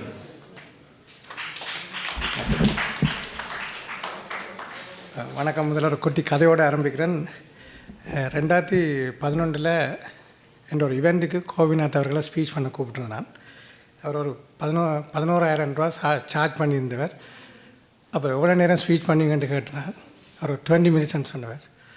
11,000க்கு 20 minutes இன்னும் கொஞ்சம் கூட speech பண்ணுங்கன்னு கேட்டேன். அவர் கையை பிடிச்சிட்டு சொன்னவர், நான் 2 மணி நேரம் ஸ்பீச் பண்ணலாம், முன்னுக்குள்ளே இருக்கிறாக்கள் இந்த மனநிலையை பொறுத்தண்டு. ஆனால் அன்ஃபார்ச்சுனேட்லியாக நான் உங்களுக்கு முன்னுக்கு தெரிகிறேன், அவர்களுக்கு உங்களுக்கு யாருன்னு தெரியாதபடியாக உங்களை கஷ்டப்படுத்திட்டு. அதனால் அவர்கள் எல்லாருக்கும் சேர்ந்து மற்றது ஏற்கனவே கொழும்புலேருந்து வந்த பேராசிரியர் தனக்காண்டு தான் நீங்கள் அரைவாசி பேர் வந்திருக்கிறோம்னு கூட சொல்லிட்டார். அப்போ இனி வரும் காலத்தில் இப்படியான ஒரு நிகழ்வு நிமாலன் அந்த எக்ஸ்பீரியன்ஸில் ஒரு இந்த நாட்டில் ஒரு மிக தீவிரமான சமூக போராளியாக ஒரு வண்ணத்தை முக்கியமான நான் தெரியும் எனக்கு. ஒரு பெரிய அமைப்பில் வந்து ஒரு தனி மனிதனை புகழ்றேன்னு நிற்கக்கூடாது. கட்டமாக ஒரு சின்ன ஒரு க்ரீட்டிங் ஒன்று கொடுக்கத்தான் வேணும். அந்த எக்ஸ்பீரியன்ஸில் இப்படி ஒரு உலக ரீதியான ஒரு ரிசர்ச் கான்ஃபரன்ஸ் ஒன்று செய்ய வேண்டிய கட்டாயம் இருக்குது. நான் கடந்த ஆகஸ்ட் மாதம் ஊரில் இருக்க நிறைய இந்த பேட்ச்மேட் படிகள் உலகம் முழுத்தில் உள்ள பிஹெச்டி டீச்சர்ஸ், யூகேலேருந்து டீச்சர்ஸ் எல்லோரும் இந்த ஃப்ளேயரை அனுப்புகிறாங்க. அப்போ மச்சான் இதுக்கு இந்த ரிசர்ச் பேப்பரை அனுப்பண்டு எனக்கு ஆச்சரியமாக இருந்தது. ஒரு விதமான சமூக சிந்தனை இல்லாத இந்த பேட்ச்மேட்ஸ் எல்லாருமே இதை பற்றி அனுப்பினாங்க. அவ்வளோ தூரத்துக்கு இது ஒரு ஆக்டிவாக மக்கள்கிட்ட போச்சுன்றது. அப்போ நான் அங்கேருந்து ஐ திங்க் வெத்திலக்கணியில் இருந்து தான் நான் கால் பண்ணான், லான்ச் பண்ணி போட்டு இது நிமாலில் அந்த லோகோ மாதிரி இருக்குன்ட்டு. ஓகே, அப்போ அந்தளவுக்கு இது ஒரு முக்கியத்துவம் வாய்ந்ததாக இருக்குது. இந்த பேப்பர்ஸ், இந்த இம்பார்ட்டன்ட் திங் நிறைய ஆக்டிவ்ஸை போய் சேரணும். அதான் சும்மா ஒரு கதைச்சது மாதிரி இல்லாமல் செயற்பாட்டு திறன் மிக்க ஆக்டிவ்ஸை உலகம் முழுத்தலாக கண்டக்ட் பண்ணுறது மூலம் அவர்களை போய் சேரணும்னு நான் மனதார வாழ்த்தி தொடங்குகிறேன். மற்றது எல்லா பேராசிரியர்கள் வந்திருக்கிற எல்லாருக்கும் நன்றி. நாங்கள் புதிய வெளிச்சம் கொஞ்சம் நண்பர்கள் சேர்ந்து 2009 ஒரு நாள் இந்த 2009 வெளிக்கடையில் ஒரு முக்கியமான ஒரு ஆளை பார்க்க போயிருக்க. கிட்டத்தட்ட ஒரு 1000கணக்கான பேர் வழியில் நின்றுருந்தாங்க. கிட்டத்தட்ட அவர்கள் எல்லாரும் வடகிழக்குலேருந்து வந்து தங்களோட உறவுகளை வழியில் உள்ளுக்குள்ளே பார்க்க முடியாமல் காலமே 4 மணிக்கு வந்து முதல் நாள் வந்து கூட அந்த லைன் நின்று பார்க்கக்கூடிய அதிலேருந்து ஒரு ஆற்றுப்படுத்தல் யுத்தத்துக்கு பிறகு எங்களுக்கு தேவைன்றதை நாங்கள் ஃபீல் பண்ணி இன்றைக்கு 17 வருஷமாக புதிய வெளிச்சம் கிட்டத்தட்ட 25,000 பேரை நாங்கள் ரீச் ஆகிருக்கிறோம். அந்த லெவல் வந்து பார்த்திங்கன்னா நான் ப்ரெசன்டேஷனுக்கான தமிழ் தரையில் அந்தளவுக்கான கேட்குற பொறுமை உங்கள்கிட்ட இல்லைன்னு நினைக்கிறேன். மேலால் சொல்லி கொண்டு போகிறேன். நீங்கள் எப்போவுமே ஒப்சர்வ் பண்ணலாம். உலகம் இன்றைக்கு சுருங்கிட்டுது சோஷியல் மீடியாவில் எங்கேயுமே பார்க்கக்கூடிய மாதிரி இருக்குது. அதில் முக்கியமாக நாங்கள் பாடசாலை, அதாவது ரிமோட் ஏரியான பாடசாலை மாணவர்கள் இன்னும் தேங்கி தான் இருக்குது. இன்னும் அவர்களுக்கான தேவை ரிசோர்ஸஸ் அடிப்படை வசதி கூட இல்லாமல் இருக்குது. அதுக்கு கட்டாயமாக அந்த ரிசர்ச் பேப்பர்ஸில் அது தொடர்பாக வந்திருக்குன்னு நான் நினைக்கிறேன். இப்போ நாங்கள் 15 வருஷத்தை கண்டுட்டோம். இன்னும் ஒரு யுத்தத்தை காரணம் சாட்டி கொண்டு இருக்கலாது. அந்த பாடசாலைகளை எப்படி இங்கே உள்ள பெரிய பாடசாலைகள் OBS அடாப்ட் பண்ணுற சிஸ்டத்தை எப்படி ஒரு சகோதர பாடசாலையாக அடாப்ட் பண்ணலாம்ன்றதை நாங்கள் அடுத்த கட்டத்துக்கு யோசிக்கணும். இப்போ ஹார்லி காலேஜ் வேறு ஒரு பாடசாலையை அடாப்ட் பண்ணுறது, ஜெஃப்னா ஹிந்து ஒரு 4 பாடசாலை, சகோதர பாடசாலை ஒரு 5 years டார்கெட்டாக ஒன்லி ஒரு ஃபிசிக்கல், அதாவது இன்ஃப்ராஸ்ட்ரக்சரை சேஞ்ச் பண்ணாமல் டீச்சிங் அண்ட் டெவலப்பிங்கெல்லாம் நாங்கள் எப்படி இன்ஃப்ராஸ்ட்ரக்சர் பார்க்கலாம். மற்றது நாங்கள் கூட ஃபோக்கஸ் பண்ணது விடோஸ் ட்ரைனிங் டெவலப்மெண்ட் கூட ஃபோக்கஸ் பண்ணாங்க. மற்றது இயற்கை விவசாயம் பார்த்துருப்பீங்க. கிட்டத்தட்ட 12 வருஷமாக கிட்டத்தட்ட வடகிழக்கு மலையகம் உள்ளதாக கிட்டத்தட்ட அதே நாங்கள் நினைக்கிறோம் 10,000 பேருக்கு மேலே நாங்கள் நேரடியாக ட்ரைனிங், ஆன்லைன் ட்ரைனிங் ஒன்றுமே கொடுக்கல. கிட்டத்தட்ட 36 பேர் வெளியிலேருந்து வளவாளர்கள் போயிருக்கிறோம். ப்ரொஃபஸர் பேராசிரியர் மாதிரிலாம் இதுவரைக்கும் போயிருக்கிறோம். வெளிநாடுகளில் எல்லா நாடுகளிலிருந்தும் தங்கி நின்று அங்கே சர்வீஸ் செய்திருக்கிறோம். நாங்கள் வளர்ச்சி அடைந்திருக்கிறோம். 2009 கொடுக்க தொடங்கின எல்லாம் ஃப்ரீயாக சாப்பாடு கொடுத்துருக்குறோம். இப்போ எங்கள்கிட்ட ட்ரைனிங் எடுக்கிறார்கள்ட்டே காசு சார்ஜ் பண்ணி தான் கொடுக்குறோம். ஏன்னா அப்போ தான் தேவையான நாட்களை படிக்கலாம். அவ்வளோ தூரத்துக்கு ஒரு தொடர்ச்சியான, நான் கிட்டத்தட்ட 17 வருஷமாக ஒரு மாதம் அங்கே போய் ட்ராவல் பண்ணி நாங்கள் புதிய வெளிச்சம் டீமாக போய் நாங்கள் அங்கே ரிசர்ச் பண்ணி ஒவ்வொரு ஏரியாவை பண்ணி தான் செய்கிறோம். மற்றது பார்த்திங்கன்னா இயற்கை ஆசிரியர்களுக்கான ட்ரைனிங் டெவலப்மெண்ட், அதுவும் கிட்டத்தட்ட 16 வருஷமாக டீச்சர்ஸ் டெவலப்மெண்ட் கட்டாயமாக தேவையாக இருக்குது. டீச்சர்ஸுக்கு தொடர்ச்சியாக மோட்டிவேஷன் தேவையாக இருக்குது, அதற்கான ட்ரைனிங் டெவலப்மெண்ட் தேவையாக இருக்குது. அது கல்வி அமைச்சோடு சேர்ந்து நாங்கள் தொடர்ச்சியாக அதை பற்றி செய்து கொண்டிருக்கிறோம். அப்புறம் என்டர்ப்ரனியர்ஷிப்பை உருவாக்குறது. இப்போ கொஞ்சம் முதல் பார்த்திங்கன்னா வைன் டெவலப்மெண்ட்டை போட்டு தான் என்னட்ட ஒரு 30 years போய் ஒட்காண்டா பார்த்திங்கன்னா டிஸ்டில் வாட்டராக இருக்கும். அங்கால தெரியும் கிளாஸுக்கில். அப்போ ஒட்காக்கான பேட்டன் எடுத்தவர் கூட இருக்கிறார். நிறைய என்டர்பிரினியர்ஸை நாங்கள் உருவாக்கியிருக்கிறோம். வெரி சக்ஸஸ்ஃபுல்லாக இருக்கிறோம். அதே மாதிரி தான் ஆர்கானிக் ஃபார்மிங் டெவலப்மெண்ட்டில் இப்போ பாஸ்கர்னா அந்த IBC ஃபார்மில் ஒர்க் பண்ணவர் கூட புதிய வெளிச்சத்தில் ட்ரைனிங் எடுத்த மேனேஜர்ஸ் கிட்டத்தட்ட 240 பேருக்கு மேலே மேனேஜ்மெண்ட் பண்ணையாளர்கள் ட்ரைனிங் எடுத்தார்கள் எங்கள்கிட்ட இருக்கணும். அதை விட முஸ்லீம்ஸ் அவர்கள் நிறைய பேர் கிழக்கில் முஸ்லீம்ஸ் அவர்கள் எல்லாரும் இருக்கிறோம். அப்போ பெரும்பகுதியை நான் கவனிட்டு நினைக்கிறேன். ஓகே, மற்றது எப்படி எம்ப்ளாய்மெண்ட் கொடுக்கறதுன்றதை பற்றியும், பெண்கள் முன்னேற்றங்கள், தொழில் முனைவர்களுக்கான பயிற்சி, மற்றது இங்கே இருக்க புலம்பெயர் தமிழர்களை தொடர்ச்சியாக தாயை நோக்கி சிந்திக்கிற வைக்கிறதுக்கும் செயற்பாட்டு வைக்கிறதுக்குமாக நாங்கள் அந்த தொடர்ச்சியாக ஒரு ஈக்குரி வோக்கண்டு செய்கிறாங்க கவனிச்சுக்கோங்க. அதன் மூலம் அந்த உரையாடல்களை மேம்படுத்துகிறோம். இன்றைக்கெல்லாம் தாயகம் சம்பந்தமான கதைக்கிறதுக்கான உரையாடல்களுக்கான வெளி குறைஞ்சி கொண்டு வந்துருக்கு. ஒரு பக்கத்தால் நாங்கள் தமிழ் தேசியம் ஒன்று ஹார்ட்கோராக கதைச்சு கொண்டிருக்கிறோம். ஆனால் அந்த டெவலப்பிங் ப்ராசஸில் ஒருமைப்படுத்தப்பட்டு தேசம் சார்ந்து நேஷன் பில்டிங்கில் எங்களுக்குள்ள ஆக்கள் குறைஞ்சி கொண்டு தான் போகுது. அப்போ அதை மேம்படுத்துகிறக்காண்டி நாங்கள் அந்த ஈக்குவலி வோக்கன்றது கதைச்சு கொண்டிருக்கோம் வேண்டாம். அப்போ எப்படியோ எங்களோட கன்வர்சேஷன் ஒன்று நடக்க அதுக்குள்ள இந்த டெவலப் பண்ணலாம்ன்றது இதுதான் முக்கியமானது. மற்றது அவர் பேராசிரியர் சொன்னார், அந்த அந்த எப்படி மனித வளங்களை யூஸ் பண்ணுறதுன்றக்க ஒரு சின்ன கதையோடு நான் முடிக்கிறேன். இப்போ 2 weeks முதல் நான் மன்னாரில் கடற்கரையோரமாக முன்னாள் போராளிகள், இந்த மாற்றுத்திறனாளிகள் அமைப்போடு நடந்து கொண்டு போனாங்க. கிட்டத்தட்ட அங்கே நண்டு உற்பத்தி செய்கிறதுக்காண்டி அவர்கள் கிட்டத்தட்ட 50,000த்துக்கு மேற்பட்ட அந்த கடல் தாவரங்கள், கண்டநிலை தாவரங்களை அவர்கள் வச்சிருக்கிறார்கள். முன்னாள் போராளிகளை கொண்டு வச்சுருக்காங்க. அப்போ முன்னாள் போராளிகளுக்கு அந்த டாஸ்க்கை கவர்மெண்ட் கொடுத்துருக்கு, மினிஸ்ட்ரி கொடுத்துருக்குன்னு தான் சொல்லிச்சுனோம். அப்போ எந்த மினிஸ்ட்ரின்னு சொன்னால் மினிஸ்ட்ரி ஆஃப் கிராப்ன்னு சொல்லிச்சுனோம். வித்தியாசமாக இருக்கேன். அப்போ கிராப்புக்கெல்லாம் மினிஸ்ட்ரி இருக்குண்டு, ஒரு வித்தியாசமான நாடாக இருக்கேன், நான் கேள்விப்படவே இல்லைன்ட்டு. அப்போ என்னோட தான் இந்த போராளி, என்னட்ட வீடியோஸ் எல்லாம் இருக்குது, இந்த வாய்ஸும் இருக்குது. அப்போ ஒரு ஆள் கையில் அதை ஒரு காலையில் அப்போ அவரோடு நடந்து கிட்டத்தட்ட 50-60,000 கண்டநிலை தாவரங்களை தரையில் காட்டுக்களை அதாவது கடல் வந்துட்டு போகிற இடத்துல தான் அதை வச்சா தான் நண்டு முட்டை இடுமண்டாக்காண்டி அந்த இடத்த ப்ரிசர்வ் பண்ணி அவங்க எடுக்கிறாங்க.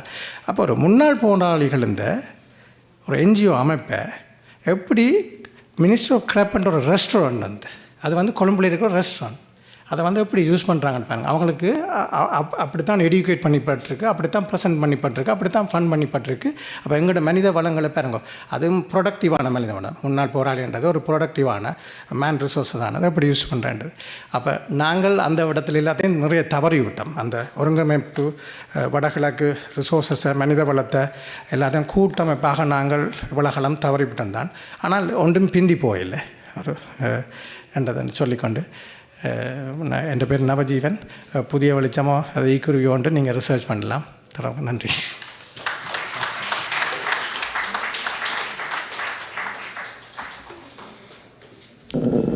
தேங்க்யூ நவஜீவன். புதிய வெளிச்சம் நவஜீவன், ஒய்கரு நவஜீவன் நீங்கள் எல்லோருக்கும் தெரிந்தவர்.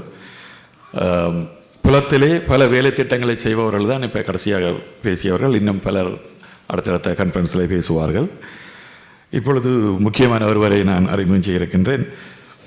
கான்ஃபரன்ஸில் இப்போ மாதக்கணக்காக எங்களோட coachers professor Selvanathan and professor Chandrakanthan work பண்ணி எத்தனையோ பேப்பர்ஸ், எத்தனையோ ப்ரொஃபஸர்ஸ், எத்தனையோ அந்த பேப்பரில் சப்மிட் பண்ணுற கல்விமான்களோடு இணைந்து கதைச்சு பேசி எத்தனையோ மணித்தியாலங்களை அவர்கள் செலவிட்டு தான் இந்த கான்ஃபரன்ஸ் இங்கே நடக்கின்றது. அதுக்கு முக்கிய காரணமாக எங்களோட கான்ஃபரன்ஸ் செக்ரட்டரி ஒரு ஆள் இருக்கின்றார். யார் என்ன நினைக்கின்றீர்கள்?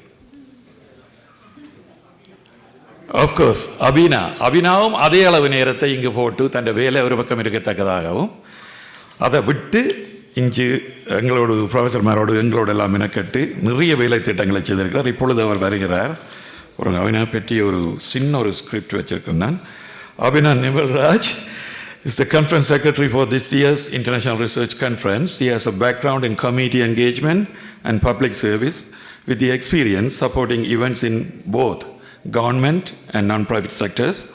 She will now deliver the word of thanks. Please welcome, ladies and gentlemen, Abina. Vanakkam and good evening, everyone. On behalf of the organizing team, I would like to extend our deepest gratitude to all of you for joining us for the inauguration of the FGT International Research Conference in person and through the live stream. This conference is a result of months of hard work and collaboration, and we are incredibly proud to see it come together. இந்த மாநாட்டை உருவாக்குவதற்காக பல மாதங்கள் முன்பே நாம் வேலை தொடங்கினோம். உலகம் முழுவதும் இருந்து வல்லுநர்கள், பேராசிரியர்கள் மற்றும் ஆர்வமுள்ள நபர்களுடன் இணைந்து இந்த மாநாட்டை நிகழ்த்துவதற்காக எங்கள் குழுவினர் முழு உழைப்பும் நேர்த்தியும் செலுத்தினர். இம்மாதிரியான ஒரு அர்த்தமுள்ள நிகழ்வை ஒருங்கிணைப்பதில் பங்களித்த அனைவருக்கும் எங்களது மனமார்ந்த நன்றிகள். This event was made possible through the dedication and effort of the Federation of Global Tamils, working hand in hand with our diverse and talented program committee made up of 15 professors from around the world. Their expertise, commitment, and thoughtful review process were instrumental in shaping a meaningful and impactful conference agenda. We began this journey as a small team with a big vision, and it has been truly inspiring to watch both our organizing team and the interest in this conference grow along the way. I'd like to take a moment to express our heartfelt thanks to our program committee members for their meticulous reviews and academic leadership. A special thank you to our co-chairs here, Professor Selvanathan and Professor Chandrakantan, who have led this initiative and been instrumental in bringing this conference to life. Thank you. Our organizing committee for their tireless coordination behind the scenes, endless hours and months of planning, so thank you to our organizing committee. Our dedicated volunteers who have been the backbone of today's smooth operations. Our generous sponsors whose support made this event possible. Our title sponsor, RJ Multipack Inc., Platinum sponsor, Purani Marketing Services, Raga Ice Cream and Cafe, Palmyra Homes, Woodbine Entertainment Group. Our gold sponsors, PPS Group, Harmony Road Animal Hospital, Chapel Ridge Funeral Homes, Christine Sivaratnam, Murali Sivaguru Enterprise, Sudha's Pizza, Supaya Maheswaran, and a heartfelt thank you to our silver, bronze, and table sponsors as well. Thank you to Mr. Sivanilango for his crucial support in helping us secure this beautiful venue. The Federation of Global Tamils strives to unite our community and support the empowerment of Tamils in the homeland and diaspora. We sincerely appreciate the presence and support of the community organization representatives here today.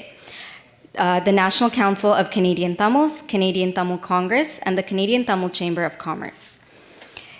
Our politicians who attended today to show their support, MP Juanita Nathan, MP Vincent Neil Ho, and Minister Vijay Thanikasalam. Thank you to our inaugural session chair, Councillor Nitin Shan. Congratulations to him on his recent election, and thank you to him for joining us today despite his busy schedule. And thank you to our incredible MC all-rounder, Mr. Ken Kiruba, for guiding us seamlessly through not only the program, but also the organizing of the conference as well, so thank you. Sendur and Nataraja for managing the tech side seamlessly and supporting the supporting team throughout, as well as Mr. Theben here, who's helped us with the Zoom. Thank you to Raja Ram for the delicious food. I also want to thank our special guests, invited guests, and representatives from various organizations who are with us tonight. Your presence adds immense value and support to this gathering. We would also like to take a minute to thank the media representatives for their presence and coverage, which helps amplify the important conversations taking place here and extend the reach of this conference beyond this room. Aya for You, Sethi.com, Nineveh Photography, Krishna Live Broadcast, TamilsGuide.com, Siva Mohan Talir, Alex Verma, Lankadas, Tiruchelvam, Udayan News, Nilan, 24 News, Easy 24 News, TS Kogulan, Ruben TV, and Tamil Mirror. And we apologize if we missed anybody in this list of media supporters. We went based off our media registration, but we truly appreciate all the media support we've gotten for this event, whether it be before the event, during the event, and we hope to continue that support post-event as well. As we look ahead tomorrow, we have a packed agenda full of insightful presentations and discussion forums featuring scholars, practitioners, and experts from around the world. Together, we'll explore the prospects for integrated development in the north and east of Sri Lanka, a theme that truly resonates with our collective mission. Tomorrow's sessions will take place in the Science Wing just downstairs from here, starting from 8 a.m. to 10:30 p.m., including 3 presentation blocks and a discussion forum. Like today, we will have free parking available at Parking Lot G by Military Trail and Pan Am Drive. Please bring your parking ticket to our registration desk and we will be able to validate your ticket. You'll find a detailed agenda in your conference bags, and for ease of access, schedules are also posted on boards throughout the venue. You can also follow updates on our social media and website channels. Once again, thank you for all being here this evening. Your support and contributions are what give this conference life and impact. We look forward to an engaging and productive day tomorrow. மீண்டும் அனைவருக்கும் அனைத்துலக தமிழர் பேரவை மற்றும் program committee சார்பாகவும் எங்கள் மனமார்ந்த நன்றியை தெரிவிக்கிறோம். உங்களின் தொடர்ந்த ஆதரவும் பங்களிப்பும் எங்களுக்கு பெரும் உற்சாகத்தையும் ஊக்கத்தையும் அளிப்பதுடன் தமிழர் தேசத்தை கட்டி எழுப்புவதற்கு உறுதுணையாக இருக்கும். நன்றி. எந்த ஒரு there is a women behind every success. நான் ஒரு புள்ளியியல் பேராசிரியர் என்ற முறையில் என்னுடைய தரவுகளுக்கு சேர்க்கப்பட்ட ஒரு புள்ளியாக அபினா நான் கிட்டத்தட்ட 3.5-4 மாதமாக அவருடன் வேலை செய்திருக்கிறேன். 45 வருட பல்கலைக்கழக அனுபவத்தில் பார்க்கும் பொழுது அபினா அளவத்திற்கு சிறப்பாக, அதாவது ஒரு சின்ன சொல்லை ஒரு சின்ன விஷயத்தை சொன்னால் நான் அதை பற்றி பெருசாக யோசிக்க தேவையில்லை. She will do it for her level best. You are the best. எத்தனையோ PhD ஸ்டூடெண்ட்ஸ், எத்தனையோ மாணவர்களுடன் நான் ஒரு வருடம் பழகினாலும் she is very more efficient. I'm very pleased to work with her. Please pass congratulations to her. Thank you. Thank you, everyone. I would like to thank Agamya for the violin performance as well. I would like to see everyone tomorrow. I hope everyone here in this room will join us tomorrow from 8 a.m. to Science Wing rooms, 309 and 319. I think food is available to take out. Please take your dinner box and have a great evening. Looking forward to see you all tomorrow. So day 1 ends. Thank you.